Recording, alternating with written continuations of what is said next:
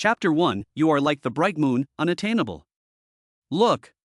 Someone else has just confessed to Mo Yuching, and he doesn't know what he's getting himself into. But the guy is not bad looking, he's my type. Yes, but look who the girl is. She's so pretty, and her family has money. Don't bother, it's impossible for him to succeed. I heard they've known each other for a long time, and the guy has been wooing her for a long time. Alas, the dog licker has licked himself to nothing. It was still early spring in Hangzhou, and all the plants had only just started sprouting. The surroundings looked a little desolate, but even so, a crowd of onlookers had gathered around the playground, which lacked any scenery. Chen Lu just listened silently to the surrounding jeers and ridicule. He knew very well that he was now the source of amusement. He stood on the playground holding a rose in his hands, looking at the girl walking towards him. She was recognized as the most beautiful girl in the whole school, and the girl he had been pursuing for 7 whole years, Mo Yuching. It was still a little cold, and the slightly chilly wind kept blowing on Chen Lu's somewhat flushed cheeks, and also blowing Mo Yuching's long, dark black hair and milky white long skirt. As if the temperature had no effect on girls at all, her collarbone was exposed along with her snow-white, smooth neck. Mo Yuching's expression was indifferent, her mouth slightly pursed, and her pair of very beautiful almond-shaped eyes were like pools of autumn water, so that people simply couldn't take their eyes off her. Heaven has been generous in bestowing upon her a delicate and cool face, making every expression of hers quite charming. Chen Lu let out a breath and walked forward slowly. He didn't actually want to confess in public, feeling that it was a lot like moral blackmail.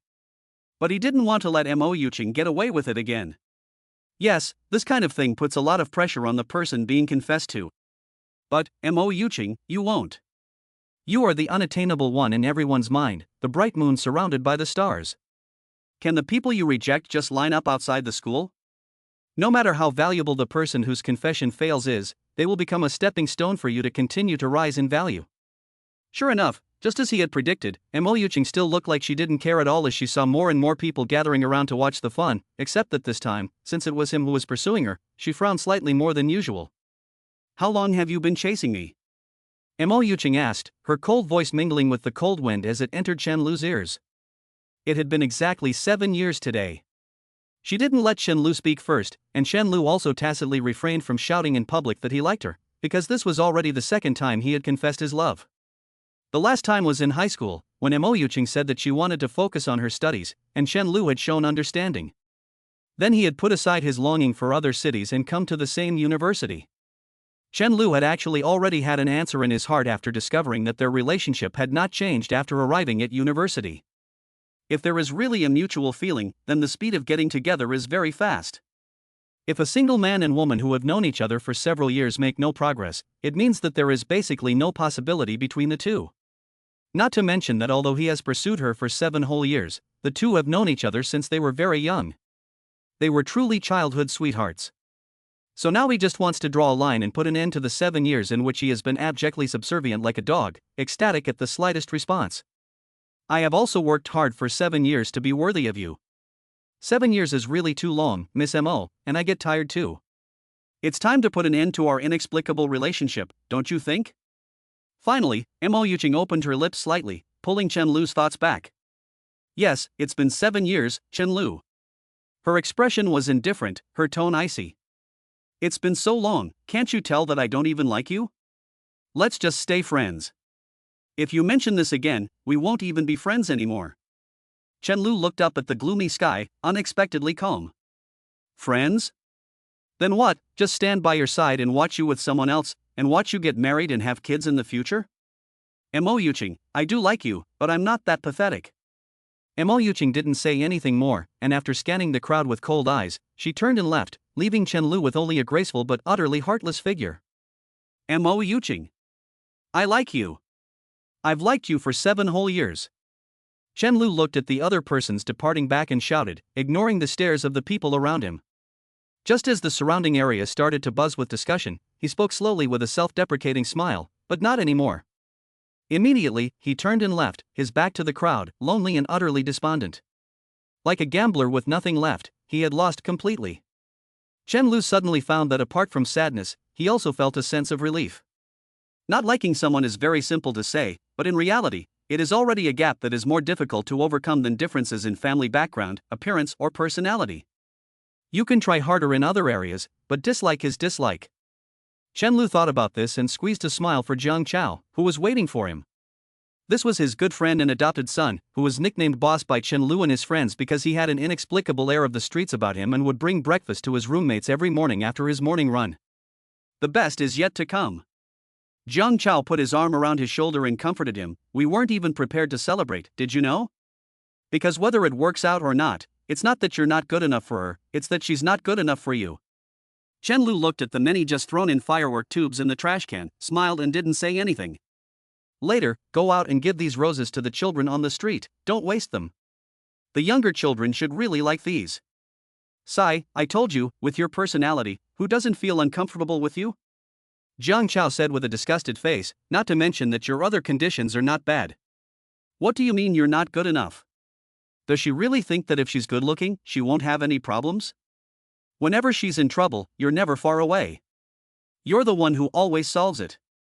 If I were a woman, I'd drag you to the registry office. Okay, if you hadn't said that last sentence, I would have been quite moved. Chen Lu glanced around and asked again, where are the two missing people? Those two guys had a sudden emergency. They'll pay for the drinks later. Let's go, I'll take you for a walk. Jiang Chao finished speaking and then pulled Chen Lu towards the school gate. It was gradually getting dark, the street lamps were lighting up one after the other, and many vendors had already gathered at the school gate. Bright little light bulbs hung from their modified tricycles, many small insects were flying around the light bulbs, and the aroma of food was constantly wafting from the frying pans. It is these various food stalls that feed countless college students who dislike the food in the canteen. Looking at Chen Lu, who looked miserable, Jiang Chao quietly persuaded him, you two have known each other for so long, if she really liked you, she would have agreed. Don't torment yourself anymore, you are obviously such a smart person, Chen Lu. Why are you so stubborn in this place? Chen Lu looked into the distance with a vacant expression, a complex smile curling the corners of his mouth. He wasn't going to pursue it. Those 3 words had used up all his strength, and the relief concealed endless sadness. You really aren't going to pursue it? The epiphany I got at the cost of half my life, if I look back even once, I deserve to die. Chapter 2, I don't like it. Jiang Chao gave a wry smile of approval when he heard this. How many 7-year periods are there in life? Exactly. The 2 other roommates, Li Xini and Zhang Haoyu, who had arrived late, said the same thing in unison, and they both agreed before not mentioning anything about what had happened today. Chen Lu didn't say anything more, and at that moment, a girl holding a stack of flyers stood in front of him, timidly handing him one. Seeing that he seemed to be looking into the distance and not responding, the girl whispered again, hello. Her voice was so quiet that her words were quickly drowned out by the noise around the snack street. Chen Lu then came to his senses, took the flyer blankly, and continued to stand still like a statue, his thoughts wandering.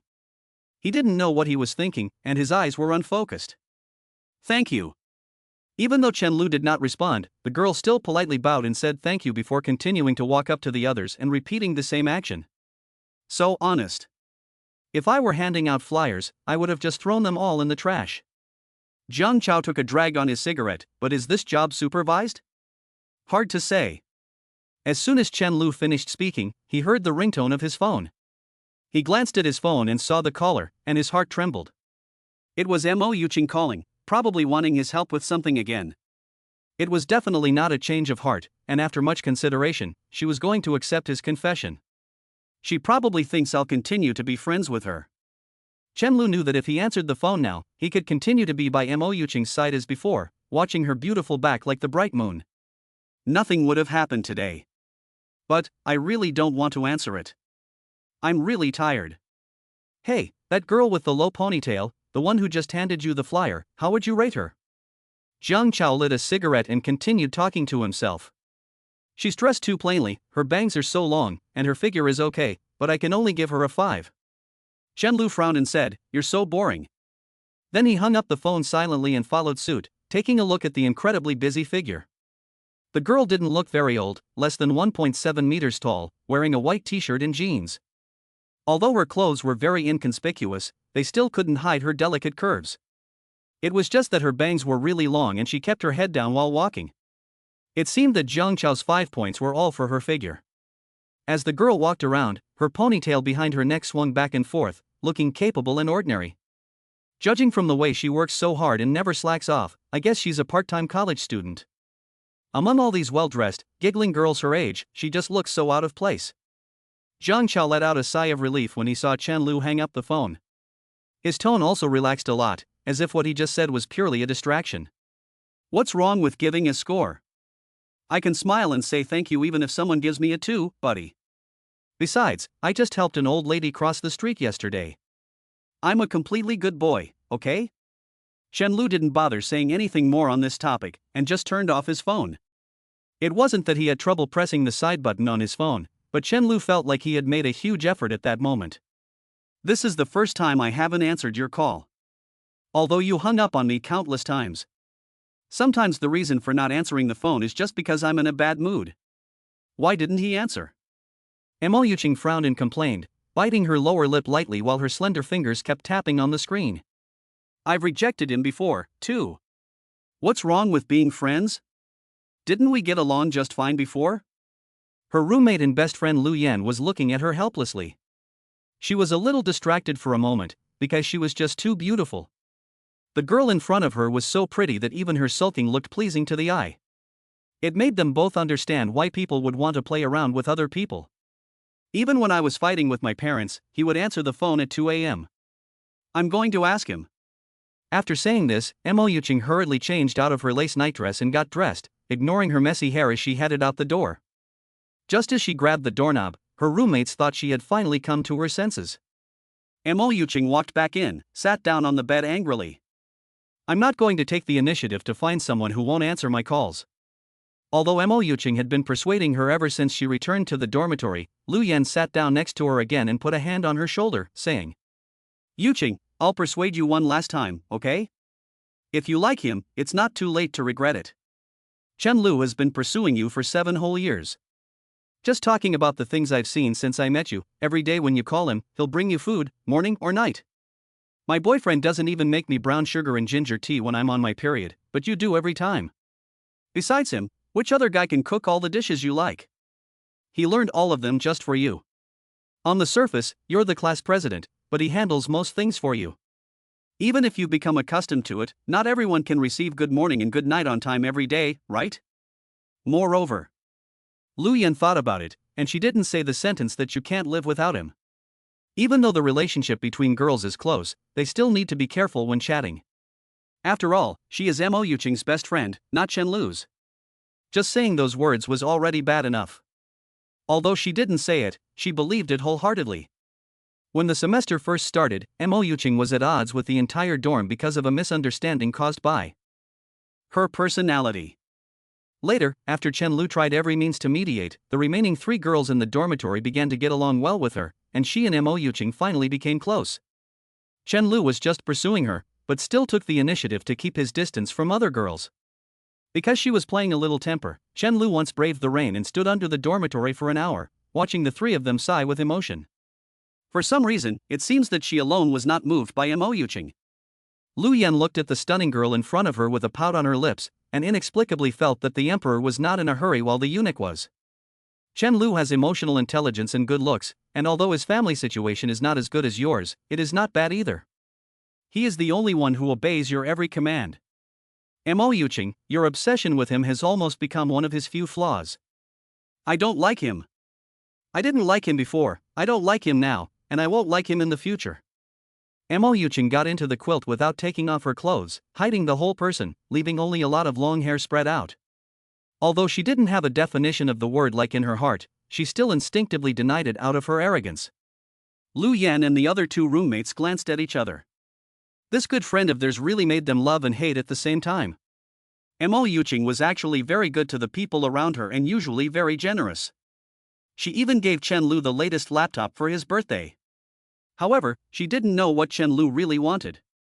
She has never responded to Chen Lu's feelings, and has been torturing him for 7 whole years. You will definitely regret it, Yuqing. You will soon feel that something is wrong, when you, who have been protected like an innocent child, are faced with the world on your own. He will definitely come back to me. Just like before. I have known him for so long, I must know him better. Meanwhile, apart from Chen Lu's despondency, Zhang Chao's persuasion has instead opened a conversation. Stop increasing sunk costs, your youth is about to pass you by. You're hanging yourself on a tree, are you doing justice to the prime years of other young girls? Jiang Chao said, patting Chen Lu on the shoulder. Is this your reason for being the Sea King? Chen Lu frowned. I just want to give them equal love. Come on. Just as Chen Lu was about to retort, a sudden roar came from the side. Extremely harsh. Are you blind? Chapter 3, He Deserves Better. Chen Lu turned her head and just happened to see a boy pointing angrily at the part-time girl and yelling at her. The girl was so scared that she shivered, and the hot soup in the other person's hand splashed onto her arm. Strangely, even though she was like this, she didn't dare to say a word, and just kept her head bowed. Every time the boy yelled, the girl had to tremble in fear, her eyes clearly already wet, but she was afraid to let the tears fall. Is this guy sick? Obviously, he was drunk and stumbled and bumped into someone, but he still bit the girl. Jiang Chao narrowed his eyes and spat out his anger. Chen Lu nodded and without saying a word, he walked up to the girl and gently pulled her behind him. You didn't even bump into her, so it's too much for you to yell like that, right? Chen Lu said, surveying the seemingly drunk boy.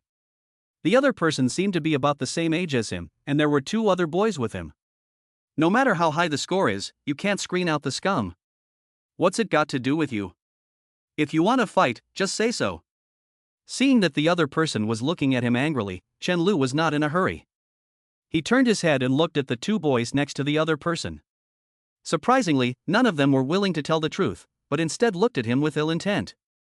Good guy, how can you go along with this?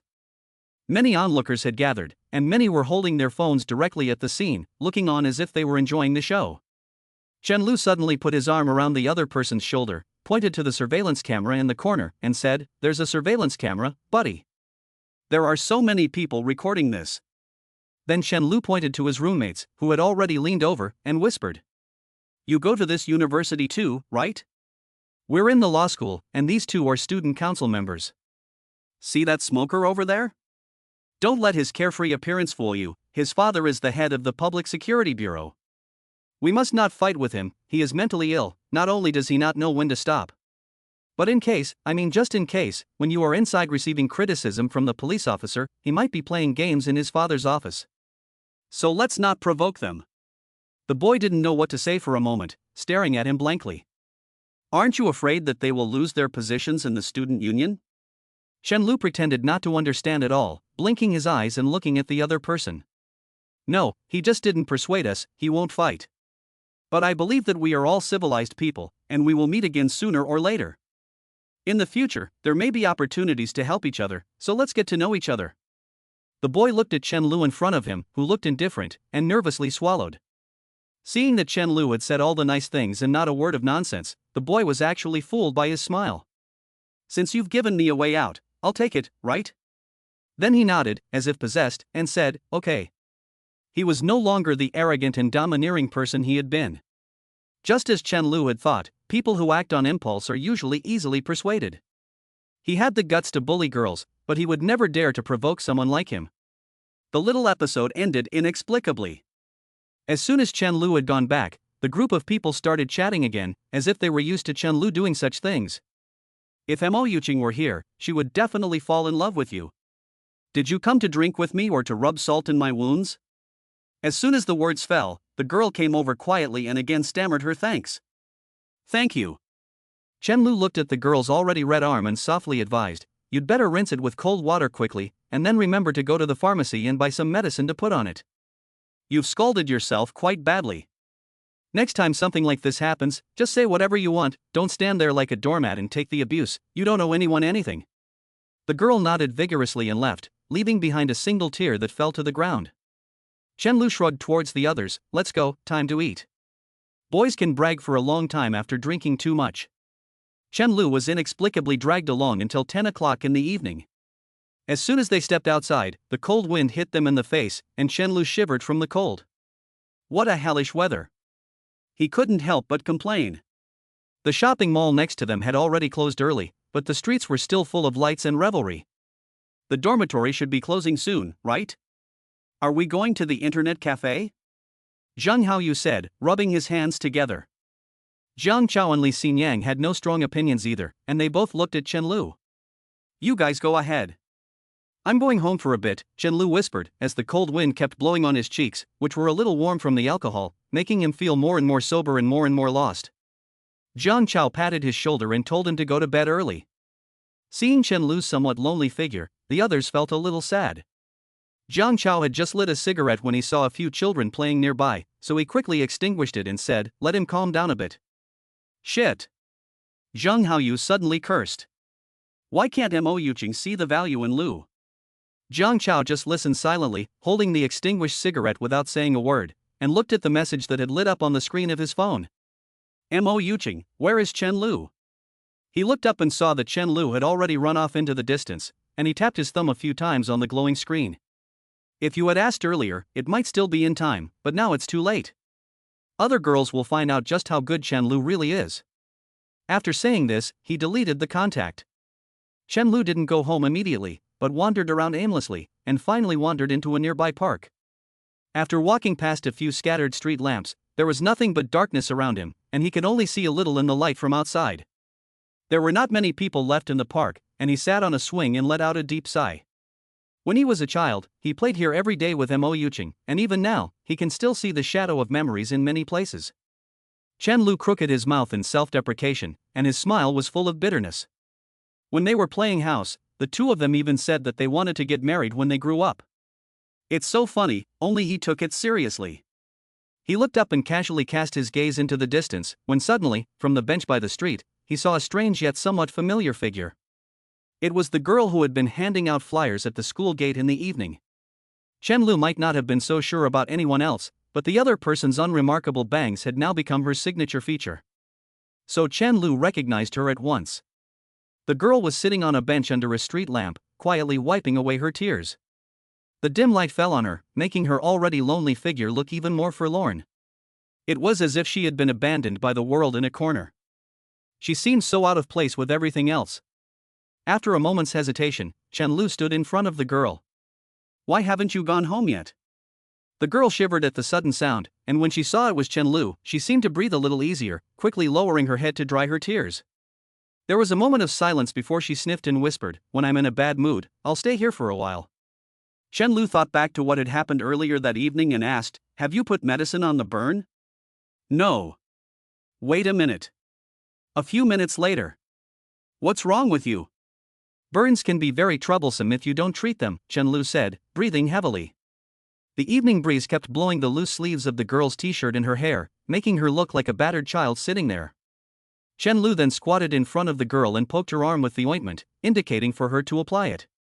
As a result, the girl really did extend her arm. But then she didn't move. She didn't know how to argue back when she was scolded, and now she still wouldn't move even after being told to do so. This person is so stupid. Chen Lu muttered to himself, and simply applied the ointment himself. Even though the street lamp wasn't very bright, he could still see that the girl's arm was very white and tender, and that a little pressure felt like it could make water come out. The place that had been burned was already red and some of the skin had peeled off. "Did you rinse it with cold water?" Chen Lu asked, lowering his head. "I did." The girl's voice was very small and timid, but it was very pleasant to hear. Although Chen Lu felt that his tone was very gentle, for some reason the girl kept lowering her head as if she had been criticized. "Then why didn't you go to the pharmacy?" "It's so late." At that time, I still had work to finish, and buying medicine would cost a lot of money. Chen Lu was a little speechless and could only silently apply the ointment to the girl's burn. "That's good, there's plenty of ointment left, remember to apply it frequently." After Chen Lu finished giving his instructions, he looked up and noticed that the girl was staring at him blankly. Suddenly, a gust of wind blew the girl's bangs aside, revealing eyes as clear as gems. Her pure, white face also entered Chen Lu's eyes. "Jiang Chao, are you blind? A 5? This is 100. The noisy traffic and honking sounds on the roadside suddenly disappeared from Chen Lu's ears. The world was strangely quiet. It was as if all the troubles in the world no longer concerned them. At the moment, the only person in the world for both of them was the other. In the pure and gentle eyes of the young girl, he saw the headlights of the cars on the road, the lights of the buildings behind him, the bright stars, and finally, he saw himself. "No, don't look anymore, okay?" After a long while, the girl, who had come to her senses, lowered her head in shame, and said timidly, with a layer of mist in front of her eyes, Chen Lu smiled inexplicably. It was something that could be said with justification. But she was still talking about whether it was good or not. What a fool. Chapter 4, The Same Cloud. Chen Lu hurriedly stood up after hearing this, took out his phone and checked the missed calls. Hangzhou was very cold at night, and it made Chen Lu's heart tremble with cold. Sure enough, he only called once and didn't send a message. Mo Yuqing, do you think I will definitely take the initiative to find you again? Why do I seem so lowly in your eyes? Chen Lu tilted his head for a while, and after he recovered, he swiped left to delete the record of the missed call. He glanced at the time again. It was already past 11. He then spoke slowly. Let me walk you home. Seeing that the girl still kept her head down and didn't say anything, he added, my home is nearby. You can't go back to school now. The girl then nodded slightly, and the two of them walked together down the street. My name is Chen Lu, a road with no way out. Chen Lu tilted his head and looked at the girl. What's your name? My name is Liang Zhiro. Liang Zhiro looked down at Chen Lu's shadow and said, this way you don't have to look directly at each other, and you can still see if the other person is looking at you, which is very safe.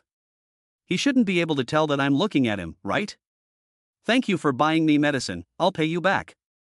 The girl said in a soft voice, and then she took out her phone from her pocket and pressed it twice lightly. Hearing this, Chen Lu felt inexplicably warm in his heart. So it turns out that someone can say thank you to me for something as trivial as this? Chen Lu was a little dazed. He had never heard a single word of thanks from Mo Yuqing. Not a single word. Just as he was still in a daze, he saw the girl's mouth part slightly, her eyes blinking, as she said blankly, my phone is out of battery. Perhaps she was afraid of being suspected, as her small hand trembled as she held the phone up to Chen Lu's face and deliberately pressed the buttons twice. Sure enough, there was no response. It was clear that she couldn't afford to buy the medicine herself, but she still seemed to think that she couldn't take advantage of others. The whole person looked a little overwhelmed. Chen Lu couldn't help but twitch the corner of his mouth. It's okay, the medicine is very cheap, it only costs less than 10 yuan. The girl didn't have the nerve to say anything else, pursed her lips, and continued to hang her head. Actually, I'm very smart. After a while, Liang Zhiro suddenly said seriously. Okay. The girl seemed to have a dull personality, and Chen Lu didn't feel like talking, so the two of them walked in silence. Since there was nothing to do on the road, Chen Lu took a moment to size up the girl, who had a bit of an inferiority complex. At that moment when they locked eyes, Liang Zhiro gave him a really amazing impression. So he was even more curious as to why such a pretty girl kept hiding herself.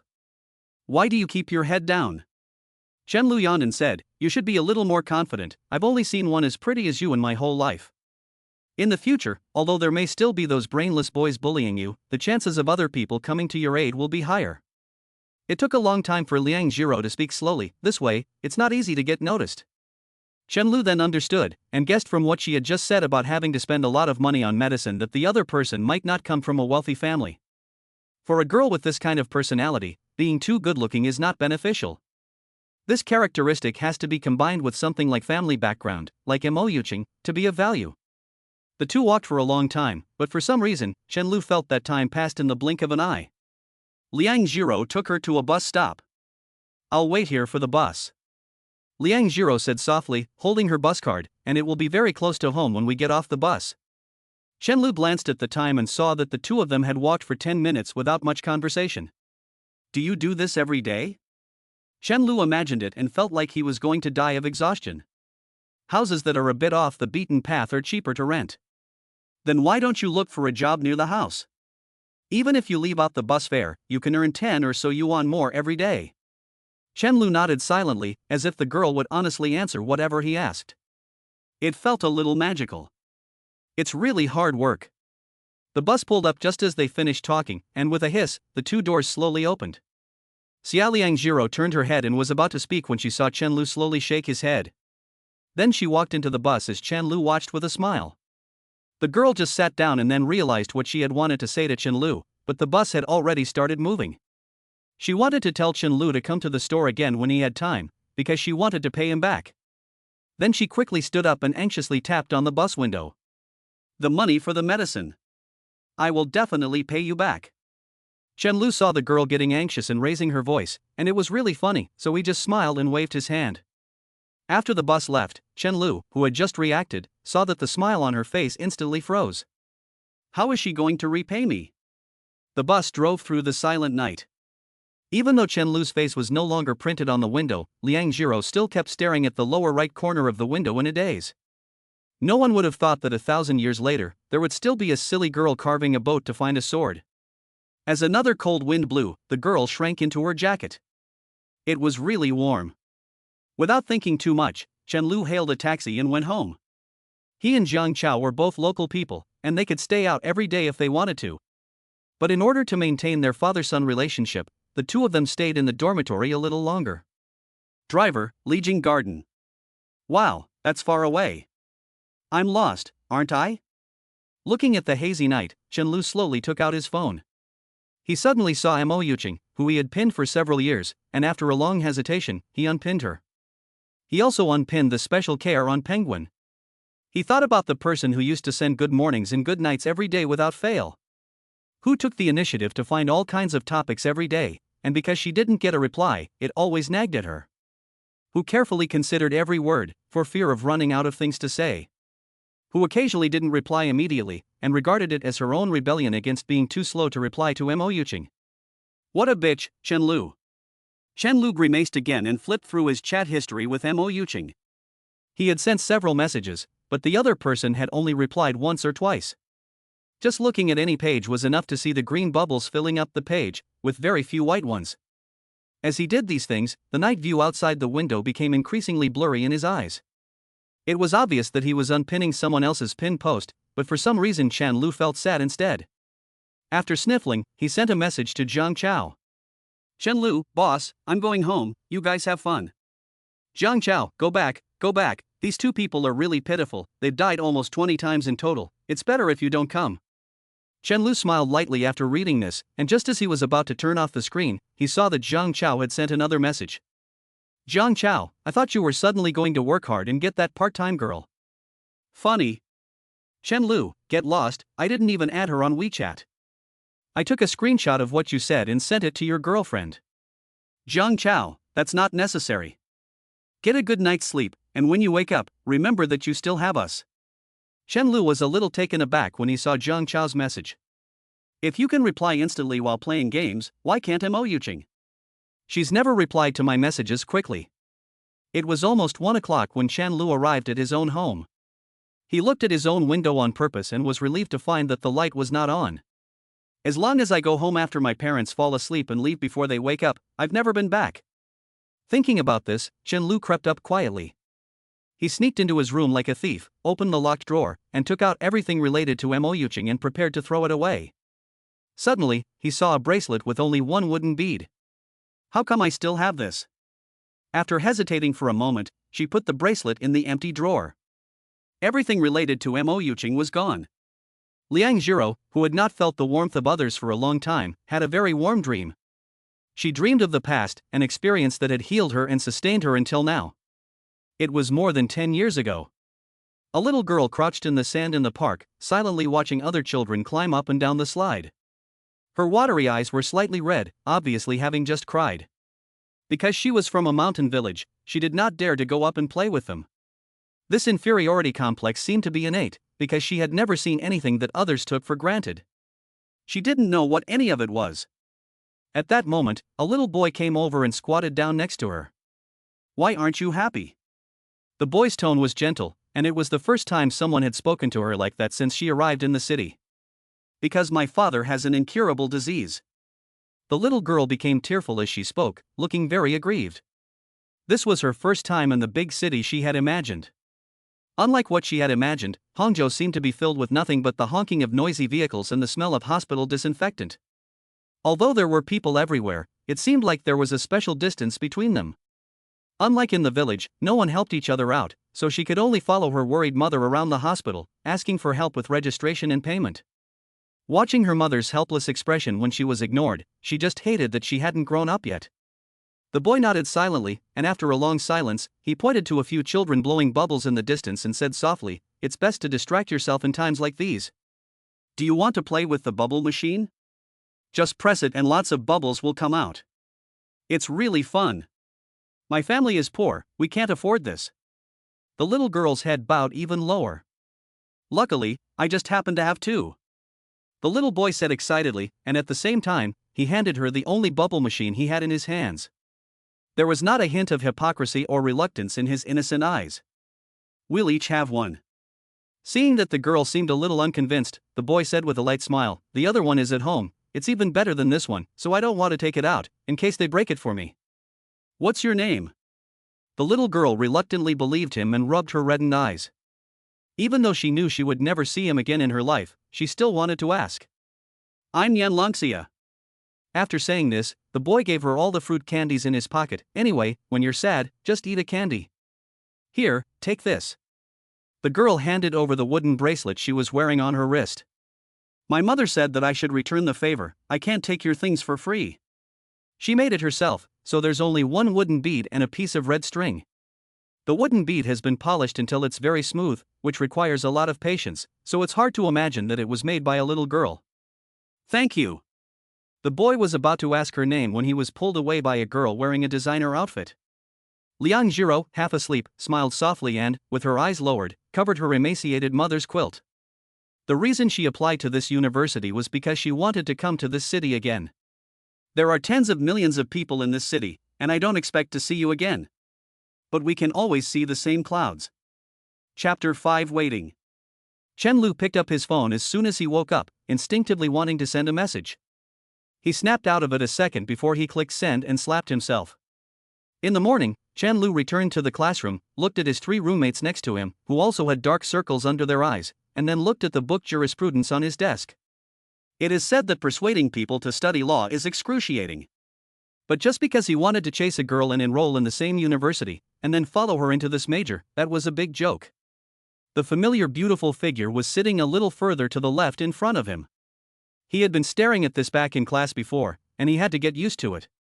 Since class had not yet started, people were still coming in one after the other. Once they came in, they all looked at Chen Lu and then Mo Yuqing without exception. It was as if they wanted to keep eating melons. Have you deleted her contact information yet? Zhang Chao asked in a low voice. Chen Lu shook his head, his expression a little bleak. Damn, haven't you been a dog licker long enough? Why haven't you deleted it yet? Zhang Chao was obviously a little speechless. After hearing this, Chen Lu also turned his head to look at him. It takes time to let go, 7 years is too long. You're reading a novel, you can't just delete it. If I could be that decisive, it would be great, which would show that I haven't had any real feelings in the past 7 years. Li Xinyan next to him agreed, that's true. They say it takes 21 days to form a habit, so it's unrealistic to expect Chen Lu to just drop 7 years of habits at once. Zhang Chao then leaned over to Chen Lu again and said, buddy, let me introduce you. I lack nothing, except for girls to know. I'll introduce you to one every day, and if you meet the same one twice, I'll lose. If there's someone younger than D, I'll lose too. Seeing that Chen Lu was bored and slumped over the table, Zhang Chao continued, if you think the girls I know are frivolous, then I can ask my girlfriend to introduce you to someone. I'm tired, let me rest for a while. Maybe if I rest, the one who loves me will come to me on their own. After saying this, Chen Lu fell asleep. To be honest, he felt heartache when he saw Zhang Chao. Zhang Chao had always been his wingman in pursuing Mo Yuqing, but in the end, he didn't get her, and Zhang Chao instead got her roommate, Lu Yan. Chen Lu dared to sleep with Zhang Chao, but they didn't dare. Before, Chen Lu slept with him, and the result was that Chen Lu did well in all his exams, while he failed miserably. You people who don't seem to try hard but still do well are simply the cancer of the class. Zhang Chao cursed in his heart, and then he forced his eyelids open. Just as he was about to fall asleep, the vibration of his phone woke him up again. It was a message from a freshman girl. Brother Chao, do you know Chen Lu? I'm here to find him for a friend. I'm at the classroom door now. Could you please ask him to come out for a second? Zhang Chao looked a little stunned. Did Chen Lu really do what he said? Immediately, he hurriedly shook Chen Lu awake. Whether it was love or not, as long as it could distract his best friend, it was fine. After Chen Lu woke up, he walked outside in a daze. A girl saw someone walking out and hurriedly came up to him. Everyone in the classroom instantly turned their attention to Chen Lu leaning against the door. It was only natural for someone to confess their love for Chen Lu, who was good-looking and had a nice personality. Although he is not the monitor or a member of the student council, he is still very popular. Before, when he pursued Mo Yuching, he always took the initiative to keep his distance from other girls, so not many girls confessed when they knew it was hopeless. Now that Mo Yuching had rejected him in public, it was not surprising that the next day some girls saw an opportunity and confessed to him. Many people also looked back from time to time to see Mo Yuching's reaction. Chen Lu is Mo Yuching's most loyal suitor, and this is obvious to everyone in the class. Mo Yuching, on the other hand, never looked in Chen Lu's direction, but instead looked out the window with a pout. Hello? Chen Lu looked at the short-haired girl in front of him, who seemed very cheerful, and said hello blankly. The other person also looked at him blankly, and her eyes blinked as she looked at his face. Hello, senior. I'm Liang Jiro's friend. She's working part-time right now and can't take time off, so she asked me to ask you when you're free, and she wants to thank you in person. Is she also from this school? Chen Lu was a little shocked and immediately woke up from his nap. Well, we are both accounting majors. Oh, I'll be free after class. Then I'll have her wait for you in front of the library.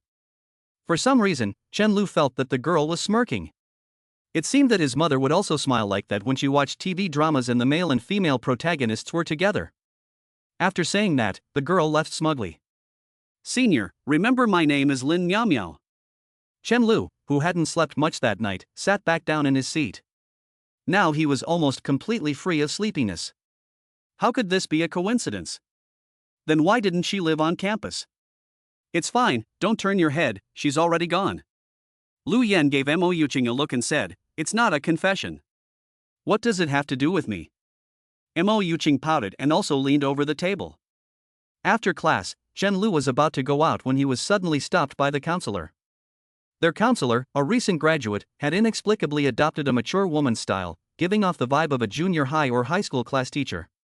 She wasn't easy to deal with, but because Chen Lu was relatively efficient, she was more lenient with Chen Lu's requests for leave and the like. The price was that she occasionally called on him to do menial labor. Xiao Lu, come over and help me with the roster. Is it urgent? Can I go later? Chen Lu asked, somewhat speechless. It's urgent. If you wait any longer, someone else will approve your leave request, and you'll have to prepare to welcome a new tutor. I'll help him. Jiang Chao quickly came to the rescue of his best friend. You can't do it. Don't you know how incompetent you are?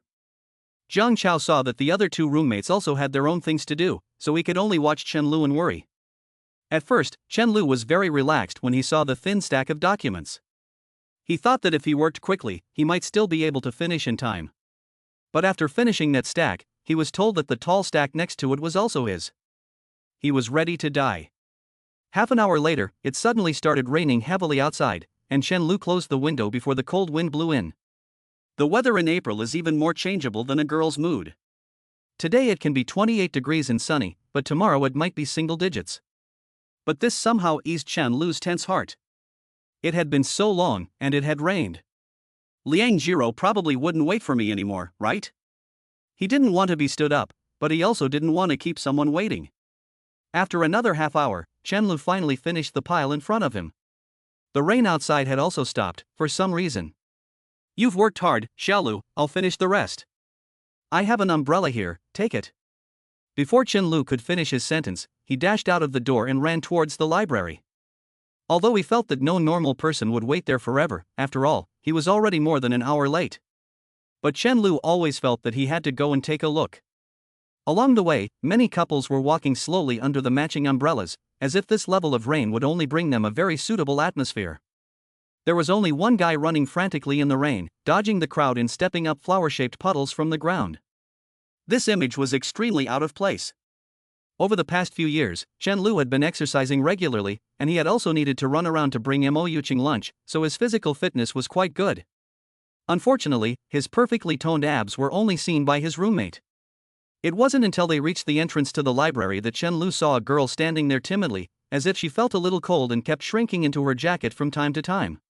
But she still stood in a very forward place, and whenever a gust of wind blew, rain would fall on her. Every time someone walked past her, she would be embarrassed and bow her head to move out of the way. Then she continued to return to that relatively conspicuous position. Although she kept her head down, Chen Lu still barely recognized the other person. Seeing this, Chen Lu hurriedly walked up to Liang Jiro. She was still wearing the same pair of jeans from last night, but today she was honestly wearing a light green jacket. It seems that when she is not working part-time, she does not wear her long, low ponytail, but instead lets her hair hang down directly. However, this also made the girl, who had kept her head down the whole time, even more inconspicuous. Last night, she still had a figure to her, but today no one could tell what kind of stunning appearance this girl actually had. Occasional rain had already wet some of her clothes, and her ears were red from the cold. Together with her delicate face, she was cute but also heartbreaking. "Why didn't you leave?" Chen-Lu asked blankly, his emotions very complex. "I was called by the counselor to help out, sorry." Hearing a voice that sounded familiar, Liang Jiro raised her head and saw it was Chen-Lu. Her mouth seemed to lift slightly. "I've been waiting for you," the girl said as if it was a matter of course. "It's suddenly raining so heavily and it's so cold. I'm over an hour late, and any normal person would think I'm a no-show, right? Not to mention that I'm being very rude like this, you should just quit and leave." Liang Jiro looked at him seriously, and in her clear eyes, Chen-Lu could only see himself. "I promised you." The earlier exchange seemed to have used up all her strength and courage, and soon she lowered her head again. "And we agreed." Chen-Lu's mood was even more complicated. He himself didn't know if he felt more happy or more guilty, and perhaps it was more of a heartache. "Why are you so stupid? Then why don't you go inside? This storm is going to hit you. I'm afraid you won't be able to find me." Chen-Lu suddenly didn't know what to say, and his whole body froze in place. "So it's true that someone will wait for me? So it's not true that everyone is like Mo Yuching, and will leave if I'm even a little late?"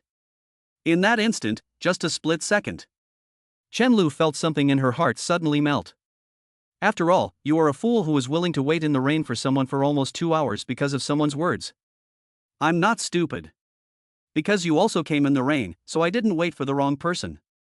But this sentence the dumb girl with a clumsy mouth did not say.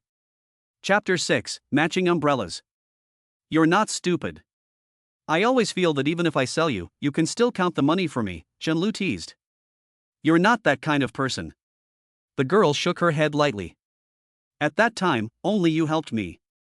Chen-Lu smiled to himself. "Don't thank me anymore." Liang Jiro's mouth, which had just opened, obediently closed after hearing this. Her little head turned for a little while, and she asked carefully, "Then, can I buy you dinner?" Chen-Lu was about to refuse, but then he noticed that the girl was looking down, her fingers repeatedly pinching the corner of her shirt. He scolded himself mentally, then quickly smiled and said, "It seems that my stomach has its own ideas. Let's go, I want to treat you to a good meal." If he didn't accept the girl's gratitude, he was afraid that it would only make her feel even more inferior. Liang Jiro seemed to feel better immediately, nodding repeatedly. Chen-Lu found it interesting that she took me seriously when I said I wanted to treat her to a meal. How could anyone be so gullible? There were a lot of people around, so Chen-Lu reached out and gently squeezed Liang Jiro's sleeve as they slowly pushed forward together. Liang Jiro took advantage of the fact that Chen-Lu wasn't looking back to glance at him for a moment and then at her own cuff, which was being squeezed. This gentle touch, just right without crossing the line, made her feel full of security. She inexplicably hoped that they could keep walking like this for a little while longer if possible. Unfortunately, the good times didn't last long.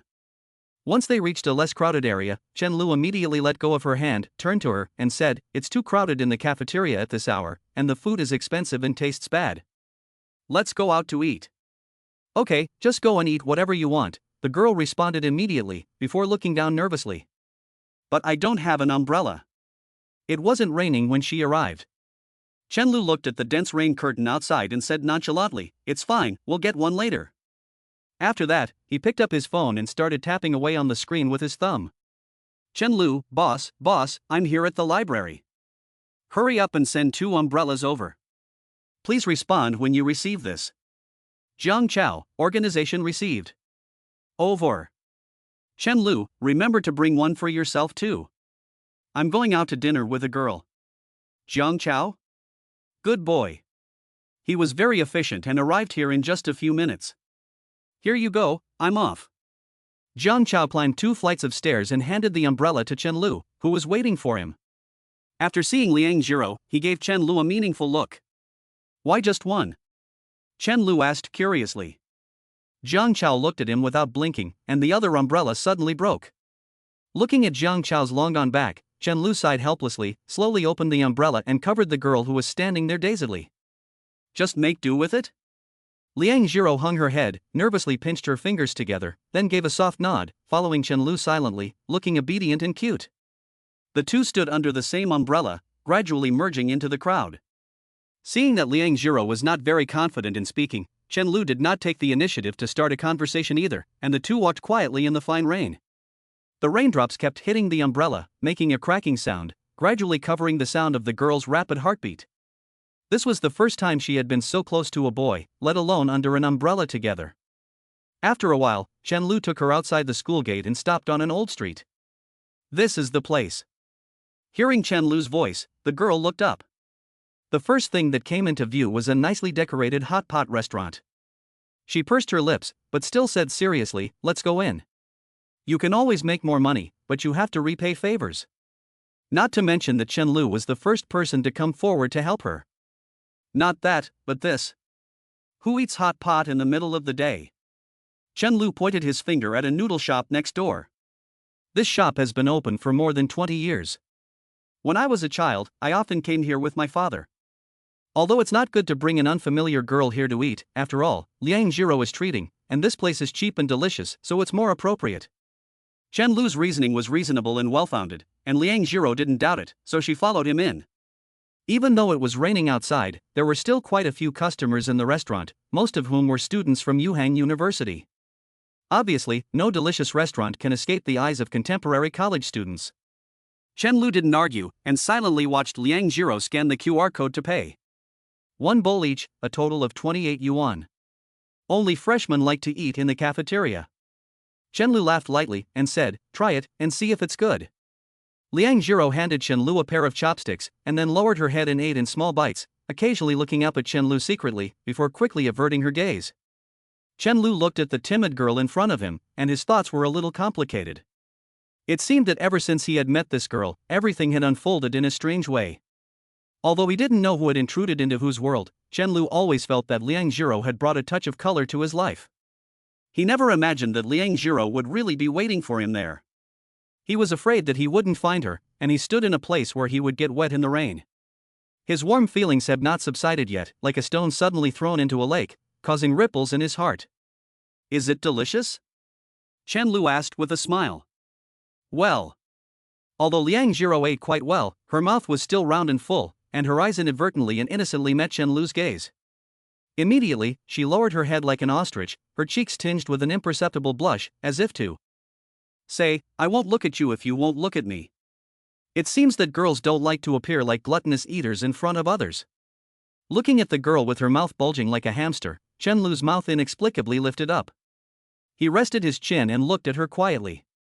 Then he looked outside at the drizzling rain, feeling only that time was gentle and the years were beautiful. "Why are you still trying to save money when you're working part-time?" Chen Lu asked softly, looking at the burn on the girl's arm. Liang Zhiro quickly swallowed what was in her mouth and slowly spoke, "Because I want to save money to pay for my mother's operation." Seeing the girl's suddenly darkened expression, Chen Lu simply avoided the topic. He suddenly felt a little sad for this silly girl who was waiting for him in the rain. "Is that Lin Miaomiu your friend?" Seeing the other person nod, Chen Lu asked again, "So do I count as your friend?" The girl suddenly froze. Although her eyes were hidden by her bangs, Chen Lu could vaguely see them blinking. Her eyes were really beautiful, so beautiful that Chen Lu could still imagine them even now, just from the brief moment he had seen them last night. They had already been etched into his mind. "Is it okay?" After a short while, the girl asked cautiously, raising her head slightly without meaning to, as if she had some kind of expectation in her heart. "Is it okay? What are you talking about? I'm the one asking you, aren't I?" Chen Lu was a little confused, and this sentence almost caused his CPU to overheat. "Is it okay?" "Thank you," Liang Zhiro said softly. "She was the only friend I had before." Chen Lu didn't say anything more after hearing this, but just took out his mobile phone and placed it in front of the girl. "Since we're friends now, let's have dinner together sometime." Liang Zhiro held her phone in both hands and gave it a quick scan. Her phone was very old and cheap, but it was obviously well used, and it was completely different from Chen Lu's war-damaged version from Syria. "Why is your avatar a bubble machine?" Chen Lu couldn't help but ask with a smile. This is really strange. At first, he thought Jiang Chao's avatar of Brother Cohen was abstract enough. Because it was given to him by someone else. I've bought this before. This one was quite expensive when I was a kid. I gave mine away before, and when I got home, I was scolded by my mom. Chenlu laughed and then stopped, remembering the little girl who had probably lost her father, and seeing Liang Jiro in front of him, who had to save money every day to treat her mother's illness. The world is really not gentle. Chapter 7, All Sunk Costs. The Other Side. Mo Yuqing, walking down the street, attracted countless stares. Unlike Liang Jiro, she never wore the same clothes twice. Even though it was drizzling outside, she was wearing a light camel-colored, form-fitting, semi-turtleneck sweater over a black long skirt.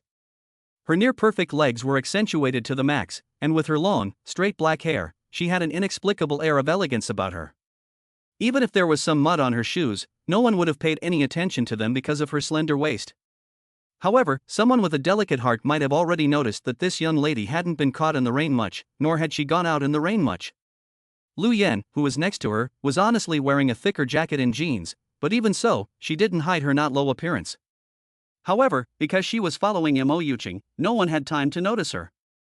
Mo Yuqing was a little nervous today. She wanted to prove to Lu Yan that she could get by just fine without Chen Lu.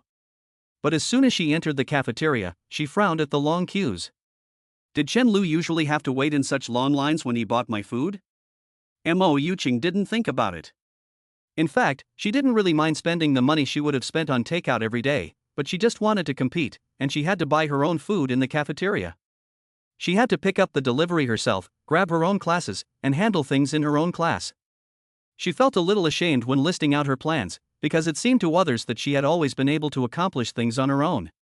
Mo Yuqing took a tissue and helped Lu Yan wipe her hair while walking slowly out of the school gate with her. The cafeteria was crowded, so they didn't eat there. Lu Yan didn't feel much, but Mo Yuqing was already resistant to the idea of lining up, and she felt like she was going crazy. It was so crowded, not to mention all the playful noises, and there were also a lot of vulgar videos being played. It was so noisy that her ears ached. Just as she was thinking about going to a familiar restaurant, she suddenly saw Chen Lu. But there was a girl sitting across from him. A girl who was completely different from her. She didn't complain to Chen Lu about the various unhappy things that had happened to her, but just ate in silence, occasionally looking up at Chen Lu. Chen Lu, meanwhile, kept resting his chin as he watched her. The two didn't say a few words, but why did they seem so friendly? Why is Chen Lu having dinner with a girl other than me? He has always only been with me. Mo Yuqing froze for a long time, feeling only a great sense of suffocation in her heart. She was angry and annoyed. I should be the one being looked at like this by Chen Lu. His gentleness has only belonged to me all these years. Lu Yan discovered it a little later than Mo Yuqing, so by the time she tried to pull Mo Yuqing back, Mo Yuqing had already walked up. The girl was still eating with her head down, and Mo Yuqing was just looking at Chen Lu. What are you doing? She asked angrily. Chen Lu noticed that Lu Yan was looking at him with an expression that said, I tried my best to stop her. Although Chen Lu didn't think it was necessary at all, he was still grateful that she was thinking of helping him. Even if someone's intentions are wrong, you still have to judge the situation on its own merits. As you can see, what's the problem? Chen Lu asked somewhat inexplicably. Don't you like me?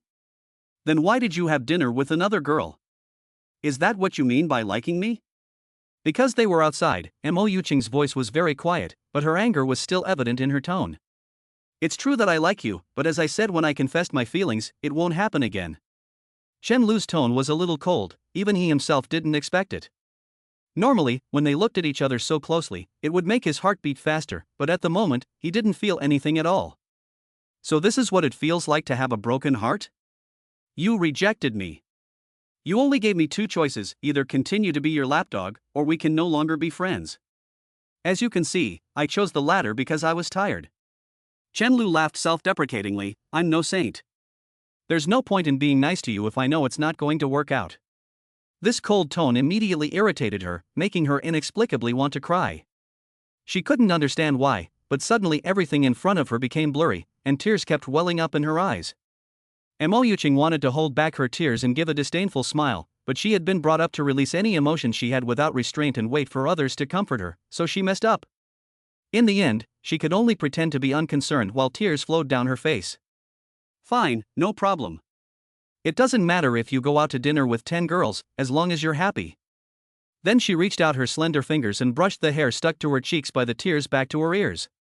Since you don't answer my calls, you won't be able to get through in the future. I won't answer even once. Okay. So, what's your reason for criticizing me? Chen Lu asked with his head tilted. You can't even say it yourself, right? We're not even friends anymore, so you're meddling a bit too much. Mo Yuqing was a little stunned upon hearing this string of words. She suddenly felt that Chen Lu was so unfamiliar. It was as if she had only just met him the first day. 7 years had passed since Chen Lu had given her the first bouquet of flowers. If she counted from when she first met Chen Lu, they had known each other for more than 10 years. But no matter when she started to recall, Chen Lu had never shown her this expression. There wasn't even a glimmer of light in his eyes when he looked at her. Why? Why was he looking at me with this expression? Where did Chen Lu go, the Chen Lu who would always smile and comfort me no matter how angry I was? You weren't like this before. Before Mo Yuqing could react, the words had already escaped her lips. Mo Yuqing, if you want to talk about the past, then I'll tell you. Chen Lu gazed at the girl he had loved for 7 years. What were you like in the past? At the beginning, I asked you to dinner and you said yes. Then that night I waited for 3 hours until everyone had closed up shop, but I didn't see you. Later I asked you and you said you'd forgotten. Do you remember that? You probably don't remember, but I remember the teasing looks those people gave me. In the past, I was so lowly and tried to please you like a dog, and what did I get in return? Just 2 rejections. I wanted to be your boyfriend, not a dog by your side. Now I don't want anything, I just want to keep my distance from you. Mo Yuqing was perhaps shocked by Chen Lu's expression of such indifference, or perhaps she didn't know what to say in return. In any case, she didn't say a word, just wiping her tears away. Chen Lu didn't make any move, just sitting there silently watching her. She looked so beautiful with tears in her eyes. So this is what a pretty girl really looks like when she cries. Of course it was awkward for Chen Lu, who had liked the girl for 7 years, to see her cry like that in front of him, but in the end he managed to hold back. Yen, let's not eat here, let's go buy sour cabbage fish. Mo Yuqing said with red eyes, turning her face away. The sour cabbage fish is at the East Canteen, we just came from there. Lu Yan said apologetically, leaning towards Mo Yuqing's ear and whispering as quietly as she could. Then let's go back. Don't worry, the Odin you like is nearby. Mo Yuqing froze. Does Chen Lu always have to run back and forth to bring me food? Lu Yan seemed to have seen what Mo Yuqing was thinking, just looking at her and shrugging her shoulders. Although Lu Yan guessed what was in Mo Yuqing's mind. She didn't expect that there were other girls around Chen Lu. She also discovered that Chen Lu was not easy to get, and she still had no intention of lowering her head first. Unexpectedly, Mo Yuqing still turned her head and walked away. You're going the wrong way. We're going east. Lu Yan stood still and looked at Chen Lu, who was motionless, and then at Mo Yuqing, who was walking away angrily in the wrong direction. She sighed deeply and then hurriedly chased after them. Chen Lu had seen this move before, and it was the expression his own mother had made when she saw the male and female leads in a TV drama pass each other by. Looking at the girl who was wiping away tears as she left, Chen Lu felt a little complicated. This was the first time he had made Mo Yuqing cry. So she still cries because of me? But it doesn't matter. I want to let go. After repeatedly chanting this in his heart, Chen Lu continued to sit there playing with his phone. Except this time, he was randomly tapping into various apps and then exiting them. After all, 7 years is too long, and it's not that easy to let go. Although the process will be painful, even if there will be another 7 years of pain. I don't want to look back. I really didn't expect that the youth spent on you was actually all sunk costs. Chapter 8, If you're sad, just eat a candy. After Mo Yuqing left, she continued to experience life, but Chen Lu no longer wanted to care about it. She would later discover that after going back and forth to buy all the food she wanted to eat, she would be too tired to eat again. She would discover how painful it was to pick up packages from various courier collection points that were far apart from each other. She will find that library seats are not that easy to come by, and that even if she is pretty, it is still difficult to get a leave of absence from the counselor. At this moment, she is like the mermaid who has just come ashore in a fairy tale, and every step she takes will be difficult. Chen Lu slowly walked out of the noodle shop and looked up at the sun, which had just squeezed out from behind a dark cloud. The sunshine felt warm on her body, and since it had rained, the air was also very fresh. The rain has stopped. The scene just now seemed to be beyond Liang Jiro's understanding, and the girl kept her head down and didn't say a word. Chen Lu's heart was also in a mess. He didn't understand why Mo Yuqing had to come and make a scene in front of him. Or maybe he guessed, but he didn't want to face it. She just wasn't used to life without licking dogs. Chen Lu took a deep breath of fresh air and felt the cool breeze. He laughed a little self-deprecatingly. That was the girl I had chased for 7 whole years, and I never got any response. Wasn't that stupid? Unexpectedly, Liang Jiro just shook her head seriously, and then took out a piece of candy from her pocket. Since Chen Lu was taller than her, she deliberately raised her right hand and slowly opened her delicate little hand like a flower. Chen Lu carefully took it and looked at her curiously. "Why are you giving me this?" Chen Lu asked curiously. "Because I don't want you to feel sad." The girl's voice was very soft, so gentle and sincere. "Someone had told me before that when you feel sad, just eat a candy and you'll feel better." Chen Lu was once again stunned. The cold wind kept blowing on him as he was daydreaming, but it couldn't cool his warm heart at that moment. Chen Lu never would have thought that the one thing that could most soothe his sad mood these past 2 days was someone giving him a candy. After a long while, he came to his senses, sniffed, and said, "Why do you live outside? Our school dorms are still pretty cheap, right? I have to take care of my mom." "I see. Where are you going?" "I'll give you a ride," Chen Lu said softly. The fructose from the green apple flavor melted a little in his mouth, and he felt a burst of sweetness. What also seemed to melt away was his heart. "No, I'm going to a part-time job far away." Liang Jiro lightly pinched the corner of her shirt and watched the shadow of Chen Lu. Although she didn't know why, she just liked looking at Chen Lu like this. This way, she wouldn't be discovered, and she didn't have to worry about accidentally making eye contact with him. She always felt at ease. She felt like she was already reckless enough. A girl's wishes are simple, so simple that she just wants to see his shadow. Liang Jiro has been sensible since she was young, especially after her father passed away. Her mother's illness made her even more afraid of being selfish, willful, and inconsiderate. Suppressing her desires has become a habit for her. Constantly studying and working hard to earn money to treat her mother's illness has almost become her instinct for survival. She has no hobbies of her own, and unlike girls her age, she doesn't like to research cosmetics and skin care products. She doesn't know or want to spend time buying clothes and carefully dressing herself up. She was already very satisfied just being able to look at the young man who had brought a glimmer of hope to her otherwise gloomy days. As a result, Chen Lu suddenly leaned over and gave her a light smile, and her pretty face once again came into view, causing her to lower her head even more.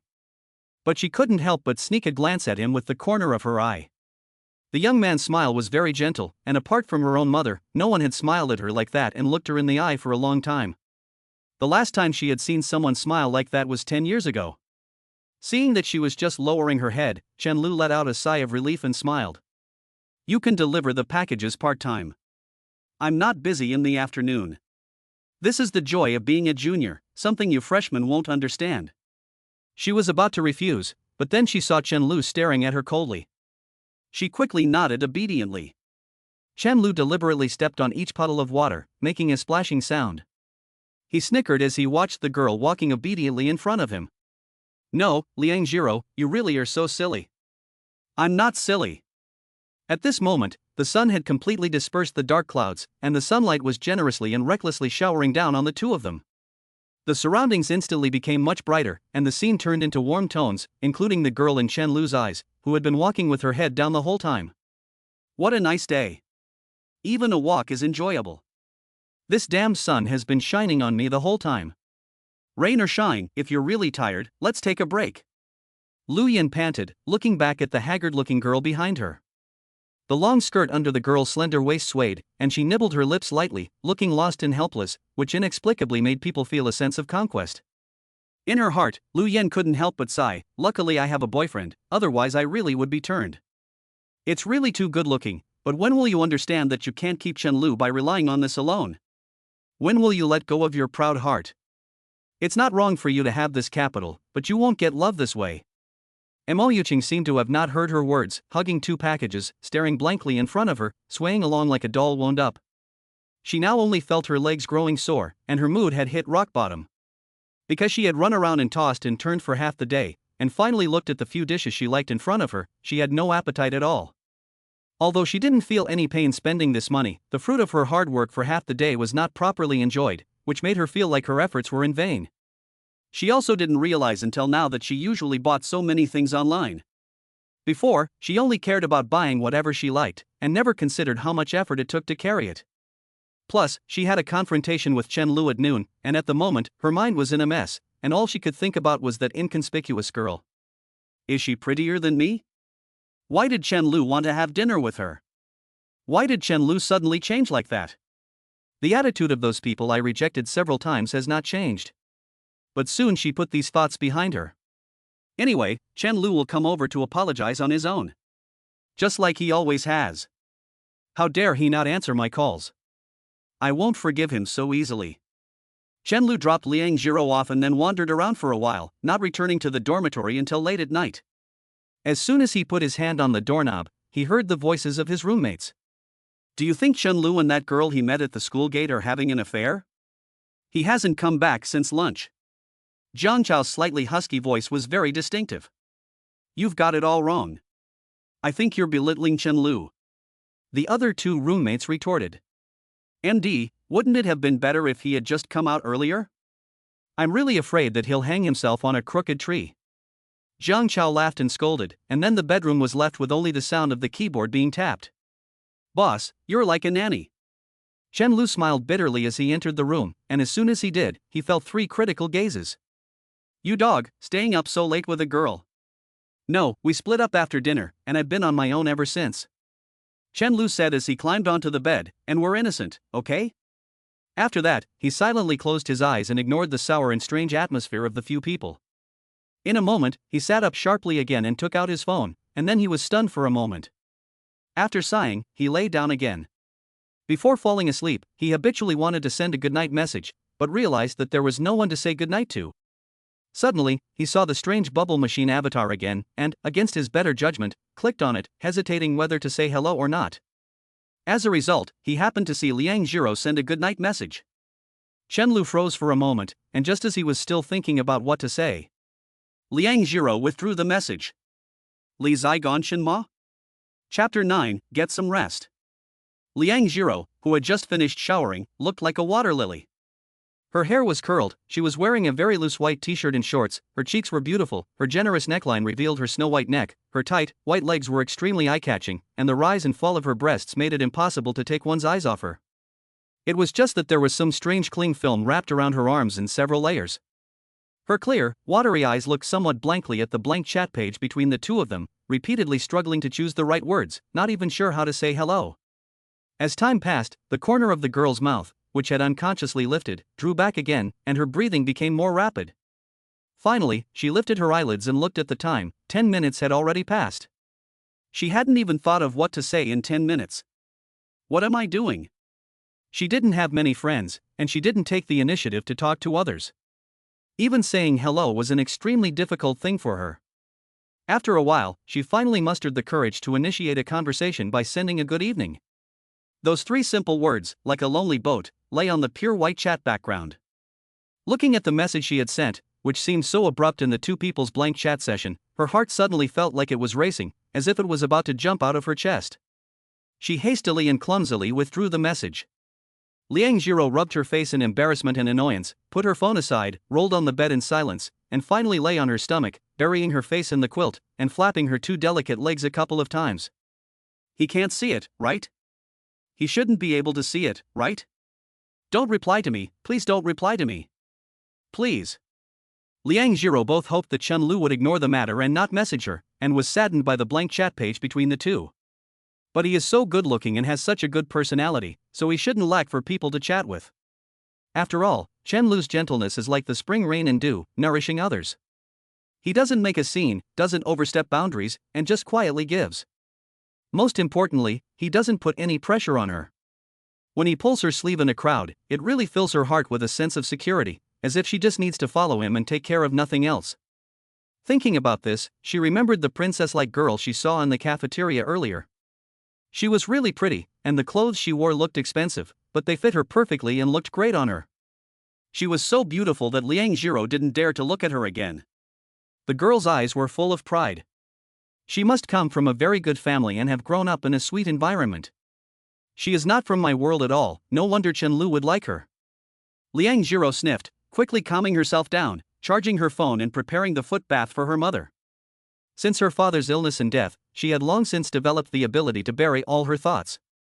After repeatedly checking in front of the bathroom mirror that she looked normal, she quickly carried the foot bath to her mother Xiao Xuanfang. Xiao Xuanfang had suffered from a neurological disease a few years ago and had almost lost the feeling in her legs. The doctor said that the only way to improve her condition was surgery, and the best-case scenario was that she would regain some feeling in her legs and be able to walk with crutches. That wasn't a problem.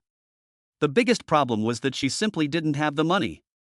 Poor people don't have relatives, and no one was willing to lend her the money for the surgery. So she could only try to maintain the household while massaging her mother's feet and legs every day, begging for a little more time to earn money. She would try to get a loan once she could prove that she could repay it. After burying all her thoughts, Liang Jiro gave her mother, who looked so weathered, a smile. Then she lowered her head and washed her mother's feet. Xiao Xinfang looked at her earnest daughter and suddenly her eyes misted over. This silly girl, who had just started university, should have been enjoying her youth, but she had been forced to bear all the pressure at home since she was young. The more mature and sensible her daughter becomes, the more distressed and self-blaming she feels. Liang Jiro was really a very happy and lively child. Like other children, she liked to dress up and wear pretty little dresses. She would also smile and ask her some very childish and strange questions.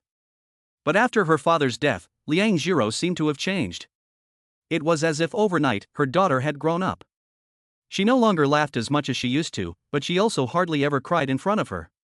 Back then, when she saw the little Liang Jiro leaning against the wall, staring blankly at the children her age playing and fooling around, and finally went back to the kitchen to start cooking, her heart really hurt like a knife, so much that she couldn't breathe. More than once, she had thought about ending it all and not burdening her daughter with her, but she couldn't bear to imagine Liang Jiro on her own. Could Jiro support herself? Xiao Xinfang could only resolve every day, hesitate, and then let go of the thought, over and over again. After a moment, Xiao Xinfang returned to the topic she had broached several times.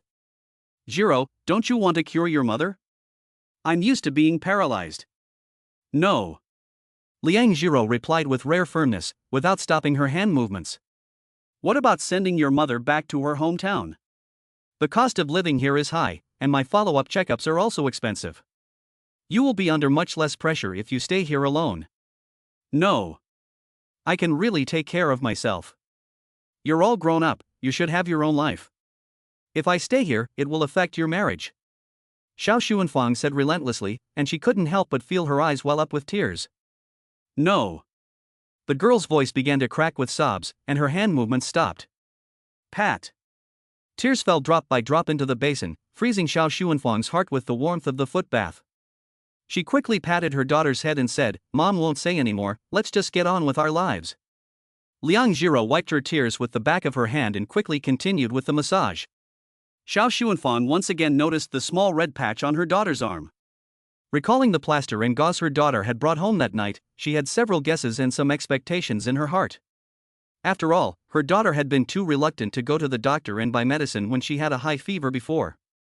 Did you really accidentally burn yourself? No one bullied you, did they? She knew that Liang Jiro was a bit of a clumsy girl, but she had been working for more than 10 years and had never been clumsy when doing things. No. Liang Jiro lowered her head even more and whispered, almost afraid to lie to her mother. Did you buy those medicines? Xiao Xinfang asked curiously. The girl shook her head and said, a friend bought them. Xiao Xinfang was a little relieved, and thought of the lively and cute young girl with the tiger teeth who had visited her home. It seemed that her daughter had only mentioned this friend to her over the years, and it was probably the only friend she had. Is it Miao Miao? She's such a good kid. No, it's Chen Lu. Chen Lu? Why does it sound like a boy's name? Xiao Xinfang was stunned for a moment, and asked with surprise and joy, it sounds like a boy's name? Are you very close? She hoped so much that her daughter could have her own emotions and her own life. He's a boy, and just like Miao Miao, he's very nice. Liang Jiro's voice was very soft. After a moment, she added, he's just a friend I just met. Although Liang Jiro didn't say anything, Xiao Xuanfang guessed from her sudden pause just now. She didn't say anything else, but with a full apology, she reached out her hand and gently pulled her daughter's drooping hair back to her ear. Late at night, Liang Tziao, whose eyes were still a little red, finally finished tidying up and lay down on the bed, feeling weak. She clicked on her phone's message notification with some curiosity, and her mouth instantly lifted. It was a smiley, cute message. In the dark room, the glimmer of the phone screen was reflected in the young girl's eyes. She took a screenshot and stared at the message for a long, long time. Shen Lu, get some rest early, and remember to apply medicine to the burn. Chapter 10, Happy Fatherhood. A few more days passed. Early morning. Lu, wake up. Shen Lu was shaken awake by Li Xinyang, rubbed his eyes, and looked at the boy, who was leaning over the edge of his bed, with impatience. Li Xinyang, seeing that Shen Lu had woken up, pushed his glasses a little awkwardly and gave a strange smile. What's wrong with you? Shen Lu scolded. I must have slept in the wrong position. How come I had a dream about being woken up by a guy? What bad luck! Shen Lu was about to lie down and change his position when Li Xini pushed him up again. What the hell? Shen Lu sat up straight. He then picked up his phone and looked at the time. It was only 7:15. As a college student, why should he get up at 7 o'clock when there are no classes? Do me a favor, just like when they had the freshman party, you go and help out the club that's preparing the program. Li Xinyang said in a very sincere tone, this centennial celebration will only be busier, I really can't handle it anymore. Shen Lu glanced at Jiang Chao, who was still sleeping, and whispered angrily, are you human? Asking someone who hasn't come out of the shadow of a broken relationship for help. No, otherwise you'll have to fall into the shadow of losing me again. Li Xinyang looked a bit anxious, probably because he had just received the notice. This is obviously a fool who has believed what others say, that the student union is a good place to gain experience. Even if he becomes an official, he will just be a smarter fool. The two looked at each other for a while, and Shen Lu blinked and slowly said, who are you? Why would I have a shadow if I lose you? Seeing Li Xinyang's sad face, Shen Lu smiled and said, I'll help you if you scream nicely. Although he said this, Shen Lu was still getting ready to get dressed and get up. Dad! I'll treat you to a seafood buffet after this, 2 meals. This son came so fast that it scared Shen Lu. Holy cow, are you serious? It's really busy, and the school leaders are coming up with one thing after another. Li Xinyang let out a deep sigh. I told you to join the student union and to prepare for the civil service exam, and you were dumbfounded, weren't you?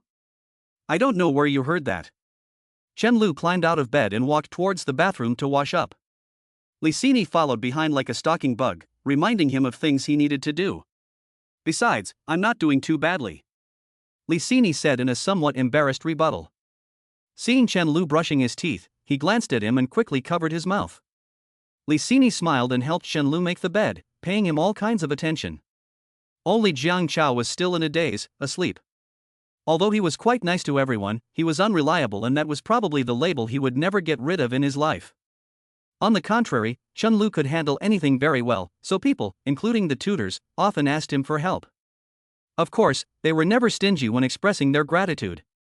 For example, Shen Lu was the easiest student in the class to get a leave of absence, without a doubt. A very spacious lecture hall. Watching the dance club girls, who were becoming more and more standardized in their movements, a smile first appeared on the face of Mo Yuqing, who was sitting by the window, but it quickly darkened again. She was slightly distracted. Although she had already quit the dance club in her sophomore year, she was still invited to give guidance on the program they were preparing. It seemed that everyone was paying close attention to this centennial celebration. Mo Yuqing wore black, thick stockings and casually stretched out her long, attractive legs. Looking out the window at the few white clouds, her thoughts returned to the past for some reason. Since she was young, apart from studying, she had often been forced by her mother to learn all kinds of miscellaneous things, the guzheng, the electronic organ, dancing, and the Olympiad mathematics competition. But although she was very busy and tired, she had always had Shen Lu, who was always there when she needed him, by her side, and she had managed to get through it. Every time she finished her studies, she would call Shen Lu out to play with her, and Shen Lu never refused. When Shen Lu stayed in her hometown during the summer vacation, she would even take the 3-hour bus ride in advance to wait for her at the door of the tutoring class after class. But now, it seems, something is different. Why did it suddenly change for the worse? Mo Yuqing couldn't figure it out. Looking at Lu Yan, who insisted on following her here and now happily watching a drama on the side, she felt a little complicated. Take a break. Mo Yuqing gave a light pat on the hands. Everyone has improved, and they can slowly practice at this pace. With the fall of her clear and beautiful voice, everyone only then panted and casually found a place to rest. No one had any objections to Mo Yuqing's guidance. After all, this senior looked better than a celebrity, not to mention that she danced even more vividly, looking like someone who had walked out of a painting. However, they did not get on too well, because Mo Yuqing was too arrogant, and there was always an indescribable sense of alienation when interacting with her. Even though she bought everyone an expensive dessert, everyone still felt a little awkward. At this time, a schoolmate with a ponytail slowly walked up to her. Senior Sister Yuqing, I don't know why we still haven't been given the props and sound equipment we requested. The girl looked a little despondent. As a freshman, she still attached great importance to this opportunity to perform in front of the whole school. You used to be in the dance club and were the monitor, so I thought I would ask you. I'll try to figure it out. Mo Yuqing said helplessly, feeling very distressed. Although she had the title of monitor, she knew nothing about these things. Chen Lu had always helped her, including the time she took the stage as a freshman. Apart from rehearsals and performing on stage, she didn't have to worry about anything else, and Chen Lu took care of the rest. The whole process went very smoothly and easily. It wasn't until now that she realized that she actually had to deal with so many complicated things. I want some milk tea. I'll go buy some. What do you guys want? Lu Yan saw that Mo Yuqing was in a difficult situation and stepped forward to change the subject. It's not a bother. Senior Lu Yan, my boyfriend said he would bring it to me. The girl with the ponytail laughed lightly, her expression a little proud. It was obvious that she was a girl who had just fallen in love. That's great, I'm saved the trouble. After saying that, Lu Yan continued to sit next to Mo Yuqing, happy that she didn't have to go buy it and that there was free milk tea to drink.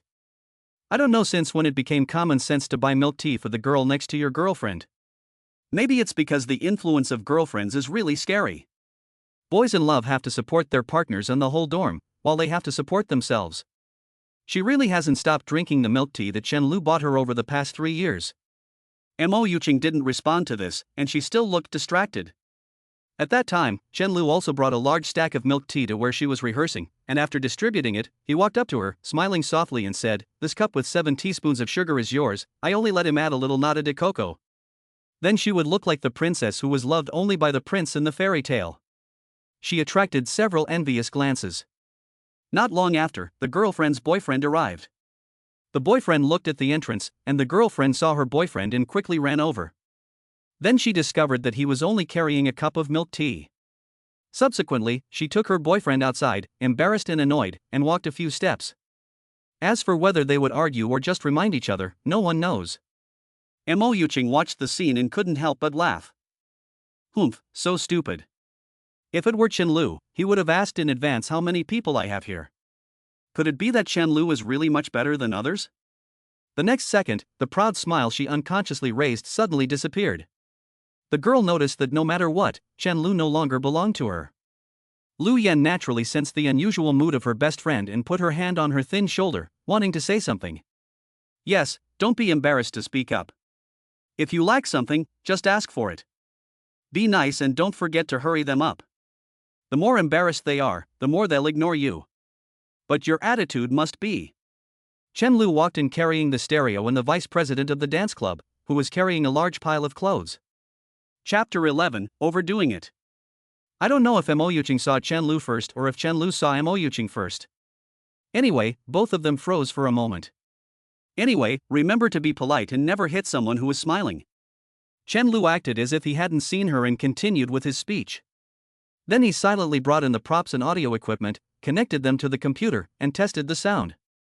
He didn't say a word to Mo Yuqing the whole time. After finishing the other miscellaneous tasks, it was time to test whether the audio equipment was working properly. Chen Lu stood in front of the computer, tapping the mouse in his hands, feeling speechless. How could he have bumped into her like that? Li Xinyang, you really deserve to die. What Chen Lu didn't know was that his actions were like a godsend to the girls from the dance club, who had been worried about this for several days. Not to mention the fact that he had handled everything so smoothly and expertly all by himself. These freshman girls saw only a handsome, gentle senior who spoke eloquently. In the unknowing heart of Lu Yan, this story took on a different version. How did Chen Lu know? Did he come to help on his own initiative? And did he plan to continue pursuing Mo Yuqing? She had no idea about this speculation. Although Chen Lu did help, judging from his performance in the cafeteria, it seemed that he was really over her. After the stereo successfully played the music, Chen Lu quietly turned down the volume. Senior is so handsome. Thank you. Several girls shouted in unison. Chen Lu smiled and nodded slightly, saying something like good luck with the practice, and then quickly turned around and left. There were other groups and all kinds of problems waiting for him to solve. Sigh, being a father is hard. Looking at Chen Lu's back, Mo Yuqing's mouth opened slightly, and her cold and elegant eyes blinked. Contrary to what she expected, Chen Lu not only didn't come to apologize to her before leaving, he didn't even talk to her. Come and apologize quickly. Before she could catch her breath, a schoolmate took out her phone and ran after him. As she watched the schoolmate running after him, Mo Yuqing felt her heart tighten inexplicably. It was as if a hand was scratching her heart, making her feel incredibly restless for some reason. Her breathing became a little rapid. Soon, she saw the schoolmate return with a somewhat dejected expression, and she felt a sigh of relief for some reason. Sigh, didn't get WeChat. Maybe it's not that he doesn't fancy you, a senior like you should already have a girlfriend. I remember, this senior seemed to have gone out of the school gate for a walk with a female classmate. I saw it one afternoon. A girl said, then scratched her head, but that girl didn't look impressive, she kept her head down. But the senior said, he just got rejected, he's not thinking about it, the girl who wanted WeChat muttered. Are you kidding?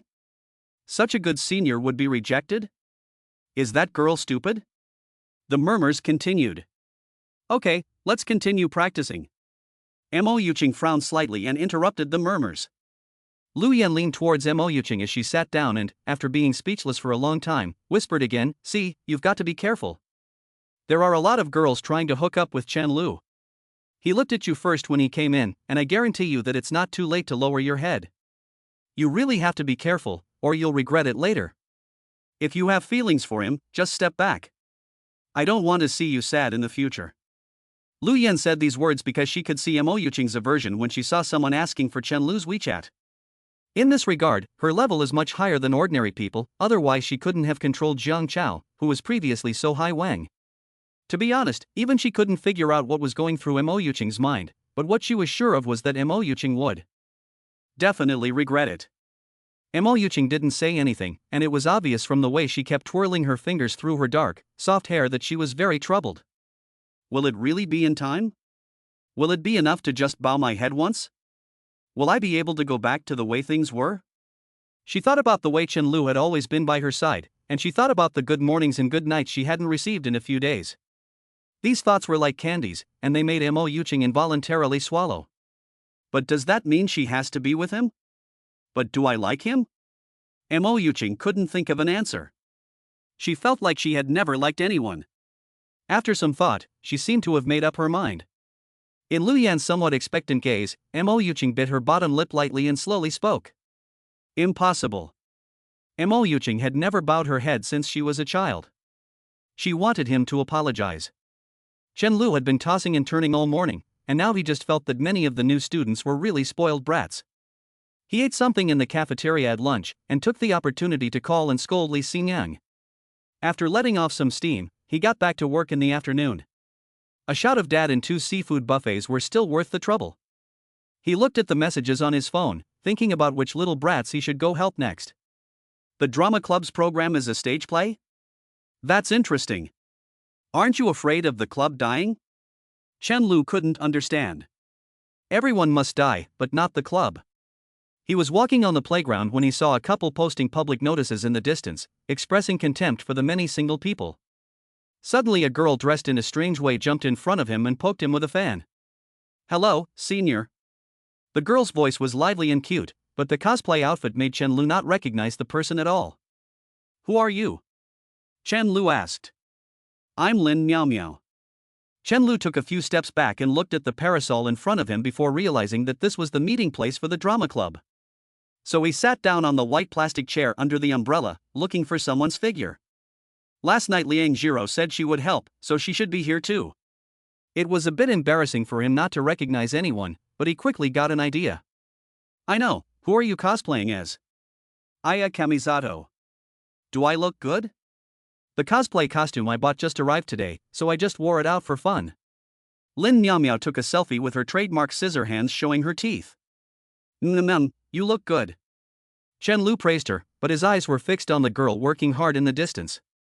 Liang Jiro had long hair tied into a ponytail, and was busily helping to set up the various props for the performance, wiping the sweat from her forehead with the back of her hand from time to time.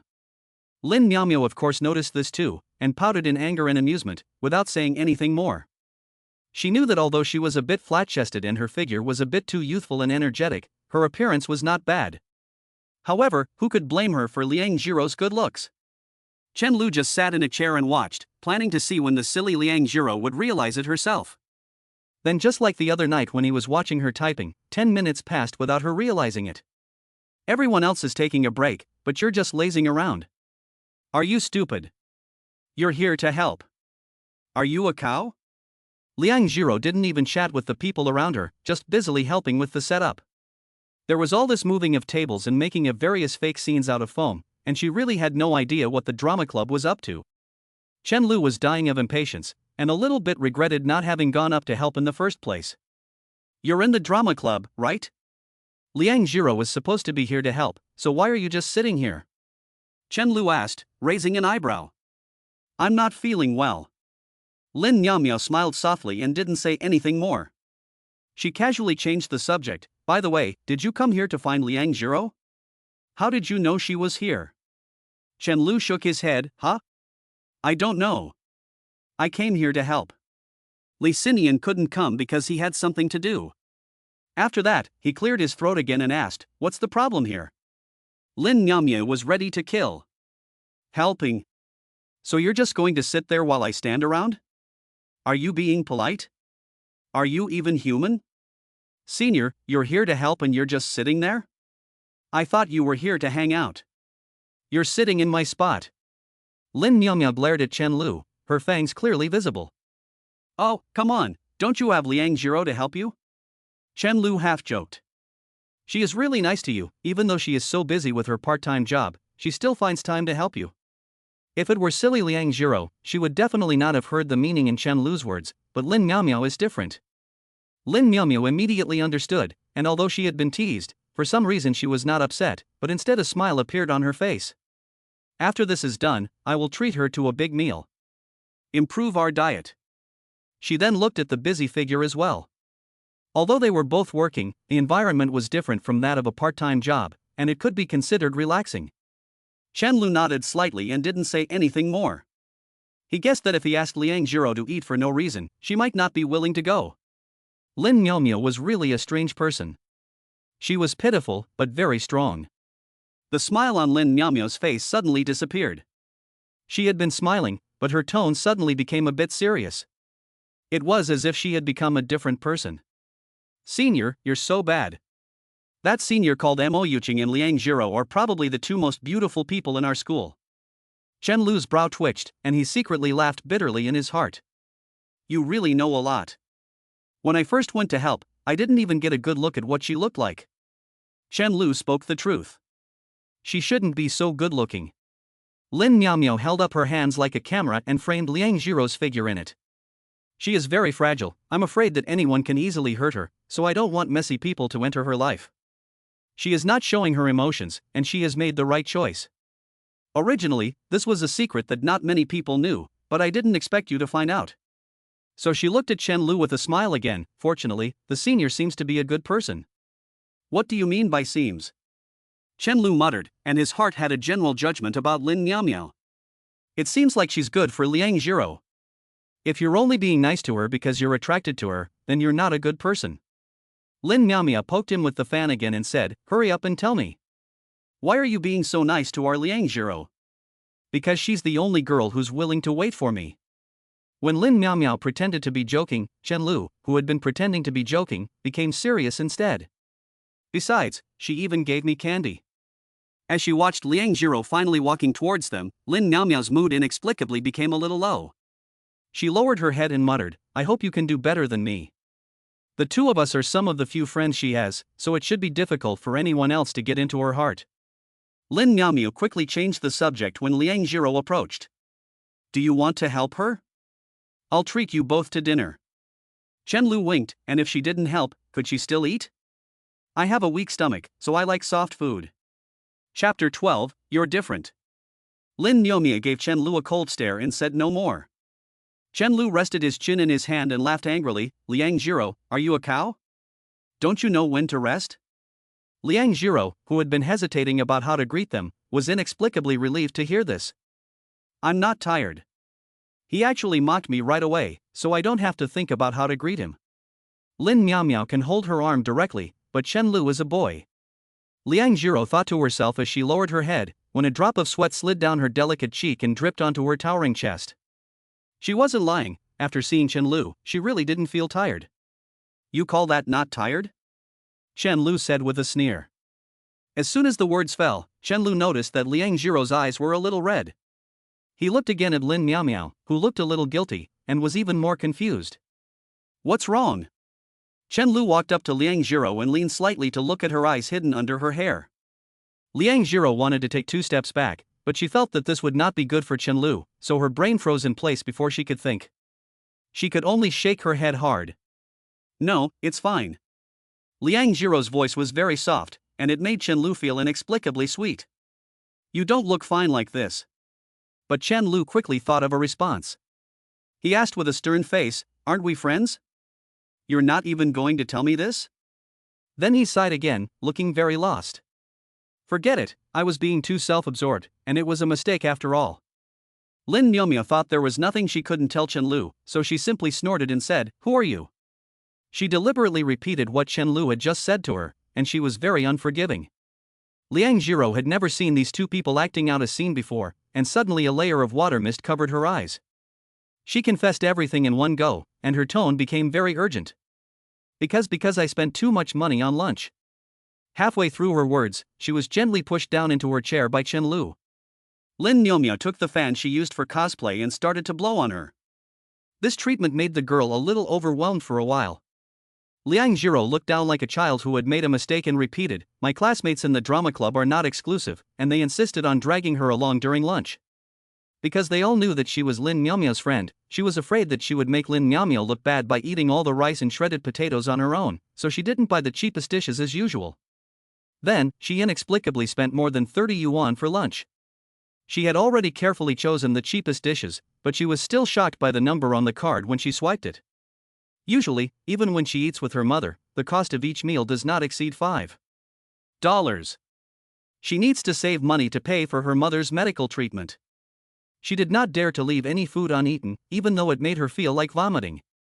When she was praised by the drama club for her big appetite, she didn't know what to say. Recalling all this, Liang Jiro felt even more like a villain who was enjoying life with the money that her mother needed for treatment. Tears welled up in her eyes again.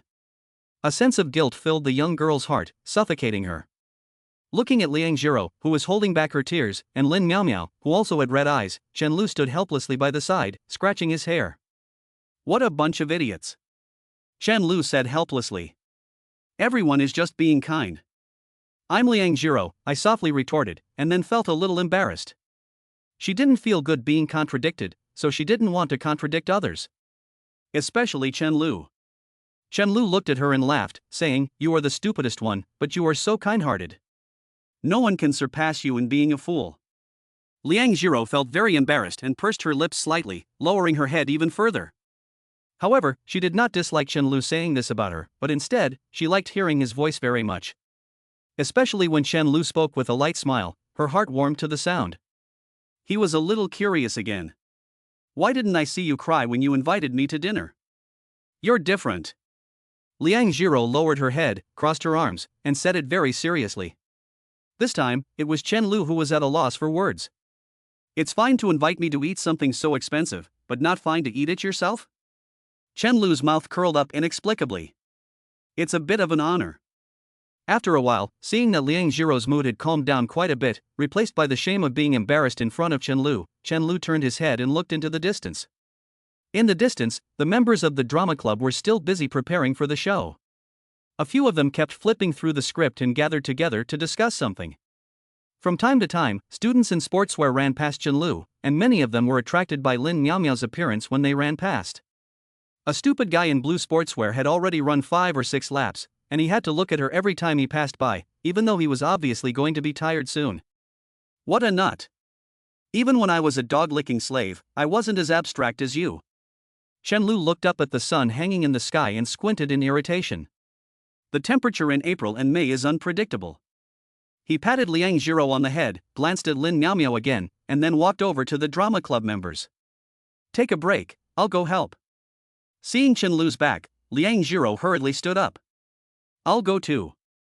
Unexpectedly, Lin Miaomiao held her back again. Looking at Liang Zhiro's puzzled eyes and slightly furrowed brow, Lin Miaomiao laughed angrily and said, he's here to help his friends in the student union. You can't help the kind of help he needs. Liang Zhiro's slightly furrowed brow eased, and her eyes blinked as she watched Chenlu, who was smiling and talking to the people in the drama club. Soon, a small crowd gathered around him, and the people there were talking and laughing, not sure what they were talking about. Someone even handed Chenlu a script to read. Unlike her, who had eaten lunch in silence, Chenlu seemed to be able to talk to anyone, and others were willing to. Listen. At the school gate, he also solved his problem with a few words. Amazing. At that moment, Chenlu in the distance, for some reason, pointed at her again. Liang Zhiro saw this and quickly lowered her head. Yes, that girl just had a hypoglycemic attack. You know Lin Miaomiao better than I do. She's unreliable. Chenlu put down his hand that was pointing at Liang Zhiro and continued, if she comes to help you again in the future, just let her do something for Lin Miaomiao and then she can go wherever she wants. No wonder she looks so miserable. One of the boys nodded knowingly, obviously believing Chenlu's words. It turns out that people with low blood sugar can eat a lot. A girl who didn't look very smart nodded. Chenlu smiled and said, the rest I'll take care of with my friends. Even if you lack some props or costumes that the school can't help with, you don't need to pay for them yourself. Everyone who heard this froze for a moment, and then immediately beamed with joy. Not everyone in the group was a freshman, and they all knew that if it wasn't Chenlu who came, this kind of good thing might not necessarily fall on them. After all, the question was limited funds. Thank you so much. Chenlu sighed helplessly, and thanked the 2 girls instead. They had been pushing me to come. Anyway, there was no way Chenlu and these social-phobic drama club members would ever interact, so he simply took the favor and gave it to Lin Miaomiao. After a while of all this, Chenlu returned under the parasol. He now understood why Li Xinyan liked hanging out with the student council so much. It was pure and simple bullying. You don't say. It's no joke that university is a miniature society. Are you done? Lin Miaomiao asked curiously. She was now sitting in a chair, while Liang Zhiro leaned lightly against her side and recited English words. It was only the second half of her first year, and she was already preparing for the TEM 6 exam. Seeing Chenlu return, Liang Zhiro also looked at him, took out a bottle of mineral water from her bag, and asked softly, "Are you thirsty?" She usually doesn't want to buy mineral water, but this bottle was distributed by the drama club.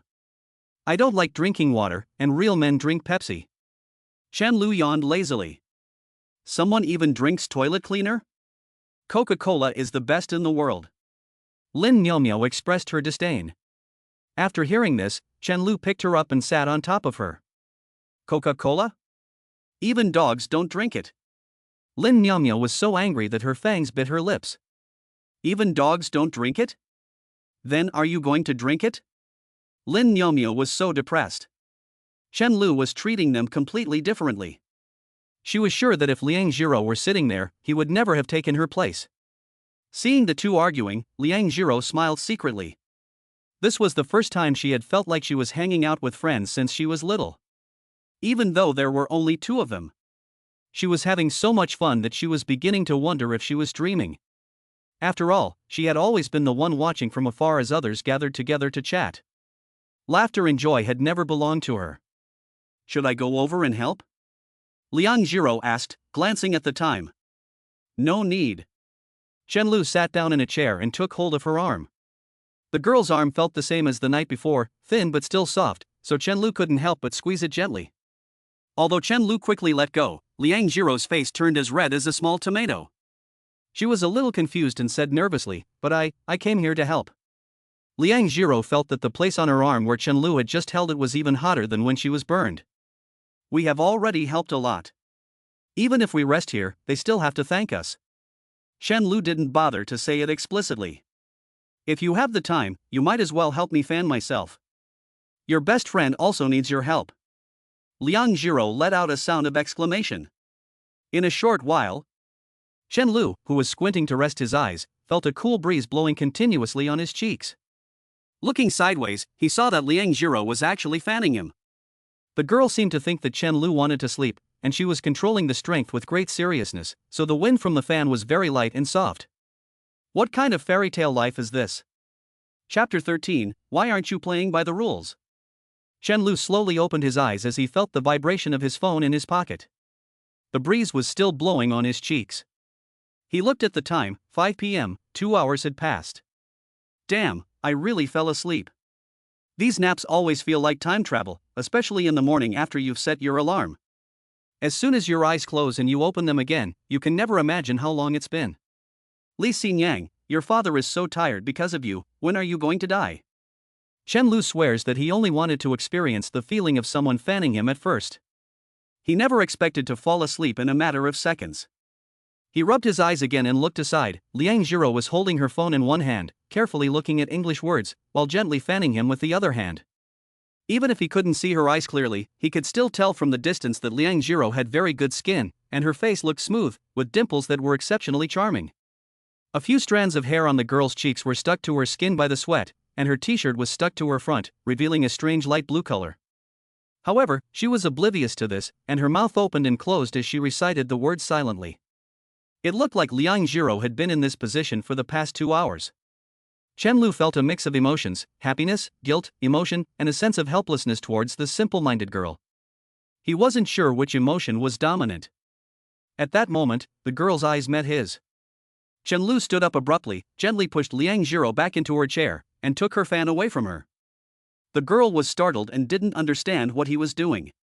Before she could say anything, Chen Lu started fanning her. The breeze on her cheeks also closed Liang Jiro's eyes, which had become dry from reading. No, I'm not hot. Liang Jiro whispered, secretly squeezing her arm, which was sore from holding the fan for so long. Stay still, or I'm afraid I won't be able to help slapping myself to death. Seeing Chen Lu's unexpectedly serious tone, Liang Jiro didn't say anything more. She slowly closed her eyes, inexplicably enjoying this moment. Hangzhou was very cold before she met Chen Lu, but the weather has become very warm since then. Especially now. The sunshine feels very comfortable on her body, and the wind from the fan is very refreshing. This is a feeling she has never experienced before. The phone is ringing. The girl reminded carefully. The phone has been ringing for a while since Chen Lu woke up, and she thinks it must be something important. Even if it's the emperor calling, I have to fan the wind for you first. Chen Lu said, while taking out her phone to see who was calling. Let me see who disturbed my peaceful sleep. I'm really. Hello, Mom. Chen Lu's tone softened instantly. Oh, you remember I'm your mom? There was obviously a fire suppressed at the other end of the line. This scared Chen Lu, and her hand holding the fan trembled, and the fan's surface hit Liang Jiro's cheek. The girl didn't dare to make a sound either. Chen Lu, who was still half asleep, subconsciously rubbed her face a little, feeling a little embarrassed, but then he withdrew his hand when he realized what he had done. The girl, who was already a little hot, now had a bright red face.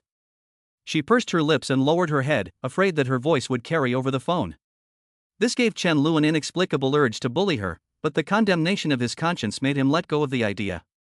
Besides, if her mother heard the girl's voice, she would really keep asking questions. It's not easy to go to school away from home, and every time you go home, it's trouble. Do you know that I haven't been home for a few days? I went back once the other day. I didn't know that. Weren't you asleep so as not to disturb you? Do I have to sneak around like a thief when I go home? Your sister is at such an important stage in high school, and you, as an older brother, don't even care, do you? Come back and visit these days. Otherwise, don't come back at all. Chen Lu hung up the phone after answering twice, and sighed. He had learned this strange ability from her. He looked up at the drama club, which was rehearsing hard, and asked curiously, "Where's Lin Miao Miao? She was so angry with the two of us that she left." Chen Lu was confused by these words. She was so angry with the two of us that she left? The girl held a hair band in her mouth and retied her braids, and Chen Lu couldn't help but swallow involuntarily when he saw her. To put it bluntly, this action can win over 80% of boys. She told me to stop, but I said I wasn't tired, and then she cursed us as a couple and went back to sleep in the dormitory. Liang Jiro said with some annoyance, thinking hard about why Lin Nyamyu was angry. She was joking. Chen Lu saw this and comforted her. Looking at the girl who had let go of her worries and nodded, Chen Lu rubbed his head helplessly and asked with a headache, "Aren't you tired?" You said you needed me. Liang Jiro's tone was very serious. Chen Lu felt like his heart almost stopped beating. I've figured it out. There's no point for the two of us to stay here if she's not here. Do you have anything else after this? He asked instead. I have to go to my part-time job later. Hearing this, Chen Lu suddenly felt that he was living a decadent life. Some people have to work part-time 7 days a week, and he is actually content to spend his parents' money. Is this good? This is not good. Chen Lu yawned again. Okay, take a break, I'll blow your hair dry for a while, and then I'll take you there. Liang Jiro pursed her lips without saying a word, willfully closing her eyes and indulging in the tenderness she had never felt before. She tried to record the feelings of the moment in her mind and engrave them in her dreams. Just this once, it's okay, right? Time passed by minute, and the two of them chatted with each other. In front of Chen Lu, Liang Jiro gradually became more talkative. Hey, come to think of it, if Lin Nyamyao doesn't act or help, then why does she keep coming here every day? Liang Jiro yawned with her eyes and mouth wide open, and said, she is the vice president. Chen Lu cleared his throat and said, that's fine. Thinking about it makes sense. It's definitely not strange for her to be the vice president, just wandering around in her cosplay outfit, the top pillar of these social phobics. The two of them chatted for a long time. Although Chen Lu asked all sorts of random questions that were not very helpful, Liang Jiro answered them all very seriously. For some reason, they felt like they were in a good old time. Half an hour later, Chen Lu woke up Liang Jiro, who was still groggy, and prepared to send her off to her part-time job. The two of them walked on the playground, their shadows stretching out long. Chen Lu just felt his arms aching from the effort, and this was only after holding a fan for more than half an hour. This idiot said she wasn't tired, but who would believe that? Looking at the girl walking next to him, Chen Lu's mood became increasingly complicated. He was just about to say something when he saw Lin Nyamyao walking towards him, glaring at him crossly. What are you looking at? Chen Lu asked. You're still willing to wake up? Lin Nyamyao gave him a cold stare, and seeing this gesture, she guessed what they were going to do. You take her there, I'll go to the drama club. After saying that, she shouted again, when you're not busy, remember to come and work as a coolie. Liang Jiro can't give you a fan for nothing, you have to pay her back. She was supposed to be taking a nap. Hearing this, Chen Lu felt even more ashamed, and thought to himself that he needed a more offensive word than born to scold himself. He, a big boy, couldn't even hold a fan for half an hour without feeling uncomfortable, so he really didn't know how Liang Jiro managed to do it. She was so stupid that she didn't even know when to stop. When the time comes, if I sell her, will she still have to thank me and count the money for me? After delivering Liang Jiro, Chen Lu returned to the dorm room with a cup of fruit tea. The manager of the hot pot restaurant where Liang Jiro worked part-time gave it to him. For some reason, the other person looked at him with a strange expression, like an old father-in-law looking at his son-in-law. Apparently, Liang Jiro, a hard-working and conscientious girl, was very popular. Chen Lu walked slowly behind Zhang Chao, who was holding his phone and playing games. Zhang Chao had already scored a magnificent 0-8-2 victory with Han Xin. The chat box had already started to greet him. Boss, are these teammates calling you an idiot? Chen Lu mocked, taking a sip of fruit tea. They're calling Chuan I as my wife, what does that have to do with me, Zhang Chao? You're good. Chen Lu, pass me the fruit knife, I'll cut you a watermelon to eat. I just bought it this afternoon, damn, watermelons are still expensive this season. Chen Lu just picked up the knife when the door slowly opened. Li Xinyang glanced at Chen Lu, who was holding the knife and staring at him, and his back immediately pressed against the door. Seeing Chen Lu smile and spin the knife in his hand, Li Xinyang extended his trembling right hand and stroked his glasses. Brother Lu, I really didn't know. Who would have thought that the dance society would ask Mo Yuching for help? I only found out about this from you. Chen Lu held the tip of the knife and handed the fruit knife to Zhang Chao, smiling, of course I believe you, Mei, I don't want the remaining 2 roommates to be admitted to graduate school. Seeing that the knife was in Jiang Chao's hands, Li Xinyang suddenly shouted again, "Boss!" Chen Lu went on a date with the girl handing out flyers again this afternoon. That night, Chen Lu lay on his bed with his laptop, watching the video of Mo Yuqing's performance on stage during his freshman year. The girl on stage was dressed in a glamorous outfit, her movements graceful and elegant. As she danced with agility, her 3,000 strands of hair behind her also flew about. Even though the other people around her were also very good-looking, the radiance they displayed was still completely overshadowed by her. She was truly the protagonist. From the moment she went on stage, everyone's attention was destined to be on her alone. From that moment on, she became a celebrity at school, with a reputation far louder than in high school. In her final speech, she thanked many people from the club, including Lu Yan, who had only been responsible for cheering from beginning to end. But she didn't mention herself, who had been busy running around. Tired as a dog, she didn't even get a thank you. The person who had laughed while recording this video at the time must not have expected that in the end, all the effort would be for naught. He was just moved, and he could have acted opposite Batman. With a bitter smile, he threw the video into the trash. Along with his memories and nostalgia for the past, it was deleted and smashed. After closing the computer, Chen Lu looked at the ceiling and stared for a while. Buzz. Chen Lu picked up his phone and read the message. Liang Zhiro, Miao Miao said you will definitely come back tomorrow, is that true? Chen Lu, depends on whether you go. So he looked at it again for half a day while it was being typed. Liang Zhiro, so, can you come a little earlier in the morning? Chen Lu blinked curiously and decided to tease this silly girl, scare her off and get a good night's sleep. Chen Lu, you want to see me that badly? This time it was 10 whole minutes while it was being typed. Chen Lu's eyelids were flapping furiously, and he was about to fall asleep when the phone finally rang again. Liang Zhiro, The girl spent 10 minutes typing out this single word. Chen Lu rubbed his eyes as he read the message, and then it was still there. The city had one more sleepless person. Chapter 14, Preserved Egg and Lean Pork Congee isn't that bad. Chen Lu felt as if he had suddenly been bitten by an innocent little rabbit, and for a moment he couldn't recover. After all, he was still highly offensive and lowly defensive. After all, he had spent the previous few years chasing after Mo Yuqing, and had never been in a relationship or received positive feedback from her, so how could he stand this kind of stimulation? What does this mean? Is this a joke? It doesn't seem like someone who likes to joke. Did someone else post it? It doesn't seem right either. Liang Zhiro should be living with her mother in a rented house. It's even more impossible that her account was hacked. As the saying goes, no scammers would try to scam someone with a profile picture of a two-pronged ape like her.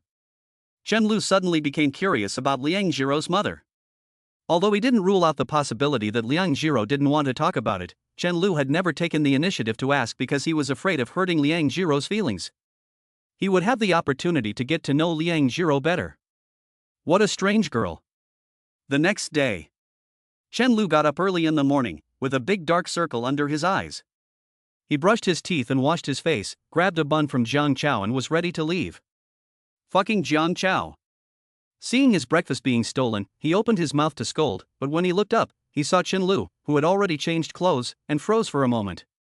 Although Chen Lu didn't always just wear his underwear around like they did, it was still very rare to see him fully dressed so early in the morning.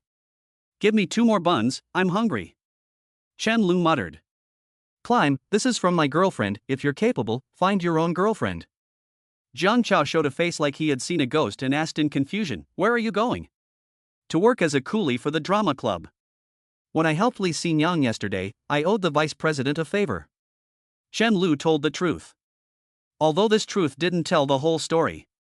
Do you have any interest in that girl you met at the school gate? Jiang Chao continued the conversation from the night before. In this regard, he really acted like a mother hen.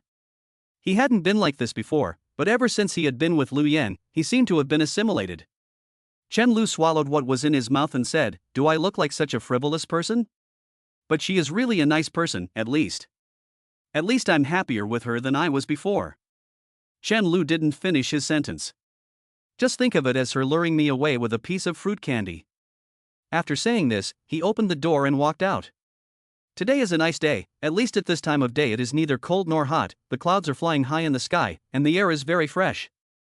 I actually got up at 7 o'clock for 2 consecutive days. As a college student I have really degenerated. Chen Lu thought to himself, and soon he arrived at the place where the drama club was training. Finding out that he had arrived earlier than Liang Jiro, Chen Lu also let go of his heart. After all, she wanted to see me early, so I shouldn't have made her wait. Senior, your panda eyes are really obvious, aren't they? Lin Miao Miao had changed into formal clothes today and looked like a high school student. Of course, this also had something to do with the fact that she was a flat-chested girl. Chen Lu glanced at her sitting on the chair, leisurely and carefree, and no matter how he looked at her, she didn't look comfortable. Vice President, there's a cockroach on your chair. Ah! Lin Miao Miao was so startled that she sat up immediately, and she was just about to perform a set of 5 lightning whip strikes. Chen Lu gently pulled the chair over and sat down very comfortably. You! Lin Miao Miao was about to scold him, but when she saw someone calling her, she suppressed her anger. No, Liang Jiro will be sad if he dies. Looking at the girl's back, Chen Lu felt even more comfortable sitting down. It's still great to sit on a chair that you stole. Your own chair doesn't smell as good as someone else's. He had indeed come with the mentality of a coolie today, but that didn't mean he wanted to wait for Liang Jiro while standing. Another 15 minutes passed, and Liang Jiro still hadn't arrived. This made Chen Lu a little curious. Although she didn't live on campus, she had indeed said that she would come early. Just as he suspected that he had been cheated of his feelings, he saw a somewhat skinny girl in the distance carrying a lunchbox slowly walking over. She was swaying like a weak penguin. When she saw Chen Lu, Liang Jiro hurriedly walked a little faster. Finally, she came in front of him and handed him the lunchbox. She lowered her head and said, "I cooked you some kanji. Do you want to try it?" The girl's voice was so low that it seemed to vanish into the dust, and her hands were fidgeting with each other. It was as if she were a primary school student who had just handed in her homework, worried about making a mistake and being criticized. Liang Jiro's long hair was loose, and even though you couldn't see her eyes, a closer look revealed her delicate and fair face. Her expression was soft, and she had the charm of a woman from the Jiangnan region. She looked a bit classical, and compared to her usual low ponytail, which was suitable for work, she looked different and better. It felt like she would look very good in ancient costume. Chen Lu was momentarily stunned, but subconsciously took the initiative to accept it. His eyes blinked softly as he asked, "Why did you cook porridge for me?" After noticing the girl's dark circles under her eyes, Chen Lu's pupils also contracted sharply. Liang Jiro let out a sigh of relief when she saw that Chen Lu didn't dislike it as she had expected. After a short while, she spoke slowly, "You don't like breakfast because you have a weak stomach, so I made you some kanji." After she finished speaking, she lowered her head even further. If you don't like it, just forget it.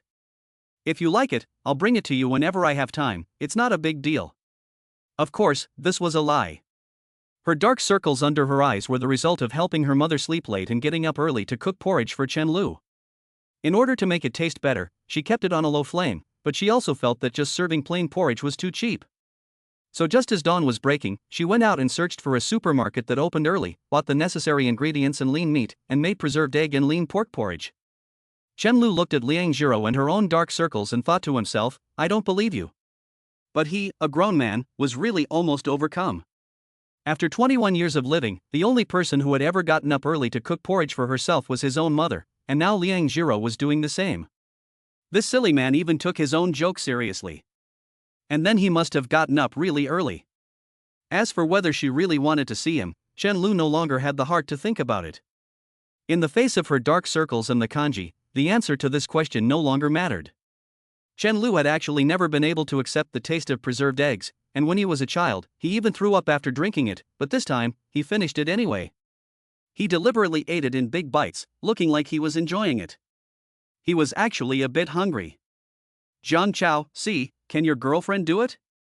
Suddenly, Chen Lu became a bit confused. What's going on? Preserved eggs don't seem that bad? Seeing Chen Lu gobble up the food, Liang Jiro's heart was relieved. She brushed her hair aside and thought to herself that since Chen Lu liked it, she would continue to cook for him when she had time. Because of her father, she hated stomach problems, so she didn't want anything to happen to Chen Lu's stomach.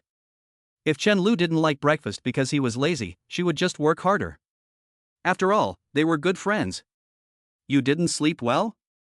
Liang Jiro asked tentatively. "Guess who it is?" Chen Lu carefully closed the lunchbox and yawned lazily. The girl stopped talking, always feeling that Chen Lu was hinting at her. To be honest, after she sent that message last night, she really felt like dying. She hesitated for a long time about whether to withdraw it, but was afraid that Chen Lu had already seen it, and if she withdrew it, it would make things even more awkward. After hesitating for a little while longer, she felt even more that Chen Lu might have already seen it, and she was even more afraid to withdraw it. Why did I send it out by mistake? In the end, it was because Chen Lu insisted on asking what made her want to see him so badly. Liang Jiro's eyelids fluttered, and the scene in front of her became foggy. Can I go live on Mars? Why should today's Liang Jiro be responsible for what yesterday's Liang Jiro did? Chapter 15, Giving and Receiving. Liang Jiro. Chen Lu shouted. The girl looked up slightly after hearing this, a little puzzled. Thank you. Chen Lu thought for a long time but couldn't think of anything better to say. But it didn't matter, no matter how flowery the words were, the clueless girl who couldn't even tell the gag about her bad stomach wouldn't necessarily understand. Speaking of which, there was one thing she did say yesterday that wasn't wrong: the soft rice was really delicious. Liang Jiro's voice was soft and mellow, a rare display of cheerfulness. All the sleepiness and fatigue disappeared with this thank you, without a trace. On the way here, Liang Jiro had wondered from time to time if she should just give up, and she had had second thoughts countless times. She had thought of countless possibilities in her head, such as Chen Lu politely refusing, or saying that it wasn't good, and even wondered if he would find her too inexplicable. She had a lot of messy guesses, and she always felt that Chen Lu was a gentle person, and it was more likely that he would force himself to finish it. Although that way she wouldn't lose face, she didn't want Chen Lu to force himself to drink. Fortunately, Chen Lu seemed to really like. Chen Lu gulped down a few big mouthfuls of water, and the taste of the preserved egg finally disappeared from her mouth. She stretched contentedly and gazed at the girl in front of her. His face was expressionless, but his gaze was very soft. Liang Jiro also plucked up the courage to look at him, and their gazes crossed in that instant. Then the girl looked away hurriedly, as if she wanted to escape. They all tacitly refrained from mentioning the sentence, "I've been wanting to see you so badly." Why are you looking at me all the time? After a short while, the girl couldn't stand the stares anymore and asked, twisting her body and lowering her head. Don't move. Chen Lu rubbed his forehead, as if pondering something. Ha? I said don't move. Oh.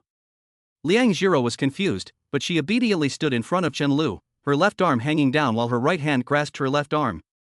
The girl turned her slightly flushed face away, and the white t-shirt was pressed a little tightly against her arm by her arm, making the bulge in front of her body extremely eye-catching.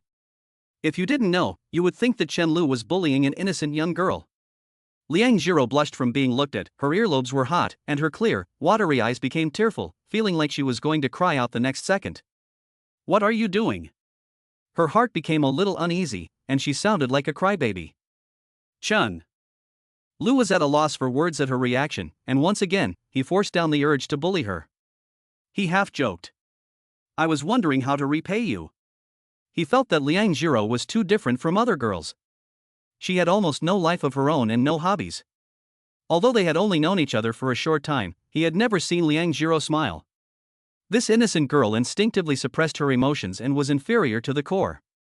What should I do?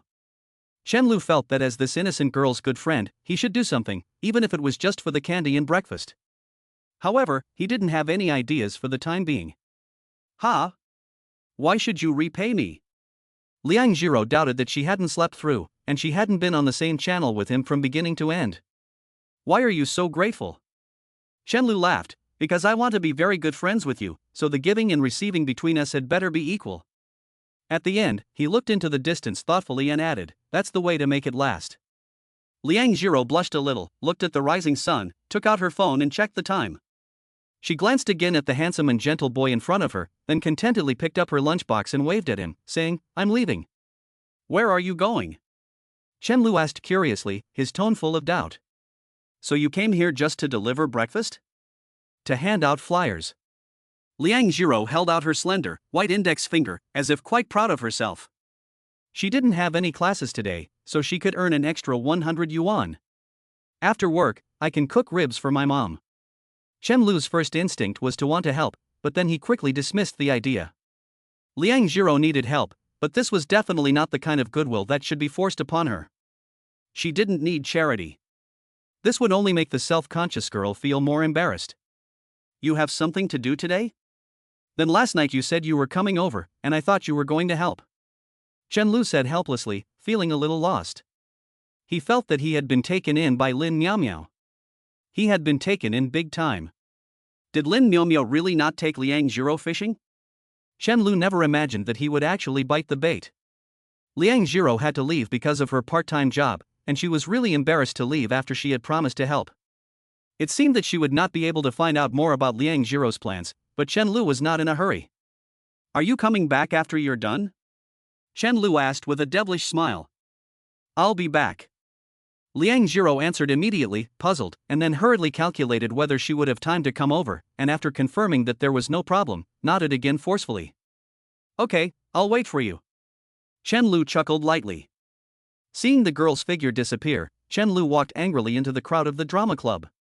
He saw Lin Miao Miao, who had just finished going over the script and was about to sit down, so he quietly pulled the chair away. Ah! That hurts.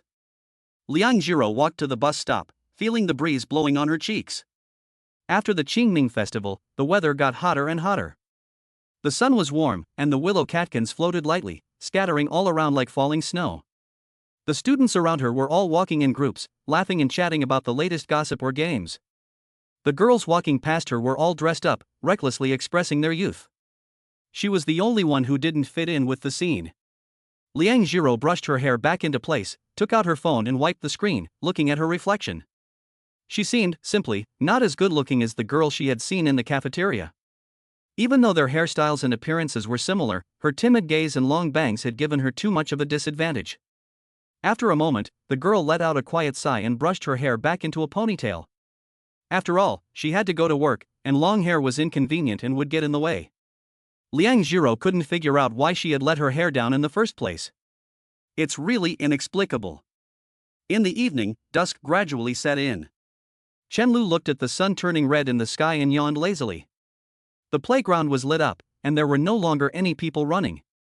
It had become the main venue for couples holding hands and strolling. The members of the drama club were still passionately reciting their lines. It seemed that their program was inspired by the Age of Awakening. The play they are performing this time probably tells the story of the awakening and transformation of the students at this university during that era. From the perspective of a few students, it shows the changes in thinking during that period, from initial ignorance to later following in the footsteps of the martyrs. Chen Lu has studied history in depth outside of class, and when he is not needed as a laborer, he can actually discuss making changes with the classmates who wrote the script. However, his knowledge of modern history is not as detailed, because it really hurts to read about it. Looking at history further back in time, I can at most feel a little emotion, but modern history really often makes me tearful. Damn, how is it that you know everything, senior? The boy in glasses looked at Chen Lu in amazement, and the more he looked at the script he had revised, the more satisfied he became. He really couldn't figure out where the vice president had found such a senior, who was like Doraemon in that he could help with anything. Chen Lu's knowledge of history could be accurate to the year, and most of his knowledge had already been returned to the high school history teacher. He now only knows that he can eat 3 bowls of rice at a meal. When he has nothing to do, he learns a little bit of everything. Whether or not there are dates, if he sees a tree, he will take a swing at it, and he can never lose. Chen Lu lifted the stereo and shrugged, then followed the main group and carried everything back. At this time, a girl who was carrying things with some difficulty swayed and followed him. It was Liang Zhiro. Chapter 16, I'm right behind you. The girl followed Chen Lu quietly as they climbed the stairs, her ponytail swinging behind her as she climbed. Handing out flyers must be tiring, Chen Lu said casually. Fortunately, it's only a little tiring today. Liang Zhiro recalled running around to finish handing out the flyers quickly, and spoke softly. Chen Lu froze for a moment, obviously not understanding. After the trip, Chen Lu took Liang Zhiro and sat on the playground to fish. He now increasingly likes to quietly spend time with this simple person. The two of them looked at the various people passing by, both silent for a long time, only often accidentally locking eyes. Many people become very depressed in the evening when they see the sunset, and Chen Lu is one of them. You really are tired every day. Is your mother's illness very serious? Chen Lu looked at the flaming clouds in the sky and slowly spoke. Can you tell me about your family? Liang Zhiro has always been the type to say whatever Chen Lu asks, and this time was no different. She crossed her arms and slowly began to tell Chen Lu about her family. My father passed away when I was young, and a few years after that, my mother became ill and became paralyzed. That's why I want to work hard to earn money to support my mother and save up for her operation." After she finished speaking, she paused again. "Even if my mother can't stand up after the operation, there's still a good chance that she won't be able to walk again, but I still don't want to give up." This was the longest piece of conversation Liang Jiro had ever had with Chen Lu. The girl's tone was very calm, as if she were describing something that had happened to someone else. She was used to it and resigned to her fate. The two then fell silent again, and Chen Lu's face became increasingly blurry in Liang Jiro's eyes, as if there was a layer of mist between them. She had never wanted to tell anyone about this, afraid of the pitying look she would receive, worried that it would become the talk of the town, and afraid of reminding herself of her own powerlessness and weakness. But she was willing to confide in Chen Lu, knowing that he would not look at her with those kinds of eyes. She had really struggled to hold on for far too long before meeting Chen Lu, and so she could not help but pour out all of her feelings. She found that she seemed to be increasingly attached to his gentleness, like a drowning person who sees a piece of driftwood. "Liang Jiro, do you believe in miracles?" Chen Lu suddenly said. Liang Jiro obviously didn't react, and after a moment of stunned silence, her expression once again became despondent, disbelieving. "At least it couldn't happen to me. How could a girl who had been tortured by her predicament believe in such an intangible thing?" "It is possible." Chen Lu's tone was very serious. "For example, if someone suddenly enters your life and is even willing to bear it all with you." After saying this, Chen Lu slowly stood up again. "Let's not talk about that, I'll help you change your focus." In no time, Chen Lu borrowed a guitar and sat down next to Liang Jiro again, with about a body-length distance between the two of them. "What do you want to hear?" Chen Lu asked with a raised eyebrow. "I know a lot of songs." At this time, Lin Miao Miao, who had just finished tossing, came in front of the two of them. "Senior, you've worked hard." Lin Miao Miao grinned evilly and reached out to hand Chen Lu a bottle of water. "Climb." Lin Miao Miao didn't argue back, still smiling there, knowing that Chen Lu was saying he was disgusted with it, but actually really trying to help. Although it was still unclear whether or not there was any meaning between these two, if Chen Lu suddenly told her that he wanted to woo Liang Jiro, she probably wouldn't have too many opinions.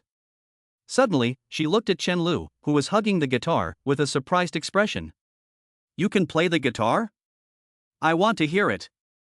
"Of course, listen." Chen Lu plucked the strings with confidence. Lin Miao Miao frowned and looked at him contemptuously. The sound was completely out of tune. It was obvious that he couldn't play. But Liang Jiro listened very carefully even so. This was the first time someone had played the guitar for her. "Senior, I thought you were going to show off, but you can't even play the guitar, so what's the point?" Lin Miao Miao gave Chen Lu a cold stare and said helplessly, before leaving in a huff. "Anyone can strum the guitar, and she could play it at that level herself." Chen Lu watched Lin Miao Miao's back as she walked away, turned to Liang Jiro and gave her a smile, before continuing to strum the guitar. This time, Chen Lu's movements were skillful and professional, and it was obvious that it was a song. Liang Jiro was stunned, and she never thought that Chen Lu had just been pretending. The person in the way has finally left. "Listen carefully, I'll only play it for you." Hearing this, the girl's heart seemed to suddenly stop beating for a beat. She felt inexplicably happy, but soon blushed because of her selfish thoughts. In that moment, she finally stopped being the sole pillar of her family. It seemed that she had also become a girl who needed to be taken care of, who could be loved, and who could enjoy her youth and happiness. "I wish it would rain. I wish I could live next door to you." Liang Jiro was listening with some fascination. This was even more exaggerated than she had expected. Chen Lu really did sing beautifully, and he played the guitar very well. This could also be seen from the fact that from time to time, people would stop for a long time. Soon, more and more people gathered around, and Liang Jiro's head lowered deeper and deeper. Suddenly, Chen Lu placed the back of his hand on her forehead and gently lifted her head so that she looked at him. "I'm singing just for you, so you can't keep your head down." After a few songs, the sky had completely darkened without her noticing. The crowd had dispersed. Liang Jiro still felt her cheeks burn.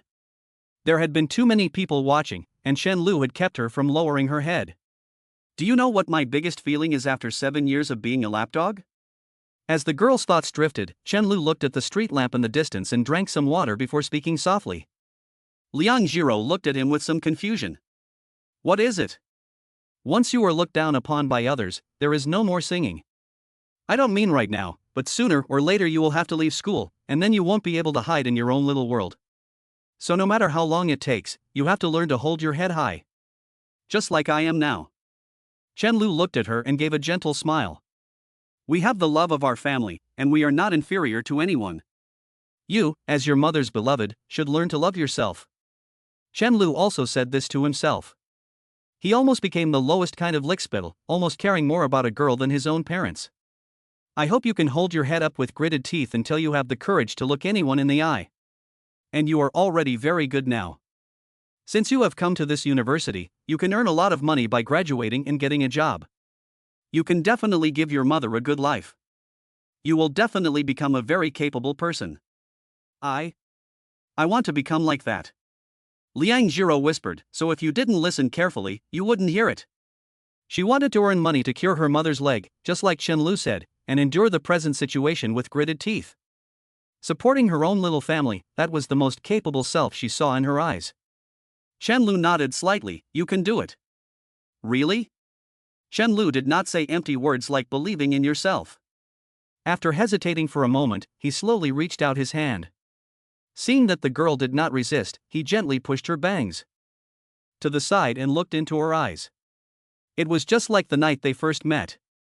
The breeze blew the loose strands of hair off her face, carrying the young man's words to her ears. You're having a hard time, I know. But you must hold your head high and keep going. If you get tired along the way, just look back. I'll be right behind you. Chapter 17, A Sense of Crisis. I'm right behind you.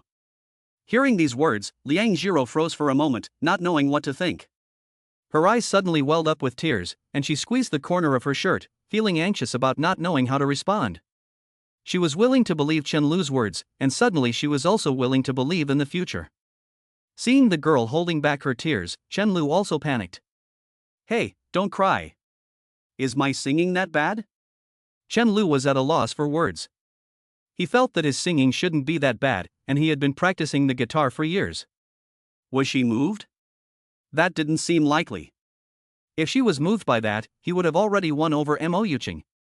After all, Mo Yuqing never reacted much when he played and sang for her. He couldn't imagine the ripples his words and actions had caused in the girl's heart. Really? Liang Jiro asked with a hint of a sob in her voice. Not noticing that she had already asked the same question once. Of course. He slowly extended his pinky finger and made a pinky promise with the girl, I will always be watching you. So you can't let me down. Chenlu glanced at the time and asked, are you going to the hot pot restaurant to work part-time? Liang Jiro nodded, her eyes seemed to have some lingering desire, but it disappeared in an instant. Play one last song, and then I'll walk you there. I'll go by myself.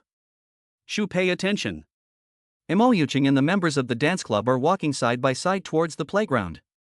A few of them have just finished rehearsals and are preparing to hang out and go out for hot pot. These girls with slender figures and long legs walking together have become a beautiful sight on the evening playground. Sister Yuqing, has the boy who just confessed to you liked you for a long time? It doesn't seem like it's the first time he's confessed. A girl from the dance club leaned over to Mo Yuqing and asked in a very gossipy manner. That guy looks like a real catch. He was a class leader in high school, no matter what they say. They really didn't expect Mo Yuqing to reject him so cleanly, without even changing her expression. I don't know, I don't remember. Mo Yuqing said honestly, and after thinking for a long time, she still couldn't remember who this person was. She didn't even know his name until she read the note after receiving the WeChat message. It seems that there were quite a few people chasing after you. I'm so envious of you, I want to experience the feeling of having so many people pursue me. By the way, I saw the video of your performance on our school's official website. You really dance so well. Are you really not coming with us? The girl from the dance club next to her kept talking, and suddenly she noticed that Mo Yuqing, who had been walking next to her, was gone. She looked back and saw that Mo Yuqing was standing still. Senior, what's wrong with you?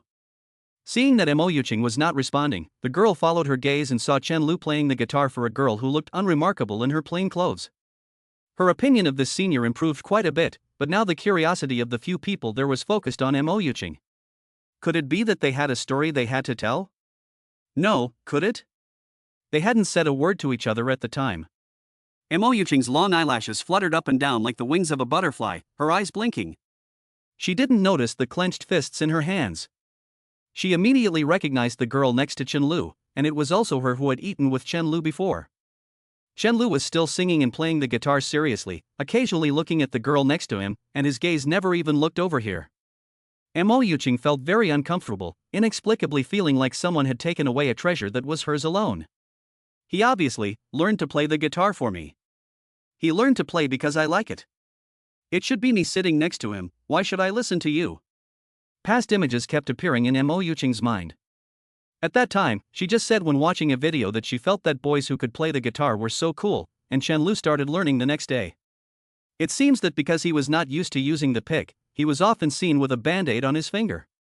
Later, during a self-study class when the high school homeroom teacher was absent, Chen Lu pulled out a guitar from nowhere and ran to the podium, shouting in the midst of the uproar, "Mo Yuching, listen up." Since then, every time he found a song he liked, he would forward it to Chen Lu directly, and Chen Lu would usually be able to learn it the next day. But now, he started playing it for other girls. If the encounter in the cafeteria only made her feel uncomfortable, this time it really gave her a feeling that Chen Lu was going to be taken away by someone else.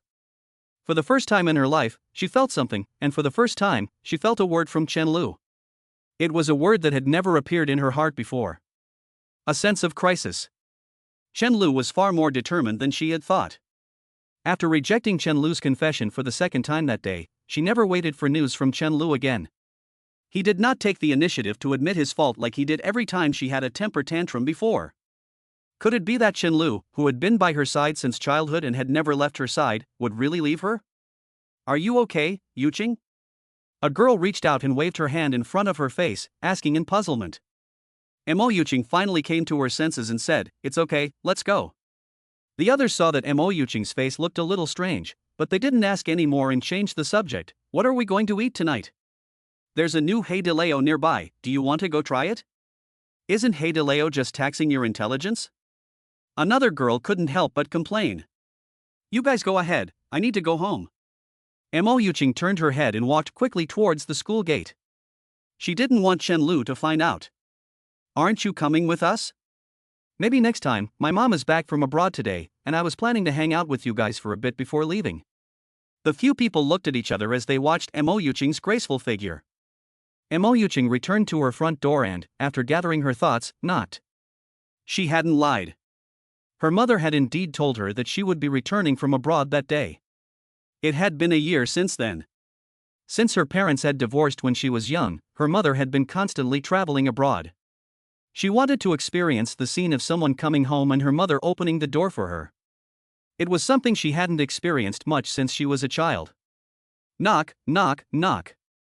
There was no response. Her already low mood suddenly dropped to freezing point. After knocking a few more times, she could only enter the code to open the door herself. The house was not as lit as she had imagined, and no one was waiting for her. As usual, the light from the voice-activated lighting outside preempted the light from entering. Mo Yuching bit her lower lip, and without bothering to change her shoes, she lay listlessly on the sofa, like a deflated balloon. After a long time, she finally seemed to regain a little strength, and took out her phone to call her mother. Chapter 18, A Boy's Heart Often Dies Slowly. It was dark inside, and only with the help of the little light shining in from the window could she barely make out anything. The spacious living room seemed even more silent and deserted than usual. Mo Yuching stared at the screen of her phone with a stern face, then narrowed her eyes and lowered the brightness a little. The faint light from the phone shone on her incredibly delicate face, like a spotlight in the dim living room, vividly displaying the girl's helplessness and frustration. After a while, the phone finally connected after a series of beeps. Then a cold and stern voice came from the other end. "Hello. Mom, you didn't come back?" Mo Yuching's tone was a bit hurried and sounded very aggrieved. "No, I had some last-minute things to take care of. Let's talk about it later." Seeing that she did not get a response for a long time, the person on the other end of the line continued, "Cheer up, honey. Your Uncle Lin is in the country right now and he says he wants to take you out to dinner. Just let him keep you company. I've been with him for so many years, you should accept him too." "I don't want to. I'll be on my own." "Do whatever you want, it's got nothing to do with me." Mo Yuching held back her sobs and said, "You go live your life with him and your children, and don't worry about me." "What are you saying, child? You're so old, how come you don't understand anything? Doesn't your mother love you enough? How many children have such good conditions as you? Since you were little, what haven't your mother bought you? Grow up, be sensible. I'm hanging up, let me know if you don't have enough money.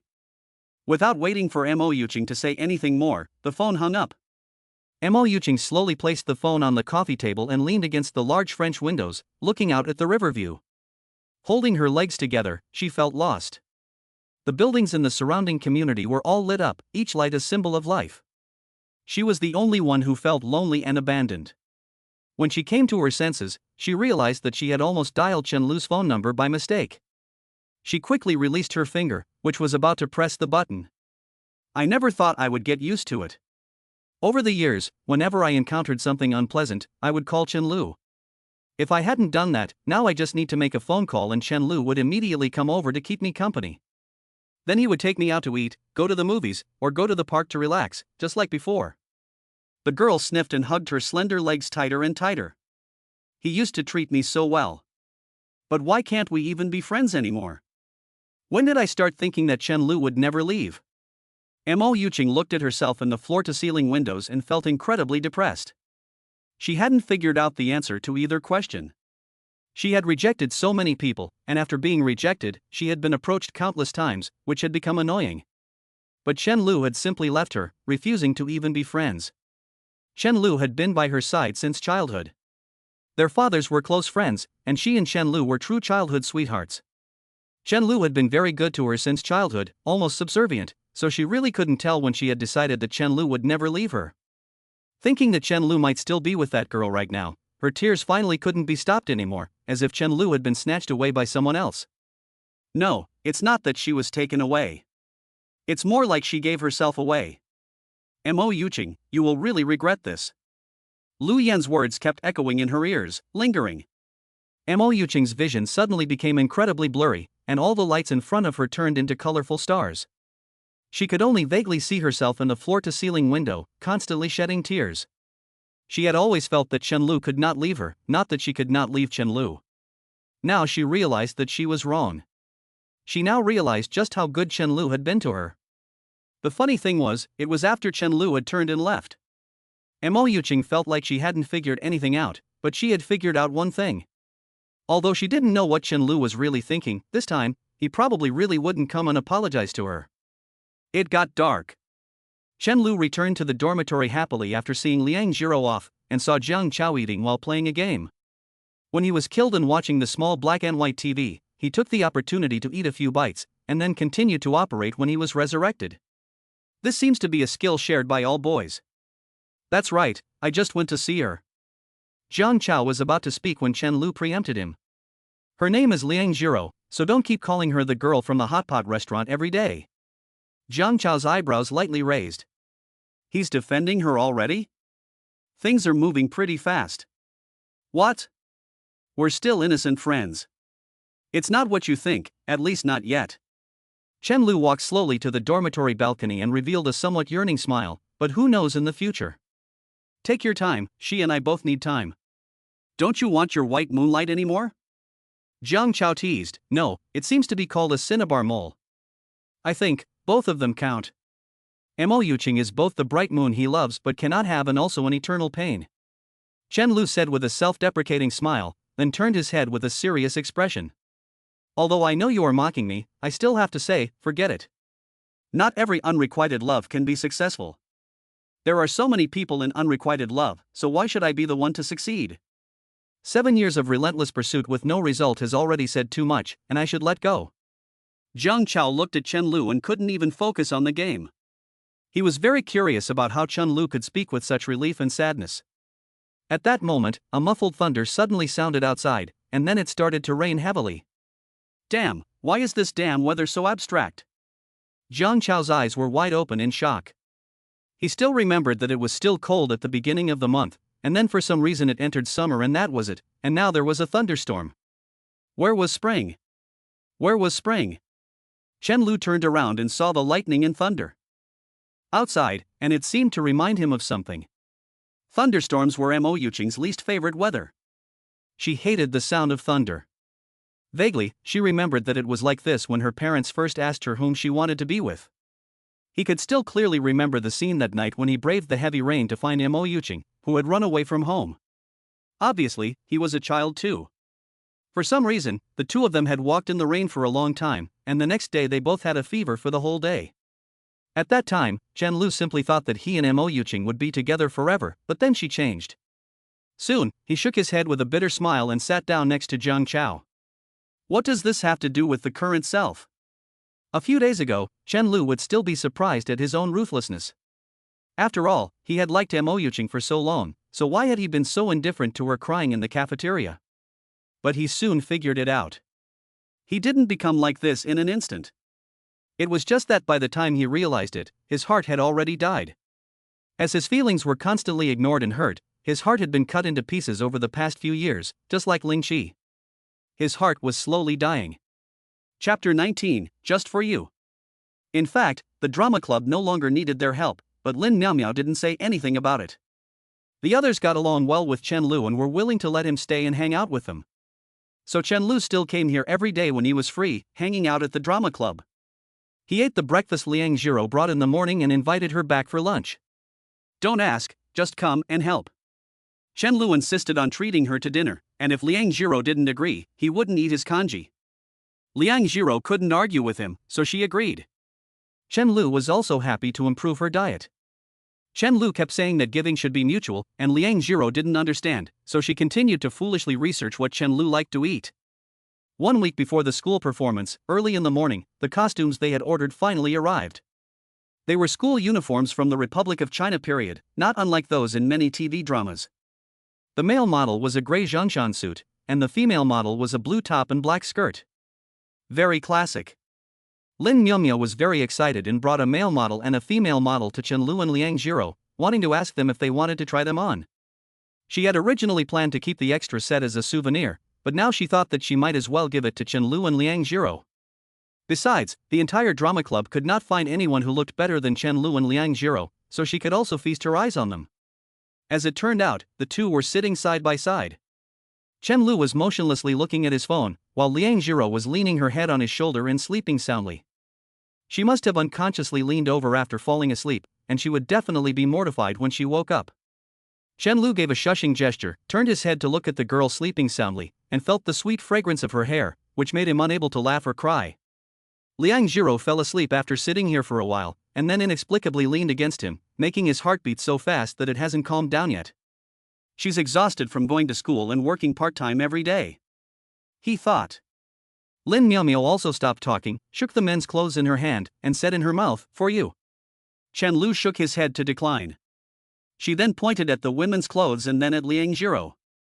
Chen Lu's head immediately nodded like a chick pecking at rice, indicating that she should leave the clothes behind. Lin Miaomiao naturally understood what Chen Lu was thinking, glared at him impatiently, threw down the clothes and went back. Half an hour later. Chen Lu saw that it was Liang Zhiro's part-time job time during the day, so he slightly moved his arm and asked softly, "Shouldn't you go to your part-time job?" "Not today." Liang Zhiro, half asleep, seemed to feel that the pillow was not behaving itself, so she leaned back against it and gently rubbed her cheek against it. Chen Lu unconsciously swallowed, "Huh? Why?" He felt strange. He had never seen Liang Zhiro not need to go to her part-time job before. The shop no longer needed flyers handed out, and she hadn't found a new job yet. That was just as well, she could take the day off. He looked at the girl next to him, who was talking to herself with her eyes closed, and the corner of his mouth curled up slightly. At this distance, Liang Zhiro's delicate cheeks and soft skin were completely revealed, and he inexplicably felt like he was the only one enjoying the view. After all, no one else had noticed just how good-looking Liang Zhiro really was, nor had they had the chance to gaze at the girl from such a close distance. Her impressive figure paled in comparison to her appearance. But Chen Lu still liked looking at her eyes the best. The girl responded softly, her voice deep and sleepy, like a kitten rubbing against someone's shoulder. The next second she felt something wrong there, and she jumped up at once. I don't know if it was because she had slept for a while or because she was shy. Liang Zhiro's cheeks were very rosy.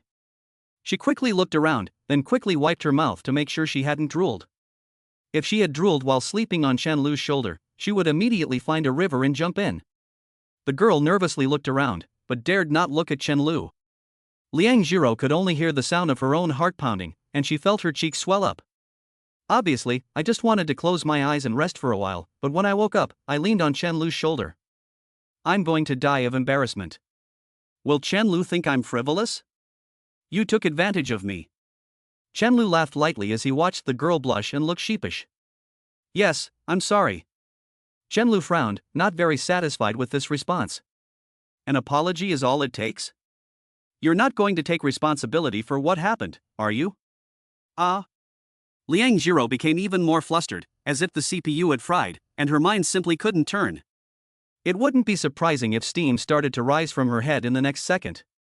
Chen Lu wanted to keep on teasing her for a while, but unfortunately he couldn't hold back his laughter, so he just laughed and pulled the panicked girl over to the chair next to him and sat her down. I was just joking with you. You looked so tired, I didn't want to wake you up. Do you want to sleep a little longer? Liang Jiro lowered her head very deeply, still looking very embarrassed. No, that's okay. To be honest, Chen Lu almost believed her when she said she would take responsibility just now. She thought for a long time about how to take responsibility. After all, in her hometown, her behavior could already be considered molestation. Even though the internet has developed to the current state, children in mountain villages are still far less open-minded than those in big cities. It's one thing to see what others are doing, and another to decide whether you can accept it. I'm sorry. Liang Jiro still feels that her behavior was a bit rude. This made Chen Lu a little strange. According to the TV dramas, the female protagonists would act coy and then pretend that nothing had happened. Why was she apologizing all the time? Chen Lu continued to tease her, dragging his lower lip. If you really feel sorry for me, let me sleep on your shoulder next time, and we'll be even. No, we're friends, we can't do that. But we're best friends. Even best friends can't do that. We're innocent, what are you afraid of? Chen Lu said with a serious face. Liang Jiro felt a little confused by this, and felt like she was about to be tricked by Chen Lu. She shook her head quickly, and said, No, even if we're innocent best friends, we can't do this. No, innocent best friends can do this. Chen Lu said with a stern face, You have to do this for me once, right? Isn't it normal for best friends to help each other out? Liang Jiro was completely confused. Her eyes blinked, and then, just once? She asked tentatively, afraid that Chen Lu would raise the price. She looked so aggrieved that Chen Lu couldn't help but want to continue bullying her. Okay. Seeing that her goal had been achieved, Chen Lu didn't want to dwell on the matter, lest Liang Jiro should come to her senses later. The girl lowered her head, embarrassed to speak, and silently removed her hair band to retie her hair. Her hair fell like a waterfall behind her, black and unbroken. I don't know how she takes such good care of her hair. When you're not working, don't tie your hair in a ponytail. I think your hair looks good loose. Chen Lu felt a little regret after he finished speaking, feeling that he had meddled in her business. But Liang Jiro immediately agreed. Okay, she said, and took the hairband back, putting it on her hand like a bracelet. Liang Jiro tidied her hair a little and sat obediently next to Chen Lu. She looked gentle and lovely. At this time, she noticed the strange clothes next to her and picked them up curiously. Lin Miumiu gave them to you, Chen Lu explained. Do you want to try them on? Liang Jiro froze for a moment after hearing this, and then shook her head like a rattle. Although they were formal clothes, she still felt very strange. You have to experience everything. Chen Lu shamelessly continued to coax her. We agreed before, you need to learn to be more confident. This is part of the plan. Wait, give it back to her later. Liang Jiro lowered her head deeply, feeling her cheeks burn even more, and her thoughts racing. How can you be so pushy? You clearly just agreed to let you sleep against it. Liang Jiro.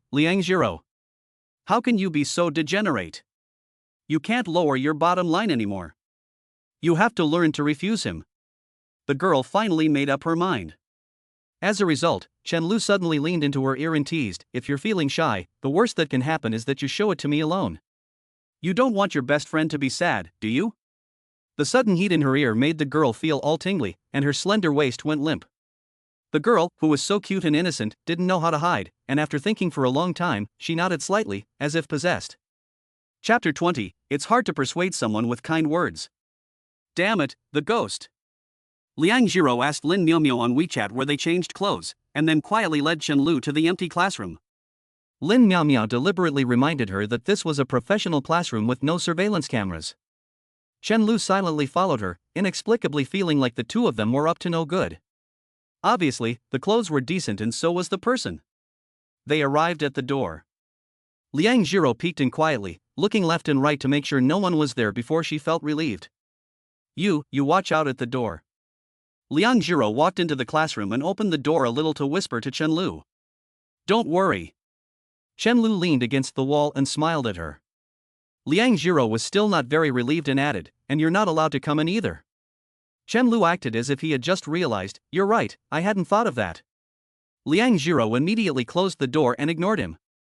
As it turned out, Liang Jiro's worries were completely unnecessary. It was such a hot day, and it was close to May 1st, so these college students would either be in class or hanging out in their dorms. They would never come this way if they weren't doing anything. In just a short while, Chen Lu hadn't seen a single person, and the entire hallway was very empty. As a result, he waited for nearly 10 minutes in such boredom that he even counted the tiles on the wall. Chen Lu picked up his phone and glanced at the time, visibly startled after looking at it for so long. Does it take this long for a girl to change clothes? Did she faint inside? Liang Jiro, are you asleep? Chen Lu asked a little worriedly. Coming. At this time, the door finally opened slowly, and Liang Jiro walked with her head down in front of Chen Lu, not saying a word, probably embarrassed. Her long hair was loose, and she was wearing a tight, light blue short-sleeved shirt with a low neckline. The buttons were fastened tightly, and she had worn a black skirt, which emphasized her already impressive figure. Her towering breasts almost attracted away all of Chen Lu's attention. Liang Jiro seemed to sense Chen Lu's gaze, turned her face away, quietly pulled her fingers at the position of her breasts, and muttered, "It's a bit tight." Chen Lu felt his nose suddenly heat up. Looking at the girl in front of him, who was as beautiful as if she had just returned from the film set, he gently parted her long bangs. The movement was very gentle, as if he was trying his best to avoid making the other person feel uncomfortable. As expected, once there was one, there was two. Liang Jiro now did not resist Chen Lu's action of parting her bangs, but just narrowed her eyes, looking like she was ready to be taken advantage of. This gave Chen Lu an inexplicable feeling of being in a trance. At the time, when he stepped forward to help, he had never thought about getting to know this girl. Even after looking into her eyes that night and noticing her extraordinary appearance, he never imagined that he would become closer and closer to her. What's more, he never imagined that this girl not only looked good, but also had a gentle and kind personality, and was especially nice to him, almost too obedient. It was as if he had discovered a treasure. After Chen Lu came to his senses, he shook the phone in his hand. "Let's take a picture." He was sure that Liang Jiro would never wear this dress again. It would be a shame not to record it. What? Liang Jiro was obviously startled, and instinctively took 2 steps back, until her back was pressed against the wall. No.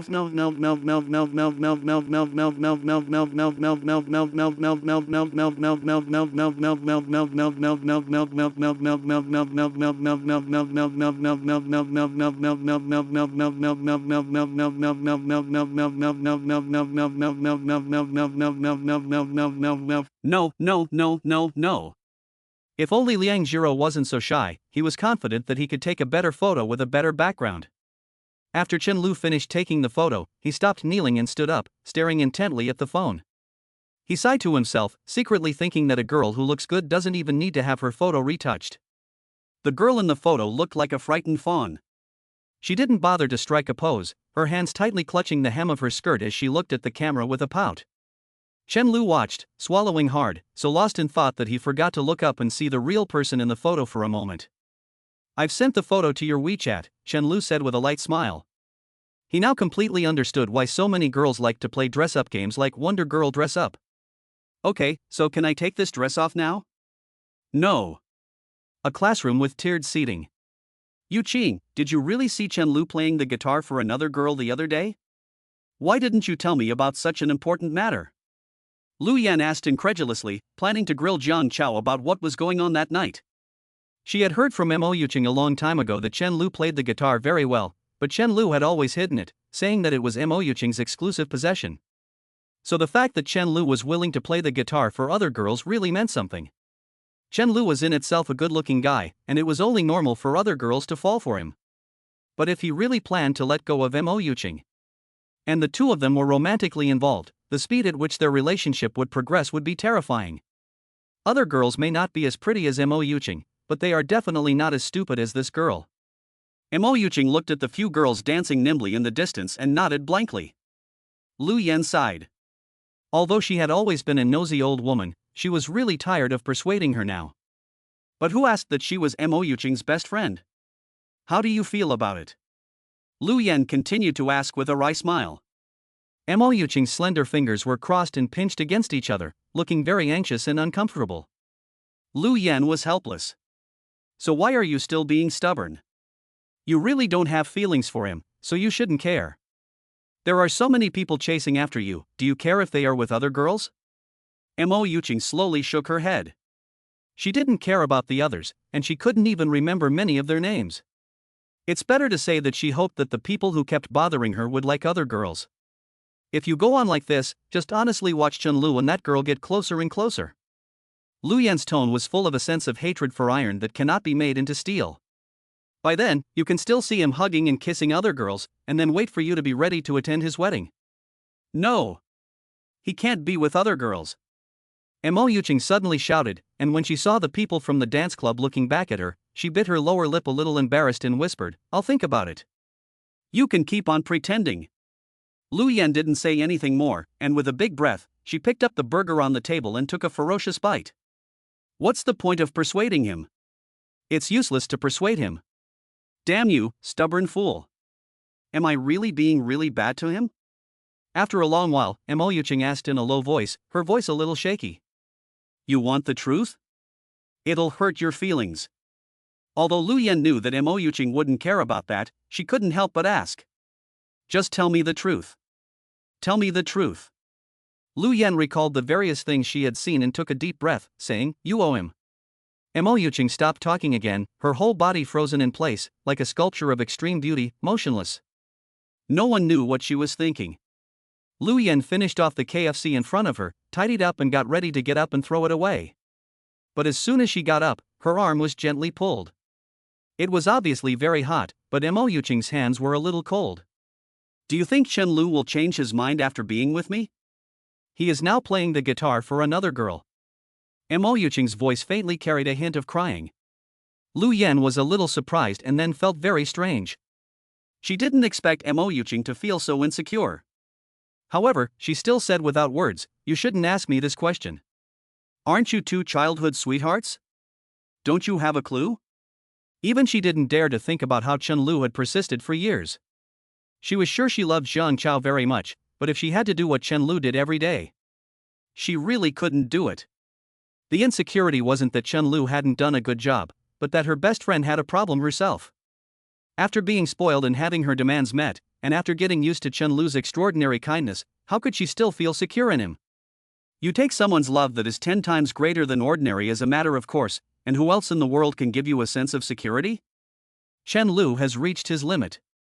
How much better can he do? She smiled helplessly again. Moreover, whether or not you will change your heart after being with you is not a question you should be thinking about right now. You should be thinking about what you can do to get Chun-Lu back. Lu Yan patted Mo Yuching's head and turned to throw the trash. Mo Yuching looked at Lu Yan's back and was speechless. My parents were childhood sweethearts too. Chapter 21, A Dream That Fades Away. After lunch, Lu Yan went back to the dormitory to sleep, while Mo Yuching stared at the chat page between herself and Chun-Lu for a long time. Since the day Chun-Lu confessed his love, the two had never sent messages to each other again. She went through the chat history between the two, seemingly trying to find evidence that she had actually been nice to Chun-Lu. But there was none. Every day, Chun-Lu was the one to send good mornings and good nights on time and repeatedly ask about her well-being. And her responses were often just a simple sentence or two, and sometimes she even felt annoyed and simply ignored him. Chun-Lu often reminded her that she should add clothes when it was cold, but she never sent him a message once. There was nothing she could do about it. She was really used to it. After a few years, she was really used to it. She was so used to it that she took Chun-Lu for granted and forgot to be grateful. Mo Yuching rubbed her slightly reddened eyes, got up, cleared her throat, and slowly said, "For this performance of yours, can you take me along?" Great. Several people quickly agreed, although they didn't know what had suddenly made this schoolmate of theirs act like this. but having her in the show would attract a lot of attention. Whether it was in terms of dance moves or looks. Mo Yuching quickly caught up with the pace, without feeling any pressure. She didn't need to practice this level of dance for too long, just following the process twice and she knew how to dance. It was just that she kept daydreaming during her dance practice. She suddenly wanted to take a peek at Chen Lu. Apart from during class, it was the first time the two of them hadn't seen each other for so long. Of course, it was also the first time Mo Yuching had missed Chen Lu. But there was no reason to meet. This made Mo Yuching suddenly feel a little dazed. It felt like she had suddenly woken from a dream. Since she was young, no matter how unreasonable, Chen Lu had always been there when she called. She never needed a reason to see Chen Lu. But now it was different. She actually had to think about rest time. With her eyes downcast, Mo Yuching sat on the podium, her mood complex, feeling a little unreal. It seemed that the long-cherished dream had really come to an end. Even if she hadn't felt anything good about it in the first place. There's still a chance, right? Chen Lu must not want to leave me. Mo Yuching comforted herself in her heart, while pondering the reasons for asking Chen Lu to meet her. As night fell, the moon hung high in the sky. Chen Lu returned to the dorm happily, in a rare state of contentment. As soon as he entered the door, he saw Jiang Chao's bed inexplicably drawn with a curtain. Without asking any questions, he then shifted his gaze to Li Xinyang, who was drinking kanji. He didn't want to pull back the curtain and see the flak there for air defense. Drinking kanji at night? Are you trying to stay healthy? Chen Lu mocked. Li Xinyang didn't think so. His girlfriend ordered him kanji for the night. So? Chen Lu didn't understand what he meant. I don't have a girlfriend, I buy it for myself. Jiang Chao is such an asshole. Li Xini muttered a few curses before he reluctantly finished venting his anger. He turned to Chen Lu and smiled, you want some too? We're both poor people without girlfriends ordering kanji for ourselves. Chen Lu scratched his cheek with his index finger, not daring to say that there was a girl who personally made kanji for him every morning. If I tell you, I'll really die. He had no choice but to go up and take a couple of sips. The next second, he ran to the toilet and vomited. Damn, why is your preserved egg so disgusting? Chen Lu felt a wave of nausea. Are you sick? Preserved eggs are all like this. That's not true. Liang Jiros are not like this. Chen Lu gargled and said, he was now even more curious about how he had finished Liang Jiro's preserved egg in pork kanji. Although he was curious, his mouth unconsciously curled up a little. Seeing Chen Lu packing his things, Li Xini felt strange and asked, why are you packing? Isn't tomorrow May Day? Going home for a visit. Chen Lu continued to lower his head and shove useless things like the book he had already finished reading into his bag. Rather than bringing luggage home, it's more like going back to unload. Chen Lu only needs to bring back the things that feel redundant in the dormitory every time he goes home, and there's no need to pack like everyone else endlessly. After all, normally if you really want to go home, you can take a taxi and be there in no time, so carrying a bag is a sign of respect for your fellow students. Wow, how novel. I almost forgot that you're a local. Li Xini smiled. It's not that I don't want to part with you guys, you big kids. Before he could finish his sentence, Li Xinyang inexplicably leaned over to him and nudged him gently, saying, I've got something interesting to tell you. Chen Lu turned his head and motioned for him to continue. Mo Yuching reported again today that she had encountered a problem, so I went over to take a look. After a lot of fuss, I finally found out that the audio cables were plugged in backwards. What's so interesting about that? Chen Lu paused for a moment, feeling baffled. I'm not done yet. Do you know what she said when she saw me? She said, why did you come? Li Hongxini pushed his glasses up his nose, looking as if he had seen through everything. I suspect she deliberately plugged the wrong connector in, intending for you to go over there. After all, she still doesn't know that you've stopped helping me with these things. Chen Lu spat at him, put his bag aside, and lay on the bed. Crazy, I'd rather believe that the boss would study than that Mo Yuching would come back. Li Xinyang saw that Chen Lu had already closed his eyes, walked over to the side, and slowly pulled back the curtain on Jiang Chao's bed. He looked at Jiang Chao, who was staring at the laptop with a serious expression and taking notes from time to time, and said to himself, but the boss is really studying. At this moment, Mo Yuching had just returned to her empty home. After changing into a thin pair of lace pajamas, she curled up on the sofa with her long, slender legs, feeling a little downhearted. She didn't want Chen Lu to fall in love with someone else, but she wasn't yet ready to go after him. For the first time in her life, she experienced what it meant to be torn between wanting something and being afraid of losing it. It was also at this moment that she finally realized that she did like Chen Lu. Before, she was curious about how Chen Lu had so much time every day and how he could worry about himself endlessly every day. Now she understands that it's not because he has nothing to do, it's because he cares too much about himself. He cares so much that every day he wonders if he is unhappy, if he is uncomfortable in any way, and he cares so much that he knows his period better than she does. After a long silence, she taps her phone and writes a post in her circle of friends. I hope that I don't have to lose something to learn to cherish it. This was Mo Yuqing's hint to Chen Lu. After thinking about it for a long time, she still couldn't make up her mind to take the initiative to send Chen Lu a message, even if it was just a simple goodnight. This circle of friends post was more than 2 months after the last one, which was posted on her birthday. Mo Yuqing clicked on the picture, and her heart became even more confused. It was a very beautiful bouquet of roses. The red roses were blooming recklessly, as if they would never wither. Of course they would never wither. Because they were all made of paper. At the time, Chen Lu had spent nearly half a month preparing for the birthday party, and then gave himself this bouquet that he had folded by hand. There were exactly 33 roses, all folded out of paper. Mo Yuqing still remembers the envious stares of the girls around her. Within a few minutes, countless comments appeared in a torrent below the new post in her circle of friends. Did the senior emo? I'll go to the movies with you. Are you hinting at me? I don't want to lose you either. Even though you rejected me, I've been waiting for you. Yuqing, if you're sad, go for a walk, I'll be right downstairs at your dormitory. Do you regret it? If you say the word, I'll be in Hangzhou tomorrow. Yuqing Imo almost couldn't catch her breath when she read these comments, and quickly deleted the ones she forgot to delete.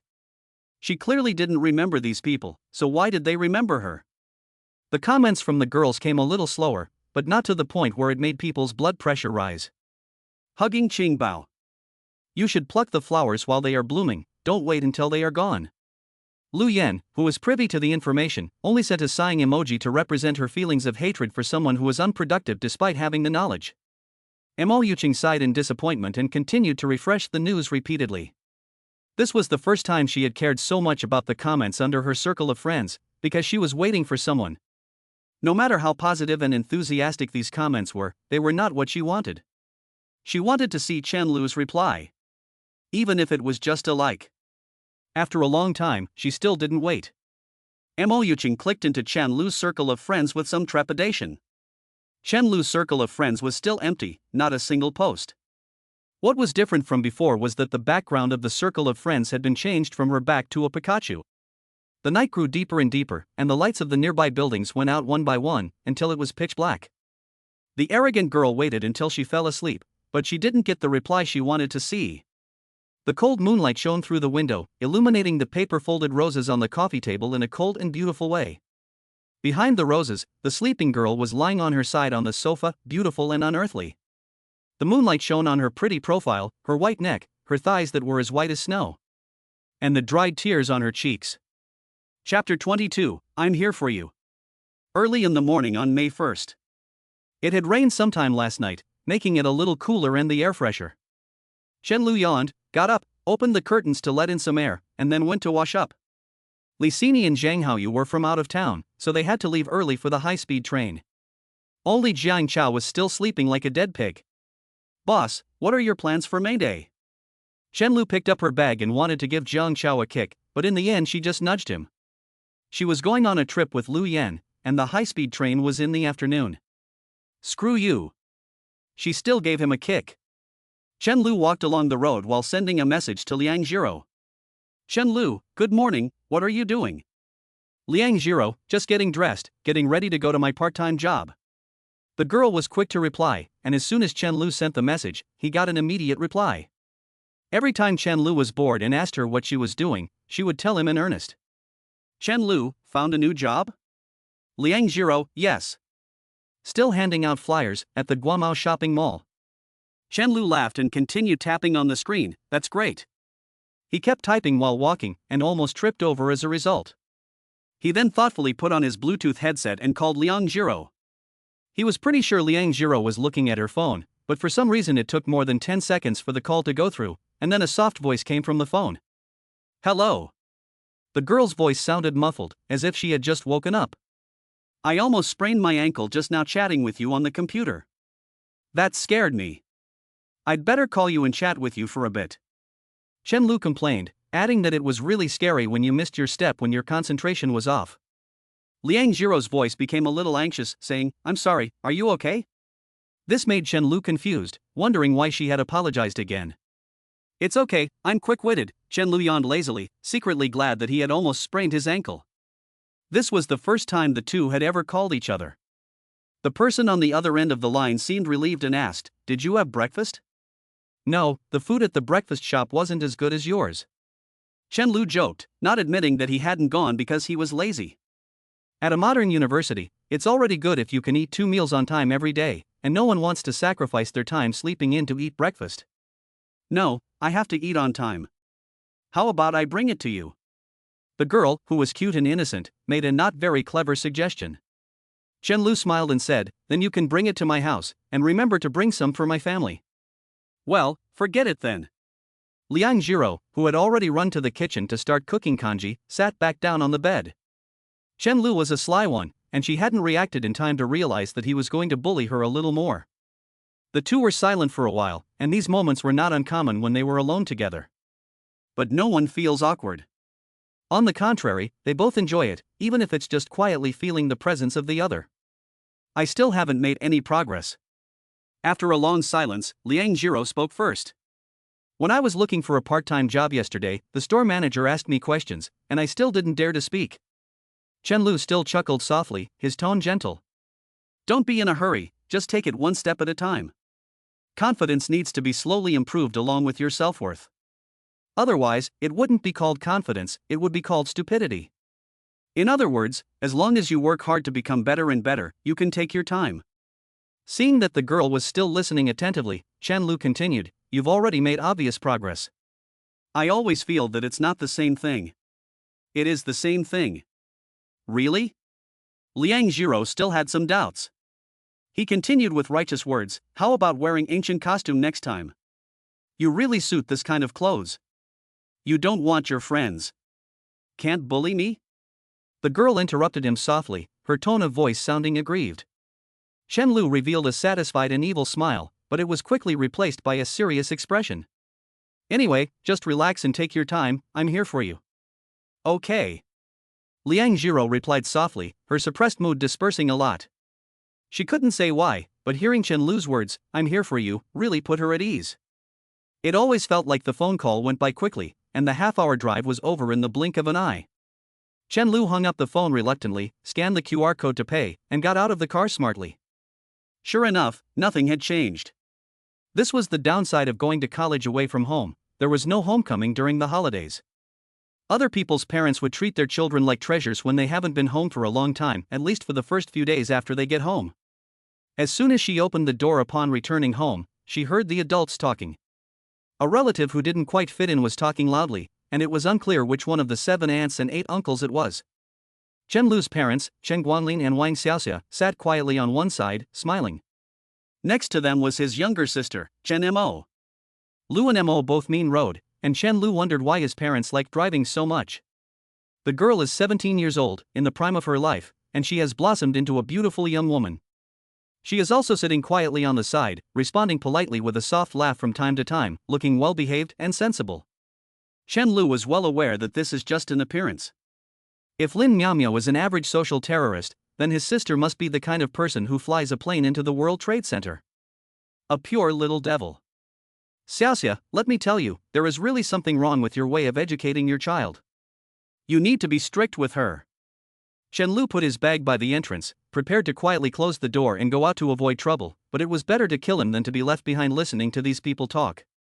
Wang Xiaoxiao also saw Chen Lu's little mind, and seeing that the relatives who had come were still talking nonstop, she didn't force Chen Lu to chat here. Just as Chen Lu thought he had escaped. Brother! You're back! Chen Mo shouted happily. Hearing this, the relatives who had come finally noticed Chen Lu, who was about to sneak away, and pointed at him and asked, This is your kid, right? He's all grown up. Xiao Lu, this is your second aunt. Chen Guanglin reminded him softly. Second aunt. Chen Lu had no choice but to sit next to Chen Mo and glare at her with murderous intent. Chen Mo still put on a good and sensible appearance, his eyes blinking. It was only at this time that he noticed the boy sitting next to this Ergu. He looked only a year or two younger than himself and was very awkward. Unlike Chen Mo, who had done his best to put on an appearance, this boy didn't say a word the whole time, didn't look at his phone, and just sat there blankly. It was hard to imagine that he was already a college student. Seeing that the other party had no intention of saying hello, Chen Lu was also happy and took out his phone to ask Liang Jiro what she was doing. Seeing that his brother had taken the lead, Chen Mo also started to follow suit and started watching a video of a ghost animal. Chen Lu looked at it curiously, then frowned and said, "Shohei, bring your phone to court." You see what kids are like nowadays, they can't do anything without their phones. Ergo sighed as if she were very sad. How many kids have been ruined by their phones and games? Xiaoxia, did you see that video games are mental opium? Chen Lu was stunned. That's the ninth art, okay? Not to mention that I'm already a college student. Chapter 23 Parasite. Wang Xiaoxia still smiled softly. At this age, she didn't look old at all, and she looked gentle and gentle. These two kids just don't understand your little how as much as you do. Wang Xiaoxia finished speaking and then changed the subject. But I still feel that this kind of thing can't be controlled too much. As long as you don't lose your ambition too much, it's okay to entertain yourself a little. Oh no, that won't do.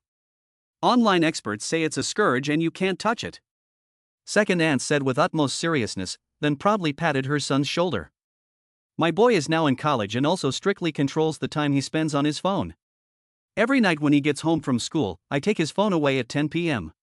Chen Lu looked at the boy and suddenly felt a little sorry for him. Then he suddenly noticed second aunt's gaze and realized she was looking at him. Erga stroked her son's head and glanced at Chen Lu and Chen Mo, who were playing with their phones. She said, Mo is in high school now, right? You have to keep a close eye on her. When I was in high school, I never let him look at his phone. But the boy is also hardworking. He got into a top university last year. Chen Mo was speechless. How could she get shot even when she was lying down? Mo, you should follow your cousin's example, Chen Guanglin casually said. Unexpectedly, Ergo became even more proud in an instant, pointed her finger at Chen Lu, and said, You, as an older brother, should set a good example for your younger sister. Watch less phone and study more. You can't relax in college either. Chen Mo took Chen Lu's arm and laughed. My brother is doing pretty well, and he's a particularly good role model.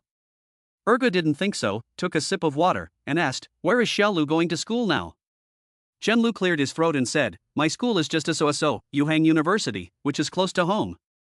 The silence around the coffee table was suddenly a little awkward. Chen Mo exchanged glances with Chen Lu, as if to praise the cooperation between the two. Yuhang University is a top 10 school no matter what you say, and it's still a source of pride to say it out loud. Chen Lu looked at the boy on one side. The other person's expression was still flat, and no one knew what he was thinking. He is also a pitiful person. He was regarded by his over-controlling parents as the continuation of their dreams, and drank the poison called for your own good. As for his hobbies and dreams? No one cares, not even himself these days. Before long, the two aunts and their family left for some reason. Chen Guanglin and Wang Xiaoxia returned to their room and didn't know what they were packing. Chen Mo shook Chen Lu's arm and said, Brother, you're so nice. Chen Lu smiled at her and said, You're disgusting. He didn't fall for it. According to normal procedure, Chen Mo was about to ask him for money. Mom. My brother said I'm disgusting. Chen Lu. Wang Xiaoxia's angry voice came from the bedroom. Chen Mo gave Chen Lu a slight smile, as if she hadn't just complained. Brother, I want to go to the movies, can you sponsor me? I don't have any money. If you don't give it to me, I'll tell everyone about you chasing after Yu Qing. She's our Uncle Mo's daughter, and he's been so good to us, how could you do that? Chen Mo scratched his neck and imitated Ding Xiu from the movie Brotherhood of Blades, muttering, I'll keep your secret for the rest of my life. After the scene requiring them to act in unison had passed, the two resumed their usual mode of getting along. Go ahead and stab me, I've given up anyway. Chen Lu's expression was a little gloomy. This made Chen Mo freeze for a moment, and he quickly covered his forehead with his hand. There's no fever, are you serious? Seeing Chen Lu nod, Chen Mo stopped messing around and sat dumbfounded on the side, looking at him as if it was the First day he had met his own brother. Chen Lu had liked Mo Yuqing for many years, and she as a younger sister knew this only too well. It was precisely because she knew so well that she was now feeling overwhelmed with surprise. Chen Lu gave a bitter smile and said no more. At this time, the door to the master bedroom slowly opened, and Chen Guanglin and Wang Xiaoxia walked out carrying suitcases. Both of them were wearing sunglasses and lovingly embracing each other. "What are you doing?" Chen Lu asked. "Going on a trip," Wang Xiaoxia said matter-of-factly. Chen Lu's tone became a little anxious. "Why didn't you say so earlier? I haven't even packed anything." He didn't even know how many clothes he still had at home. "Why did you have to say so earlier? You weren't invited." "Huh? What do you mean? We're going on a date, why do you need to come along?" Wang Xiaoxia kissed Chen Guanlin on the side of his face. Chen Guanglin was wearing sunglasses and couldn't see her eyes clearly, but he could see her mouth twitching. "Stay at home with your sister," he told her. Chen Lu felt dizzy and shouted, "You called me the other day to hurry me back. At the time you said I didn't care about my family. And now that I'm back, you two want to go on a date? You said the other day, didn't you?" Chen Lu then slumped onto the sofa and stopped talking. Tired, destroy. Chen Mo seemed to have known about it for a long time and had already slumped over in the first place. The child was just an accident. Wang Xiaoxia tidied up the coffee table and looked up at Chen Lu. "By the way, don't just sit around these days, go with your sister to find a tutor. She's having too good a time going to school every day now, I can't stand it." Chen Lu froze for a moment, then suddenly remembered something. "My friend is looking for a part-time job recently, why don't you let my friend try?" Wang Xiaoxia gave him a gentle tap and said, "Chen Lu, what's wrong with you? Why don't you teach? You'll make a lot of money." Chen Lu was shocked. He would rather kill him than let him teach Chen Mo. Although Chen Mo had good grades and was quick-witted, he was really out of touch. The money he would earn wouldn't even be enough to treat his high blood pressure. "Don't you know what your daughter is like? I'd rather pay for a tutor than have her teach her. Otherwise, I won't live to see the day I get paid." Wang Xiaoxia patted her son's forehead and smiled with relief. "Good, it's a deal. I'll deduct the money for the tutor from your living expenses. Let your friend give it a try." With the door slamming shut, the living room was left with just two unwanted children. Although Chen Guanglin and Wang Xiaoxia had always been like this, the two of them still felt a little mixed up at this moment. "How did you manage to piss off your mom?" Chen Lu asked angrily. Chen Mo shook his head innocently, and it was just that his grades had slipped a little. "How much is a little? Just a dozen or so. In the whole school? In the whole class?" Chen Lu laughed, and asked curiously, "What have you been up to lately?" "Nothing much, I just had a bad run in this month's exam. I said I'd definitely do well next time, but Mum doesn't believe me." Chen Mo was lounging on the sofa, her legs draped over the coffee table, her face expressionless. After a few seconds, she sat up straight again with a start, put her arms around herself, and said, "Wait, is your classmate a boy or a girl? You're not going to sacrifice my looks for your friendship, are you? First, no one is interested in you." Chen Lu said with a finger extended, and then he extended a second finger. "Second, it's a girl. Finally, sister, you are really shameless." Chen Mo was stunned. This was the first time she had heard Chen Lu mention a girl other than Mo Yuqing since she was a child. Who on earth was she? And why had her brother suddenly given up on pursuing Mo Yuqing? What on earth happened? In just a few seconds, Chen Mo had already mentally completed a TV drama full of love, hate and romance. "What happened between you and Sister Yuqing?" Chen Mo asked tentatively. Chen Lu didn't pick up on her cue and walked slowly towards her room. "I'm tired today, tomorrow I'll accompany you to the movies and the mall, and then you honestly tell Mom that you're willing to let my classmate teach you. You don't really need a tutor anyway, it doesn't matter who teaches you." Night, a hotel room with a sea view. Wang Xiaoxia looked at the chandelier above her and muttered. Middle-aged couples seem to have endless topics of conversation at this time of day. Guess what Xiaolu and I talked about tonight? Goodness, he actually asked me how much I was going to pay. Although I had originally planned to pay the market rate even if he was a friend, I was still angry that he was being so disloyal. Wang Xiaoxia yawned as she continued talking, but Xiao Lu was right to do so. We weren't the kind of people who thought we could pay less just because the person was a university student or a friend. Chen Guanglin listened to his wife's complaints in silence, not saying anything. He had sensed that there was more to the matter when she mentioned the word classmate. After a while, just as Chen Guanglin was about to fall asleep, Wang Xiaoxia suddenly sat up. Wait. Could it be a female classmate? Chapter 24, Cute Mascot. After a day of slouching and a night of staying up half the night, Chen Lu didn't pack until noon the next day, when she was ready to accompany Chen Mo out shopping. While packing, she didn't forget to send a message to Liang Jiro. Chen Lu, are you going to work part-time at the Guamao shopping mall today too? What time do you get off work? I need to talk to you about something. Liang Jiro, huh? What do you want to say? Chen Lu, now I know why I say all the time. I've learned from someone. Anyway, it's important, so I need to tell you in person. Liang Jiro, I finish work at 6. Chen Lu, I'll pick you up then. Liang Jiro, okay. Just spending a whole day shopping with Chen Mo not only makes her sister happy, but also helps Liang Jiro find a part-time job that's less stressful. Chen Mo's parents will also be happy when he spends more time studying. Chen Lu felt that this deal was still very cost-effective. After all, if he stayed at home, he would just read books and play games. The two of them also arrived at the Guamao shopping mall where Liang Jiro worked part-time. Although he had been mentally prepared for this, he never expected that there would be so many people in the mall during the holidays. Fortunately, the air conditioning was turned up full blast, which kept people from getting annoyed. Chen Mo held onto his arm and pulled him to look this way and that, as if he had endless energy. Chen Lu was puzzled. How could a girl who couldn't even unscrew a bottle cap manage to shop for so long without feeling tired? Brother, I want fruit tea. I'll buy it for you. Brother, I want to buy a new dress later. Buy it. And buy me a necklace too? Chen Mo stopped in front of the necklace counter and asked, his eyes shining. Get lost.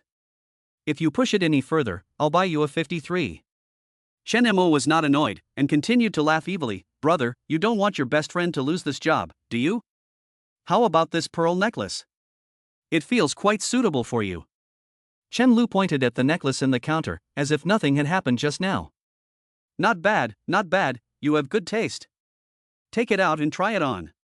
Chen Mo continued to browse with the shopping bag containing the necklace, while Chen Lu already had a dead look on his face.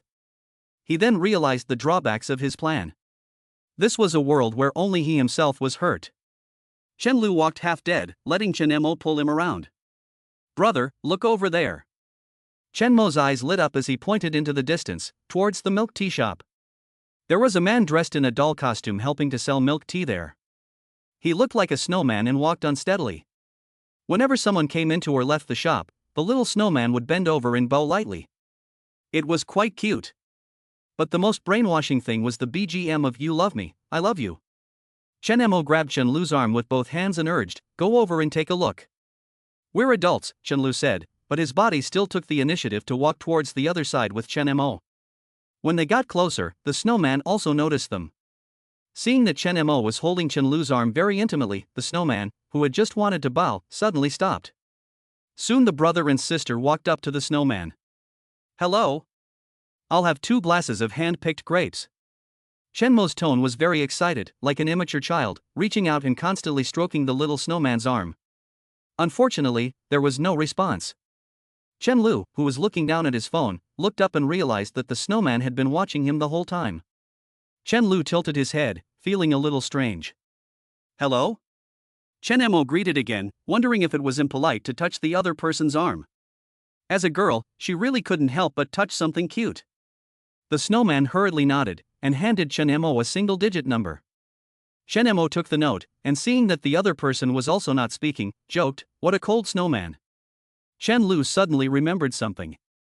Didn't Liang Jiro say that she had to work here today? He had wandered through these floors for half a day, but had not seen anyone with the name Liang Jiro. "Sister, when is our mom coming back?" Chen Lu asked, his voice a little louder than usual when they chatted. "Didn't you say the day after tomorrow? Why are you suddenly asking?" "No reason, I almost forgot." After a while, after getting the fruit tea, the two of them turned and left. "Bye." Chen Mo waved goodbye to the cute snowman.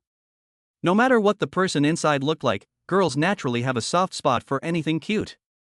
Chen Lu glanced at the snowman, walked up and patted it on the head, then followed Chen Mo as they turned and left. Whether or not it was Liang Jiro inside, there was no harm in mentioning it. What if, just in case, Liang Jiro really has a little thing for him? Wouldn't he feel bad? So it's best to avoid it if possible. He didn't want to hurt the simple-minded guy's feelings. Soon, Chen Lu turned back from the other side and watched the stupid snowman from afar. Brother, what are you looking at the mascot for? Chen Mo asked curiously, obviously only thinking about the movie she was going to watch later and having already forgotten all about the cute snowman. Chen Lu remained standing there, expressionless, saying, thinking about things. Chen Mo didn't care about him, and sat down on a chair to wait for the movie to start. The snowman still stood there diligently, looking dedicated. Unlike the people handing out flyers in front of various restaurants and shops in the distance, this snowman was very shy and would quickly hide away whenever it had finished its work. Only when no one is passing by for a few seconds will this seemingly clumsy snowman lean against the wall to take a little rest. Then he sees someone walking by and continues to move forward clumsily, looking stupid and cute. That must be Liang Jiro inside. Chen Lu knows very well that although the mall has central air conditioning, getting into this kind of doll suit will definitely make you sweat. It made him feel a little sad for some reason, and Liang Jiro's silly appearance filled his mind. Should I go and help? The thought flashed through Chen Lu's mind again. He had a thick skin and didn't care about these things. But he always felt that if he really did that, it would be counterproductive. After all, Liang Jiro was working hard according to the agreement between the two of them. Chen Lu gave a small smile and let go of the thought of forcing his way over to help. Straightening the little plant, which had been hanging its head, was a long-term project. A few minutes later, the boy, who had been motionless like a mannequin in a clothing store, was gone. At 6 o'clock, the sky had only darkened a little, but the heat outside had dissipated quite a bit. After work, Liang Jiro held a cup of milk tea in one hand, while she squeezed her aching neck with all her might, looking at the 200 yuan transfer record on WeChat, full of joy. This is the result of her hard work today. After the soreness in her neck eased a little, she took off her hairband and let her hair hang down naturally. Chen Lu said he liked it this way. At this moment, she suddenly realized that her phone only had 2% battery left. Seeing a rental power bank in front of her, the girl thought about it for a while and gave up. It would cost a few yuan. Then she used the last of her battery to send a message to Chen Lu, and the two agreed on a place to meet later. Chapter 25, Bargaining. Chen Lu was sitting in a coffee shop on the first floor of the mall. The environment was very nice, and there were not many people yet, so it was quiet. Like the music playing in the shop, the decoration of the whole shop was also in the Victorian style. The tables, chairs, and tableware were all very classic. The only fly in the ointment was that the lighting was a bit dim. After a while, a long-haired girl timidly walked in. Chen Lu, sitting in the corner, waved at her, indicating for her to come directly over. This was Liang Jiro's first time in a shop like this. She had always thought that it was a very high-end place and that things would definitely be very, very expensive. Now it seemed that they were a bit expensive, but not as shocking as she had imagined. Why do you always come early? Liang Jiro sat across from Chen Lu a little embarrassed. It seems that except for the time she waited for Chen Lu in front of the library, every time it was Chen Lu waiting for her in advance. Even when she brought Chen Lu breakfast every day, she thought she was there early enough, but she could still see Chen Lu sitting in the familiar place waiting for her. For some reason, she felt a sense of satisfaction that she was being valued. She's used to it, Chen Lu said with a light smile. This was indeed his habit, except that some people would take his efforts to heart, while others wouldn't. Seeing the hairband Liang Jiro was wearing on her wrist, Chen Lu's smile grew a little wider. At the time, he had just mentioned it casually, and he never expected this simple-minded person to actually remember it. He added, actually, before I came here, I was hanging out with my sister at the mall, and it's a pity that I didn't run into you. Liang Jiro pretended to know nothing about it. Is that so? Maybe I just happened to miss you. I didn't see you either. Although she said this, she had actually been watching Chen Lu until he disappeared from her field of vision. But she never expected Chen Lu to go around to the other side to look at her. Chen Lu watched Liang Jiro's reaction and the corner of her mouth lifted slightly. This idiot can't even lie. It's a bit of a pity. Chen Lu looked at the nervous girl in front of him and was completely sure that it was her in the doll suit at the time. This look made Liang Jiro uncomfortable, so she quickly took out the things she had bought to change the subject. She carefully placed the shopping bag on the table and said in a soft voice, I bought you milk tea. Chen Lu was a little surprised to hear that it was for herself, and looked at her with sparkling eyes. The girl had no choice. Not only was she uncomfortable being looked at without changing the subject, but she was still being looked at after changing the subject, which made her feel shy to death. She could only lower her head and avert her gaze, afraid to look at him. Chen Lu was also unceremonious.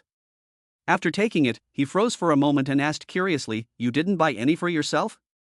"I finished it on the way here, and I didn't know what flavor you liked, so I just picked one.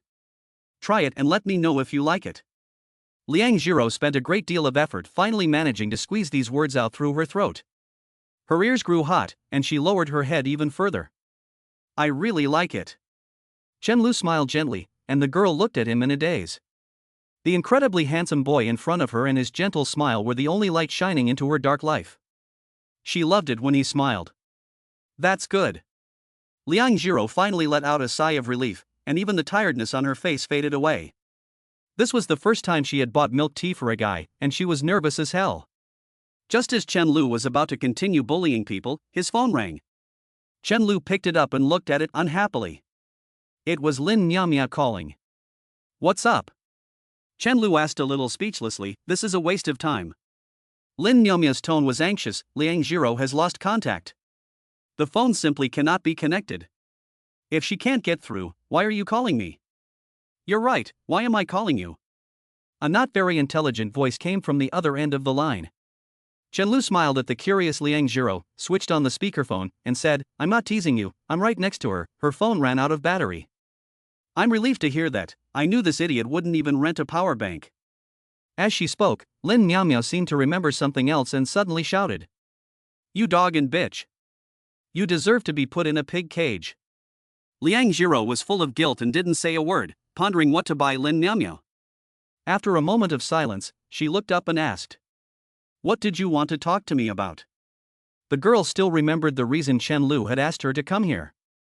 Although she would have liked to stay like this even if there was no reason, she was still afraid that Chen Lu really had something to say. "My parents are looking for a tutor for my younger sister recently, so I'm asking if you have any ideas." Chen Lu didn't say that he had already paved the way and was just waiting for her to say yes. He had to trick this stubborn, but somewhat cute girl step by step. "I'm not suitable for it." Liang Jiro quickly refused. Where would she agree to go? At the beginning, she did consider becoming a tutor, but because she was really shy, the person only listened to half a class and then changed. Since then, she has never looked for this type of part-time job again.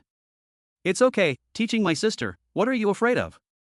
Isn't this better than going to a stranger's house?" Seeing the girl's head shaking like a rattle, Chen Lu bent over and gently pressed her index finger against her forehead to make her stop.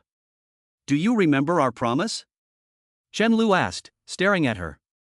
Liang Jiro blinked her eyes. The boy's determined gaze made her feel a lot more at ease. A few seconds later, she finally made up her mind and slowly said, "Can I try?" "That's right." Chen Lu sat back contentedly, took a sip of coffee, and said, "This is what my parents have decided. You can give her a trial lesson first, and if they are satisfied, then it will be 2 lessons every weekend, 2 hours in the evening, 300 yuan per hour." "That's too expensive." Puff. Ahem. Chen Lu almost choked himself to death, and his mind didn't turn around for a while. "What did you say? Too expensive?" He looked incredulous. "You're crazy. You're paid to work, what do you mean it's too expensive? Liang Jiro, are you stupid?" After Chen Lu coughed, he laughed and laughed, both angry and amused. Liang Jiro felt a little embarrassed by the laughter and muttered, "I'm stupid because I can't teach well." "You're so stupid that you won't get into this school." While he was talking, Chen Lu took out his phone and showed her the fees charged by other students at this university for tutoring. "Look, they're all from our school." All of them charge a few hundred yuan an hour, and the more experienced ones even charge more, but parents are still crazy about hiring them.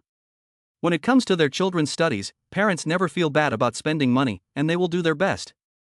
Seeing that the girl kept shaking her head, Chen Lu continued, "You're so stupid, so let's say 250 yuan an hour, that suits you, it can't be lower." Chen Lu felt strange, wondering why the roles had switched.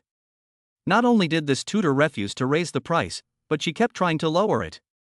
"This is really rare. Can you make it cheaper?" Liang Jiro bit her lip and looked up quietly, afraid that if she looked up, she would see Chen Lu staring at her angrily. Fortunately, Chen Lu was looking at her with a speechless expression, so she continued to mutter, "How about 200? 200 an hour is still too high. If she takes 8 lessons a month, she will get 3,200 for 16 hours of lessons. Which is more than her part-time job at the hot pot restaurant. You can do it for free," Chen Lu said impatiently. "It's fine if you do it for free, but that'll have to be free of my other job." The girl took her words seriously and didn't realize that Chen Lu had just been being sarcastic. After all, she was Chen Lu's sister, and as long as she didn't mind if she taught badly, she would do it for free. She was willing to help Chen Lu, even if it would be tiring. Chen Lu didn't say anything, just staring at her intently. Liang Jiro couldn't tell what he was thinking. "You, don't be angry."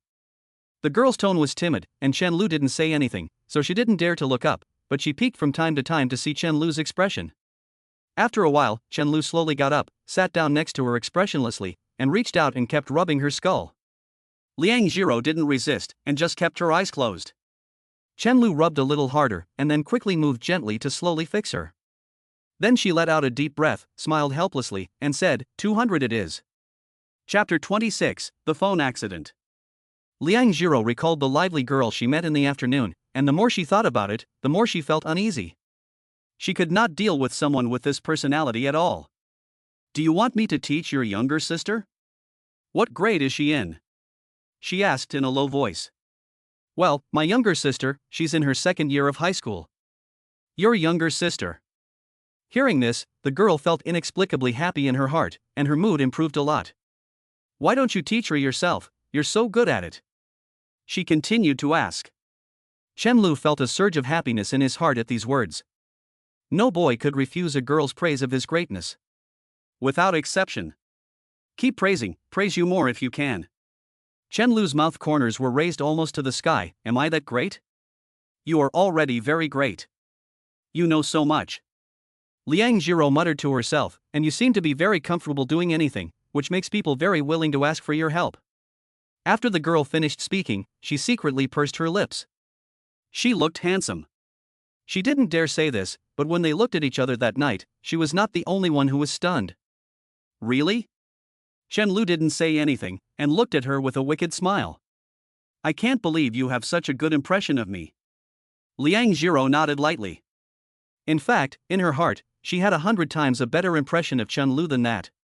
Just then, Lin Nyamia's phone rang again. "Where are you playing?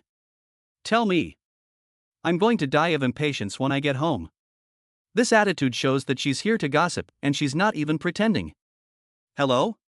What did you say? Hello? I'm losing signal here, I'm hanging up." Chen Lu pressed hang up and put the phone aside. It rang again shortly afterwards.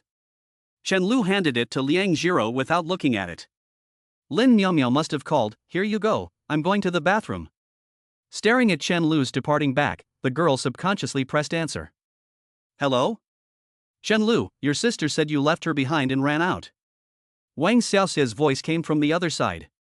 Halfway through her sentence, she heard the sound from the other end of the line and paused. "Huh? Who is this?" Liang Jiro quickly covered her mouth and looked at the caller. She realized it was Chen Lu's mother. At that moment, she was completely flustered and felt like her heart was about to jump out of her chest. Hearing Chen Lu's mother speak was even more nerve-wracking than hearing Chen Lu speak. She was so scared that she wanted to hang up, but then she thought that this would give Wang Xiaoxia a bad impression, so she could only force down her inner trepidation and hold the phone to her ear. "Who is this?" Wang Xiaoxia asked, puzzled. She could hear the other person's slightly rapid breathing due to nervousness, so she spoke in a softer tone. Liang Jiro opened and closed her mouth, but she couldn't hold back a single word for a long time. "Can you hear me?" The person on the other end of the line continued to ask. Liang Jiro finally squeezed out a sound from her throat and carefully responded, "I can hear you." Wang Xiaoxia then heard the girl's voice clearly, soft and mellow. She was relatively experienced in this regard, and she could guess Liang Jiro's character just by listening to her voice and tone of voice. She must be an honest girl. This Chen Lu is up to no good. "And you are?" Wang Xiaoxia was also very cautious, afraid of scaring the child. "Is Chen Lu not here?" "Hello, Auntie. My name is Liang Jiro." Liang Jiro took a deep breath. These few seconds felt like an eternity. She is a friend of Chen Lu. He went to the bathroom and hasn't returned yet. She gripped the corner of her shirt tightly, her voice slightly changing due to her nervousness. After stumbling to finish the sentence, Liang Jiro felt her heart still pounding, and she nearly couldn't catch her breath. She was already shy around strangers, and the thought that this was Chen Lu's mother made her even more nervous, fearing that she had not done something right and made the other person unhappy. Wang Xiaoxia smiled, completely losing the tone she had used at the beginning to scold Chen Lu. She said, "You are Xiaolu's friend, what a nice name." In any case, Liang Jiro could not have imagined that Wang Xiaoxia was also nervous. This was the first time she had talked to a girl that Chen Lu knew. Mo Yuqing could not be considered as such, as she had known the girl since childhood. "Thank you, Auntie." Liang Jiro leaned over the table, her voice sinking into the dust. "Auntie, I won't disturb you guys. I was just going to chat with Xiaolu, so it's no big deal." "Okay." Liang Jiro waited quietly for the other person to hang up first. When she heard the hang-up sound, she took a deep breath, feeling as if she had finally come back to life. Chen Lu came back and saw Liang Jiro with red eyes, looking up at him with a pout. He was startled and quickly sat down next to her, asking, "What's wrong?" The girl pointed at her phone. "Your mom just called." "Look at you, I thought it was a big deal." Chen Lu suddenly paused. "What? My mom?" Liang Jiro nodded, still trying to remember if she had said the wrong thing. "What did you guys talk about?" Chen Lu couldn't calm down after all. Although he had to introduce Liang Jiro to his parents if he wanted to hire her as a tutor, now. It was a different situation. Being introduced voluntarily and being found out by checking in on her were two different things. Chen Lu felt slightly relieved after listening to Liang Jiro's word-for-word retelling. "You get paid daily for this part-time job handing out flyers, right?" he asked. "Yes." The girl's voice was still a little shaky, obviously still not over the shock. This kind of thing was still too exciting for her. "Then you should take 2 days off to prepare your lessons." "Okay." Chen Lu looked at the girl in front of him, who was blushing like a tomato, and continued to give her advice. "I always feel that you won't listen to me, Liang Jiro. You have to know what's important. If you teach well, you can earn your daily salary in an hour." He looked very serious. "You won't have to hand out flyers then, which is really tiring. Once you get more familiar with tutoring, I can get you in touch with someone else. By then, you can quit your part-time job at the hot pot restaurant, so that no one can bully you when I'm not around." No matter how naive Liang Jiro was, she could hear the seriousness and concern in Chen Lu's tone, especially the last sentence, which immediately pierced her heart. The mist in front of her eyes spread uncontrollably, until her vision became completely blurred. For the first time, she realized that it was such a happy thing to know that someone cared about what happened to you. So happy that tears rolled down her face, slowly forming a line. In the air they became fragile and precious jewels, and when they hit the ground they turned into flowers. Liang Jiro had never lacked for people to bully her, and it could even be said that there were countless of them. But the person who would worry about her being bullied and wanted to protect her had not appeared until now. Chapter 27 Teacher Liang. Before she knew it, it was the last day of the May holiday, and also the day Liang Jiro was due to come for her first lesson. Chen Mo had to report back to school at 6 o'clock, so they discussed moving the lesson to the afternoon. Liang Jiro had honestly listened to Chen Lu and didn't go to distribute flyers, so she didn't hesitate to agree. Afternoon. The Chen family sat on the sofa, ready to see what kind of person this classmate of Chen Lu's was. However, as for who was coming, Wang Xiaoxia had already guessed, but she was still not sure. Chen Guanglin and Wang Xiaoxia chatted about the neighbors, while Chen Mo, on the other hand, did not look nervous about meeting the teacher soon. She was full of anticipation. Obviously, she was more concerned about who this girl was than about the class. "I'll give you a heads up, she's very, very introverted and doesn't like to talk. Try to ask as few questions as possible." Chen Lu usually speaks very little and solemnly, and the couple, knowing their son's character, nodded together. "You don't know to go and pick someone up." Wang Xiaoxia scolded, "Where is he as a friend like this?" "I mentioned it earlier, and the person didn't agree." Chen Lu took a bite of watermelon, as stubborn as a cow. "Otherwise, your son wouldn't have had to go to such lengths to trick her into becoming a tutor." He muttered to himself, and could only vent his anger by throwing the watermelon away. This matter only hurts his own petty cash box. It took a lot of money to persuade Chen Mo to agree to this, and Liang Jiro's salary will also be deducted from his account. Well, but compared to that, it seems like it still hurts more to spend money on buying Chen Mo a necklace. After a while, it was the girl who answered my phone, right? Wang Xiaoxia couldn't help but ask. Yes, I went to her to discuss this matter. Chen Lu was also straightforward and honest, and there was nothing to hide up to now. Instead, he was curious as to why his mother had waited until now to ask. Wang Xiaoxia nodded knowingly and suddenly said, I thought you had a thing for Yuqing, following her around since you were little. Chen Lu glared at Chen Mo, who was sitting on the side, and she shook her head in fright. She really wasn't the one who told on him. Seeing his sister's expression, he was also certain that the other person hadn't ratted him out. Good grief, in the end, the whole family knew that he had liked Mo Yuqing in the beginning. I thought I hid it well. I was careless.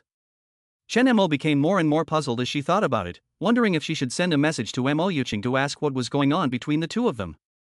When she was little, she really thought that the other person was going to be her sister-in-law in the future. After all, not only did Mo Yuqing look very good, which made her drool as a girl, she also didn't mind spending money on her, buying her things worth hundreds of dollars without blinking an eye. Chen Mo had a good impression of her, and felt that if she became his sister-in-law, she would be very happy. But now their home was about to be burgled, and there was no sign of her. After much thought, he decided to send a message to his brother first, as his curiosity could not wait any longer. The two of them used their phones to make an encrypted call in front of their parents. Chen Mo, what happened between you and Sister Yuqing? Why didn't you pursue her? Chen Lu, it's simple. She doesn't like me. I confessed to her and she rejected me, so why bother? Chen Mo was stunned, and then slowly put away her phone, quietly looking at her expressionless brother. She hadn't really thought about this, and had always thought that it was the arrogant Mo Yuqing who was pulling with her brother. After all, she had seen her brother's dedication over the years. She had never had an early crush because she had never met a boy as devoted as her brother, and those who were casual were not worthy of her attention. As a result, Mo Yuqing didn't like her? Are you kidding me? Knock, knock. A very soft knock sounded. Chen Lu just wanted to get up, but Chen Mo ran to the door. She startled Liang Jiro, who was not yet mentally prepared. Hello? Chen Mo waved hello and took Liang Jiro's arm to pull her in. Liang Jiro had long hair and looked as if she had deliberately worn a clean outfit. Her appearance without any makeup was particularly touching. Chen Lu was speechless at his sister's actions. The process he had prepared was completely useless, so he could only introduce, Dad, Mom, this is the friend I was telling you about, Liang Jiro. After saying this, he turned his head to look at the girl, who was so nervous that she was looking down deeply, waiting for her to speak. Chen Lu had previously gone over what to say with her, so that this innocent girl wouldn't be tongue-tied when the time came. For example, she should say hello first, then introduce herself, then explain her outstanding college entrance exam results, and finally explain that she only plans to charge 200 yuan an hour. So even if he was unable to follow the plan because of Chen Mo, as long as Liang Jiro played her part well, there would be no problem. Come in and sit down. Wang Xiaoxia saw that the girl was too shy to speak, so she took her hand gently and pulled her onto the sofa. This child has a nice name and is good-looking too, Wang Xiaoxia said to Chen Guanlin. Hearing this, Liang Jiro became even more nervous. She placed her hands obediently on her lap, lowered her head deeply, and then glanced at Chen Lu suddenly. Looking at the other person's gentle smile, she lifted her head with great effort again. She looked like a blade of grass straightening up after being watered. Chen Lu's face lit up a little more when he saw her reaction. Then he suddenly remembered something and kept giving Liang Jiro eye signals to hurry up and follow the process. The girl nodded, understood, and said, Hello auntie, hello uncle, my name is Liang Jiro. She seemed to forget completely that Chen Lu had just introduced her when she got nervous and read the prepared lines innocently. Chen Lu was stunned, and Chen Mo, who had just finished drinking, almost choked on his own saliva. Wang Xiaoxia was stunned for a moment, then smiled and patted Liang Jiro's head, her eyes full of affection. I know. No one can hate a well-behaved and sensible girl, and Wang Xiaoxia is no exception. After that phone call, she had a general idea of what kind of girl Liang Jiro was, and now that she had met her in person, she was even more certain. This sweet and innocent girl is so pure that there is not a trace of impurity in her. In the era when Wang Xiaoxia was a child, there might have been some girls like her, but in this day and age, such girls are already rare. The most important thing is that she can tell that Liang Jiro's hands are not as delicate as Chen Mo's, and she can tell that she has not done less work. Even though it was the first time they met, she already felt a little sorry for this girl. Jiro, are you thirsty? Here, have some watermelon. If you don't like it, there's something else. Do you want to stay for dinner tonight? What would you like to eat? I'll ask Xiaolu to go and buy it for you. Auntie's cooking is quite good.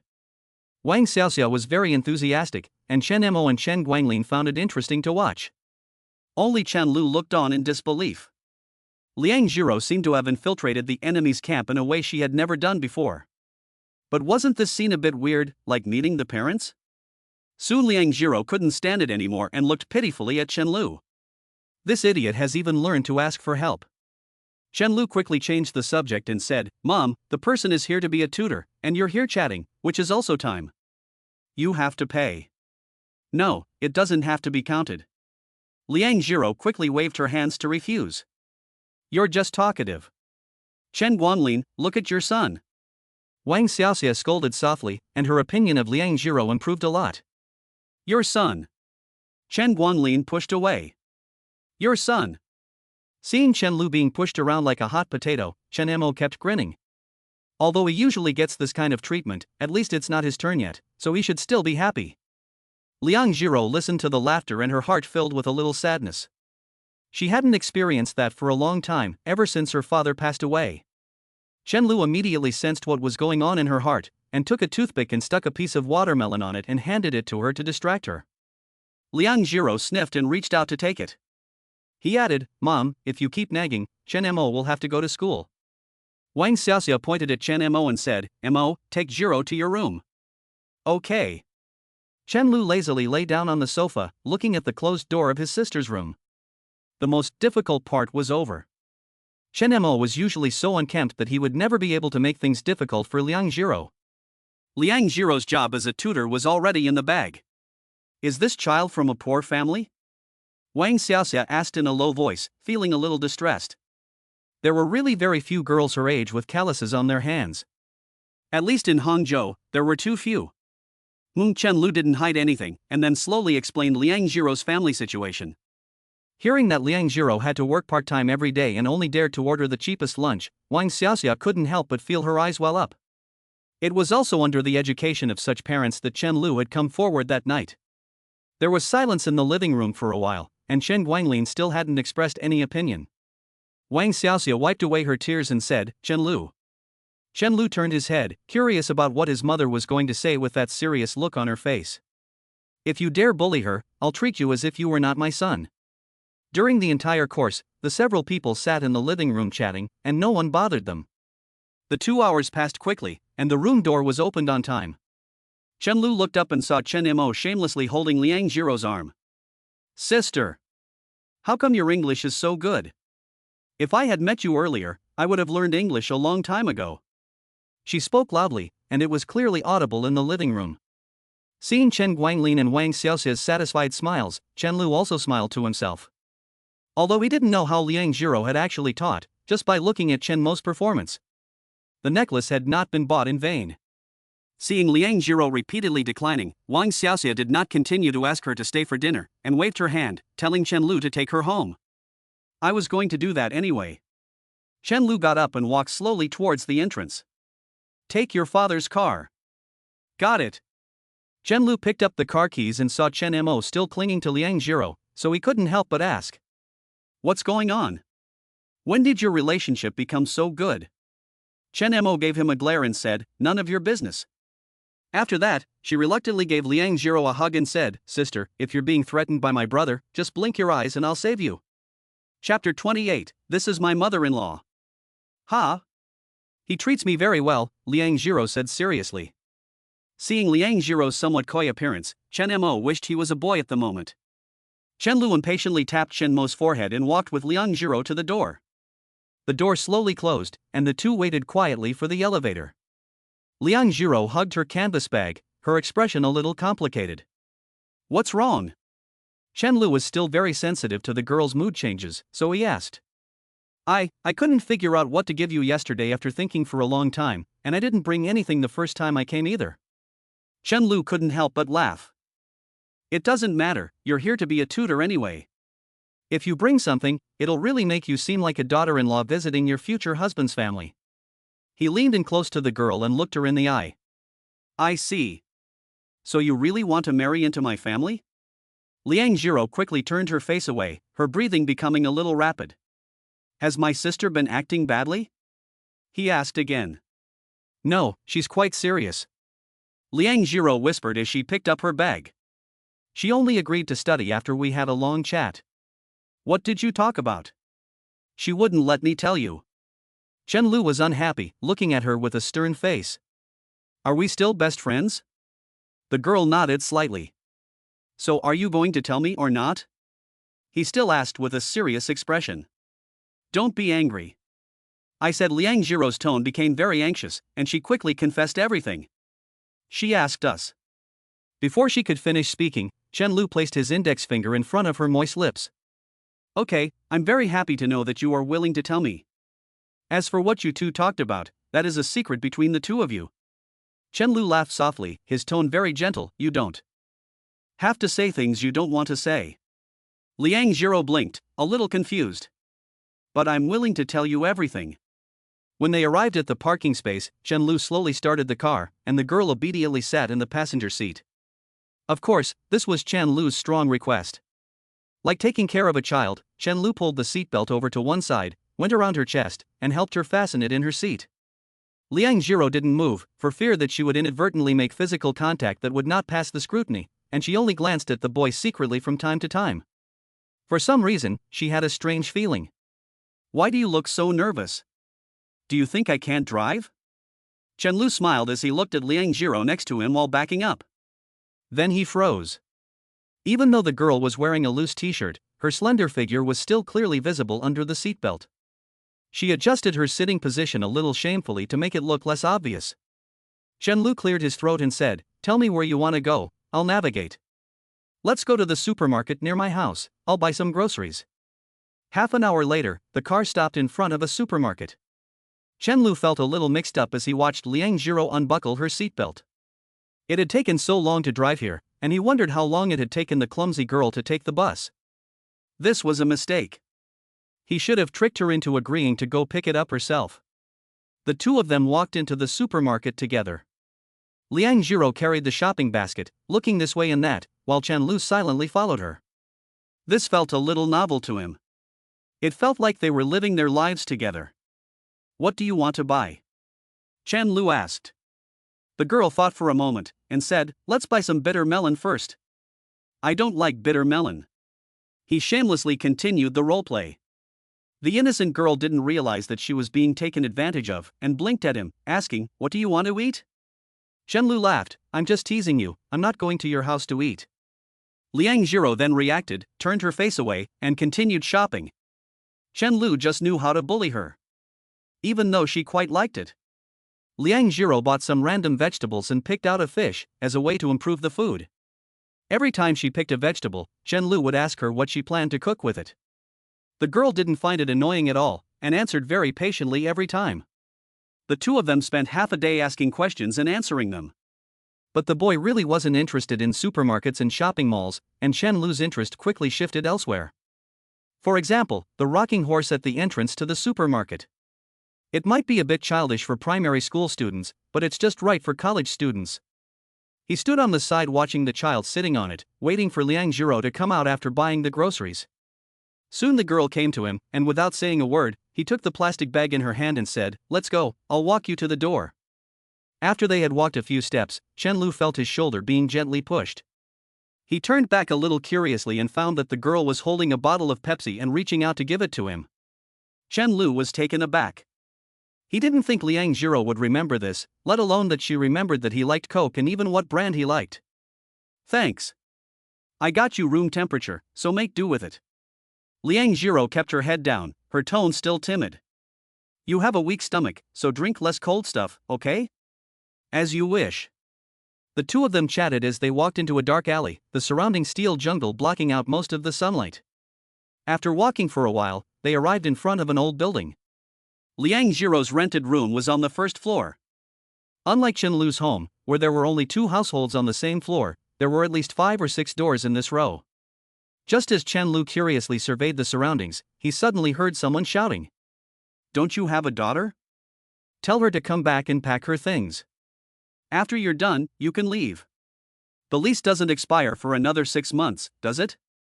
You can see that I have difficulty moving around, it's really not easy for me to move. Please be lenient. I've been more than lenient. I'll refund the rest of the money to you, and I'll give you a few days to move out, and you're still not satisfied? This is my house. I tell you to get out, and you get out. A middle-aged woman with sunglasses, curly hair, and a plump figure was yelling at the woman in the wheelchair. Contrary to her plump appearance, the woman in the wheelchair looked older, haggard, and her expression was full of helplessness. She couldn't even stand up to argue back. Mom? Liang Jiro walked up and took her mother Xiao Xinfang's hand, her voice a little shaky. Xiao Xinfang felt the familiar touch and came to her senses. Only then did she realize that her daughter was standing next to her, and when she saw the strange boy standing next to her as well, she froze for a moment. But she still answered, "The landlord told us to move quickly." The middle-aged woman seemed to be looking at two young people, and her momentum was undiminished. Why are you making yourself sound so pitiful? This was my house in the first place. What? You'll own it after you've lived here for a while? But the lease hasn't expired yet. We're not ready, and we didn't find a place in advance. Xiao Xuanfang felt very helpless. Chen Lu listened to them in silence for a few words, frowned, and asked, "Do you have a contract?" Hearing this, the landlord was taken aback. Xiao Xuanfang and Liang Jiro were stunned for a moment. Obviously, they had been in the mountain village for a long time and had not had much contact with this kind of thing. They were not sure about the legal effect of this, and subconsciously signed their names. In Xiao Xuanfang's eyes, signing this was the same as signing her husband's death notice in the beginning, just a formality. Contract? Liang Jiro just then remembered something. When renting the house, did you sign a contract? Chen Lu said this while silently pushing the wheelchair to the shade next to him. Yes. Chen Lu nodded and handed it over. What's it got to do with you? The middle-aged woman spoke sharply, and she was sure she had never seen this Chen Lu before. Chen Lu looked at her indifferently. "This is my mother-in-law, what do you mean it's got anything to do with me?" Hearing this, the middle-aged woman didn't know what to say for a moment, and seeing that Chen Lu was carrying a bag of vegetables, she believed it even more. Quickly Liang Jiro ran out of the house, and Chen Lu took over the contract and scanned it carefully. The lease period was surprisingly more than half a year. Judging from the template of this contract, it must have been handled by an intermediary. Now there was no sign of an intermediary, so it was estimated that this person had personally encountered someone who was in a hurry to rent the house and offered a higher price, and also felt that this mother and daughter were easy to bully, so he created this mess. It's disgusting to pick on someone weak. Chen Lu didn't dare to think about what Liang Jiro, who was so naive, would do if she didn't recognize herself and encountered this kind of thing. You can move out. He looked at the contract and said expressionlessly. This made Liang Jiro and Xiao Xinfang both shocked. At this time, he spoke slowly again, "Pay the liquidated damages, it's written here, 30% of the contract price." The middle-aged woman's face became even more hideous. "What do you know, you little kid?" Chen Lu was not intimidated at all, and smiled calmly. "Auntie, this is what I study. You can bully them because they don't know, but playing around like this in front of me won't work," Chen Lu said, and handed the contract back to Liang Jiro next to him. The fact that you can pull this kind of thing off shows that you don't know anything either. Or maybe you just think they are easy to bully.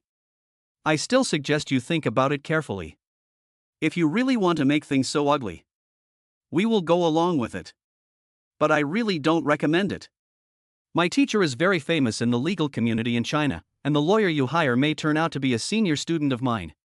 Seeing that the other party was stunned, Chen Lu once again changed her previous stern tone and became much softer. We understand that you are short of money and want to rent it out to the higher bidder. But we have our own difficulties. It's not easy for anyone. Wouldn't it be nice if we could understand each other? If we meet in court, you will spend a lot of money and you may not necessarily be in the right. Why bother? Right? When the lease is up, you'll have to move out. I'll rent to anyone but not to you. The woman left a final harsh remark and hurriedly turned around, completely losing her momentum.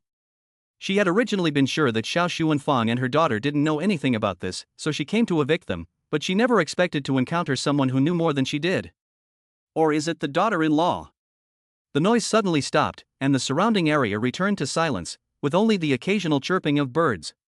Liang Jiro recalled Chen Lu's words just now, and they always seemed a bit familiar. That night when Chen Lu helped her out of a difficult situation, it seemed that he had used both hard and soft tactics. He was really amazing. No wonder she was easily led by him, and she was even tricked into wearing that kind of clothes. Wait, did he just call his mother-in-law? The girl's face immediately turned red up to the back of her ears, like a small tomato, and she lowered her head, embarrassed to speak. But she still managed to squeeze out a thank you. Auntie, are you okay? In the future, when we encounter someone like this, we mustn't let her off the hook. Chen Lu looked at Xiao Xuanfang and smiled. It's fine, really, thank you. Xiao Xuanfang looked at the boy in front of her and was very grateful. She was a middle-aged woman who couldn't even stand up, and she was with her daughter in a strange big city when she encountered this situation just now. It was impossible to say that she wasn't helpless. It's only right, Liang Jiro usually helps me a lot. Is your name Chen Lu? Xiao Xinfang asked tentatively. Chen Lu was a little surprised. Auntie, you know me? Xiao Xinfang smiled, her eyes full of wrinkles. She often heard my daughter talk about you. You really are a good kid. What good is that? My mom wants to sweep me out of the house every day. Chen Lu handed the shopping bag he was holding to the girl next to him and said seriously, let's go. If you need anything else, just call me and I'll come right over. Liang Jiro looked up at him, and the words to stop him came to her lips, but then suddenly stuck there. She could only watch his back, and anxiously held out a hand. Stay for dinner, Xiao Xinfang said, and taste my Jiro's cooking. Chen Lu turned his head and just saw Liang Jiro's outstretched hand.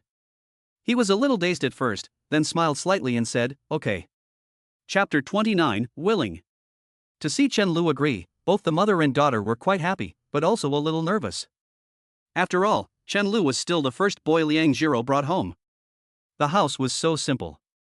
And some inferiority was ingrained in her bones. Liang Jiro opened the door, and Chen Lu took the initiative to push the wheelchair into the room. The first floor of the house did not have very good lighting, and the interior was a little dim. The space is very cramped. As soon as you enter the door, you can see the kitchen through the small living room, and next to it is the only bedroom. The bathroom and shower room seem to be in the small door opposite the bedroom. Despite this, Liang Jiro has cleaned everything very clean and tidy.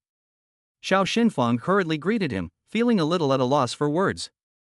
Chen Lu, sit down quickly. There is no air conditioning at home. I'm really sorry to make you suffer. It's not easy for you to stay here, is it? In her eyes, children in big cities are born with a silver spoon in their mouths. Chen Lu was not at all pretentious. He pulled up a stool and sat next to Xiao Xuanfang without any sign of disdain. Auntie, you shouldn't say that. He got up again and went forward to help Liang Jiro carry the fan together. I have also helped my father harvest corn in our hometown. It's tough and thick-skinned, so what's there to be aggrieved about? Afterwards, Chen Lu sat there chatting with Xiao Xuanfang. Liang Jiro gave Chen Lu a furtive glance, then tied her hair up and went into the kitchen to get busy. Her face was still hot, and it hadn't subsided yet. What a mother-in-law! Nonsense! Thinking about how handsome Chen Lu had been when he had stepped forward, she felt warm again, and washed the vegetables even more carefully. Are you in the same class as Jiro? Xiao Xuanfang asked curiously. Technically I'm her senior, I'm a junior. Chen Lu answered seriously. How old are you? 21. Xiao Xinfang understood, secretly calculating in her heart that she was 2 years older than Jiro.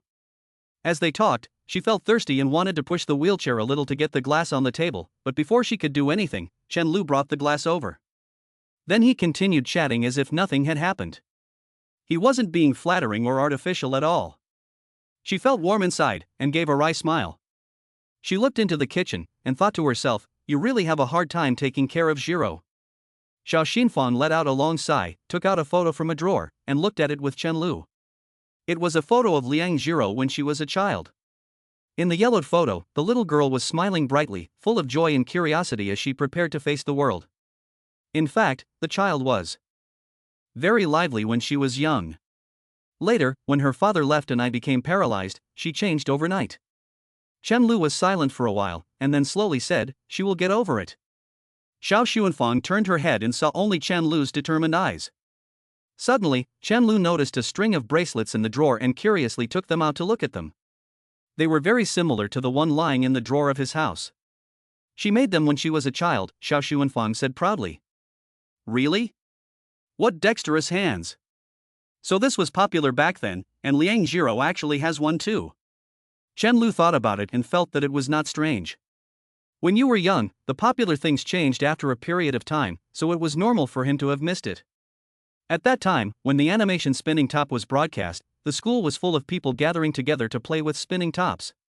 When yo-yo was broadcast, the students were all playing with yo-yos after class. If you often took a leave of absence and then returned, you would find that your classmates had started playing with new things. He laughed and refuted the fleeting thought he had just had. The world is not that small. He looked up at the kitchen and felt that it was not good for him to do nothing, so he said, "Auntie, you rest first, I'll go help." Xiao Xuanfang hurriedly refused, saying, "You are a guest, how can I let you go? I'm not only coming this time, if I come more often, I won't be a guest anymore, right?" Chen Lu put the stool back in place and said, "Auntie, if you don't let me help, you are not welcoming me to come again in the future." Hearing this, Xiao Xuanfang didn't dare to refuse anymore, and could only smile as she watched Chen Lu walk towards the kitchen. As soon as Chen Lu entered, he felt like he had entered a steamer. The small kitchen was very crowded, and it was so stuffy that he could hardly breathe. The girl had her hair in a ponytail and was wearing an apron, and she was cutting vegetables seriously, not noticing anyone approaching. As everyone knows, girls wearing aprons have a special charm. Chen Lu was mesmerized by the delicate profile, as if he were sitting in the passenger seat with her today, and then shopping for groceries together. It felt like they were living together. For some reason, he wanted to marry her. "What are you doing?" Chen Lu asked as he walked up behind her. Yikes! The girl was startled, and her body lurched backwards, just as she fell into Chen Lu's arms. He was also taken aback. The girl in his arms felt soft and supple, and must be very comfortable to hold. Although her body was a little sweaty, and even a few strands of hair had stuck to her cheeks, she still had a very pleasant and natural fragrance. It even looked a little sexy. Unfortunately, the good times didn't last long. Liang Jiro quickly straightened up after she regained her senses and, blushing, arranged her bangs. "You took advantage of me again, and I'll have to pay you back next time," Chen Lu said with a smile. Unexpectedly, the girl suddenly turned her head and looked straight at him, her eyes misty and aggrieved. Chen Lu was curious. "When did I go back on my word? I only slept next to you for a little while, and then I said I would give it back to you, but you let me sleep with you all afternoon. Did you really not want to? Those are two different things. So do you want to or not?" Liang Jiro turned her head back and continued cutting the cabbage, and after a long time, she finally squeezed out a sentence. If Chen Lu hadn't been listening carefully, he would have missed it. "Yes," the girl said. Chen Lu felt his heart beating rapidly. Why did this silly girl keep hitting him with a critical strike? Is she wearing critical strike equipment? He could only help by washing the vegetables to distract himself. "Thank you really this time." After a while, Liang Jiro spoke again. "What the heck, what is this?" Chen Lu didn't think so, and busied himself finding a plate to put the washed vegetables on. Unexpectedly, the girl's words suddenly took on a tearful tone. "Not only this time, but also thank you last time." Chen Lu sighed and said seriously, "I suggest you thank me less." Liang Jiro looked up at him, her watery, beautiful eyes full of confusion. "Why?" "Because no matter how many times it happens, I will always come to your aid." He then gave a gentle smile. "If you thank me every time, you'll get tired." The girl quietly sniffed her nose. Her vision was blurry and she couldn't cut the vegetables. "You said before that you didn't like fish, so I didn't cook it. Is there any dish you want to eat? I'll cook it for you. Didn't you wash the cabbage?" "I want shredded cabbage." "What else?" Chicken wings and cola?" Liang Jiro wiped her hands on her apron and said, "I'll go buy you some chicken wings." Chen Lu hurriedly stepped forward and held her back. "I was just joking, I'll love anything you cook." The girl looked up at him quietly and looked into his eyes. "Really?"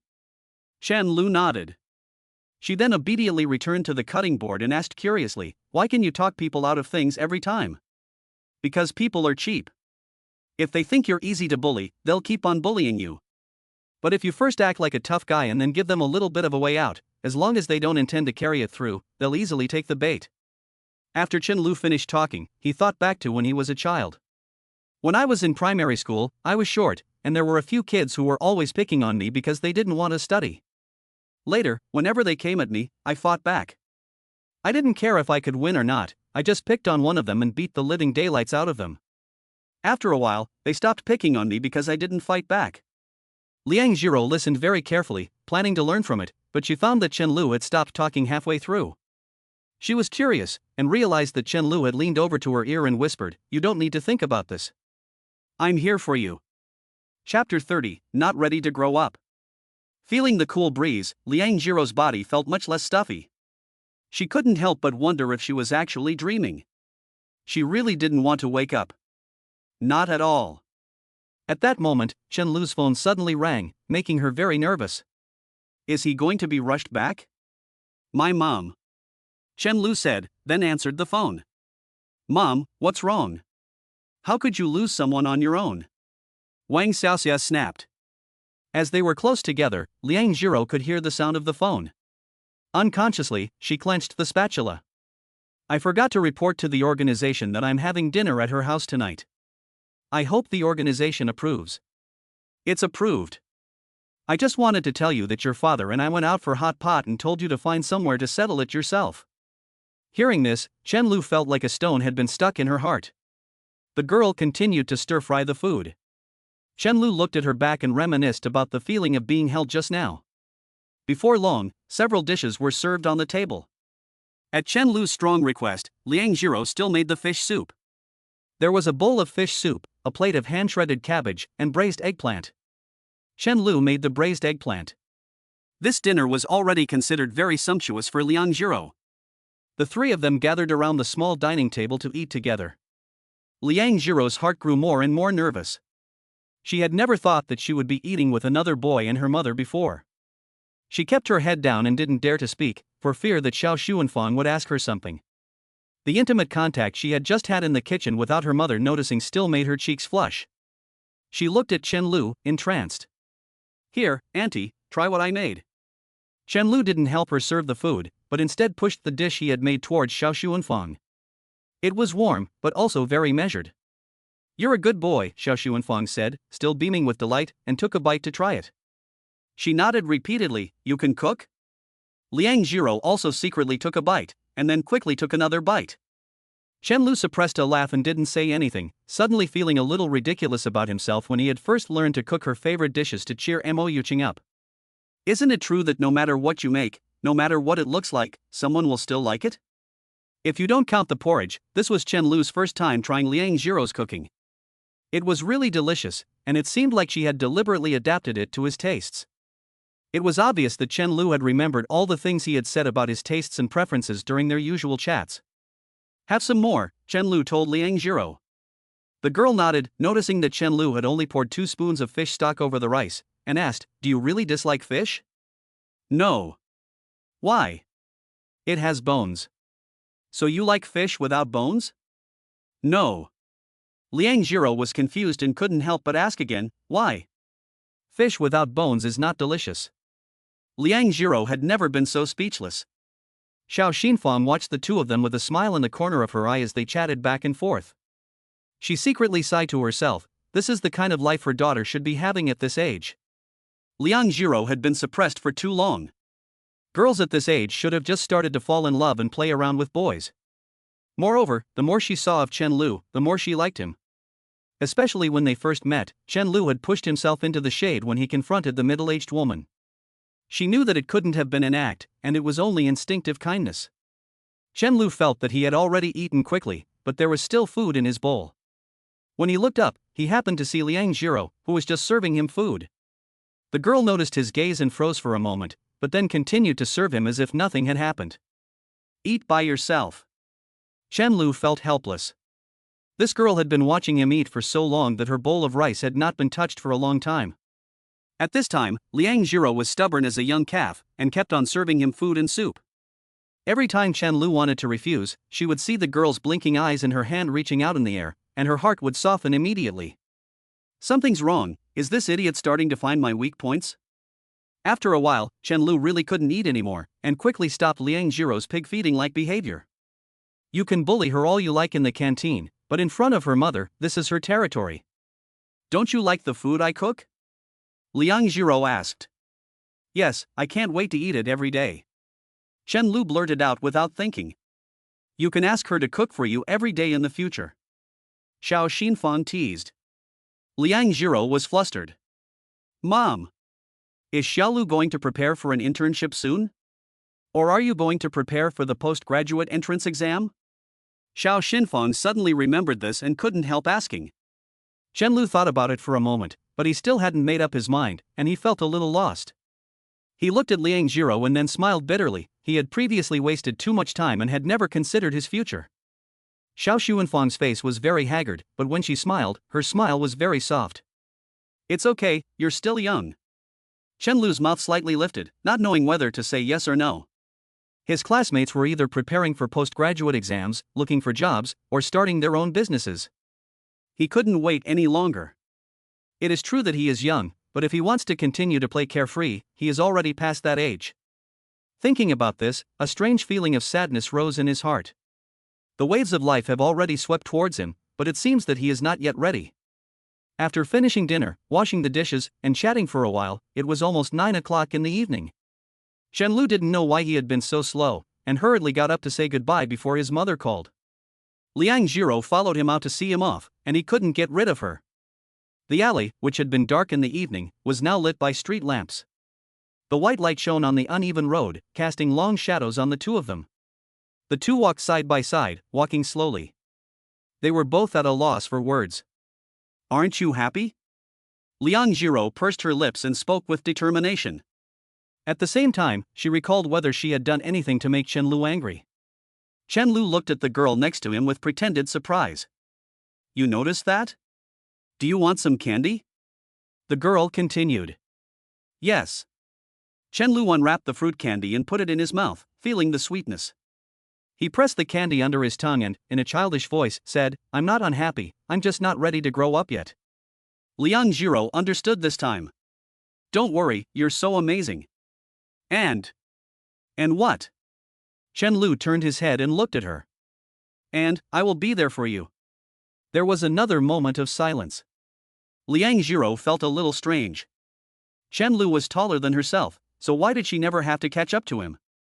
So she slowly slowed down her pace. Chen Lu still walked side by side with her. A little slower. Chen Lu still didn't walk in front, but a little behind her. Why do you always walk a little slower than me? Liang Jiro really liked asking Chen Lu random questions, because he seemed to know everything and was willing to tell her. She even found it amusing to listen to Chen Lu lie to her. This way, you're in my line of sight the whole time, so if anything happens, it'll be easier to deal with, Chen Lu said softly, standing still. This is as far as I'll take you, go back quickly. Liang Jiro didn't turn around until the boy's back had disappeared under the streetlight.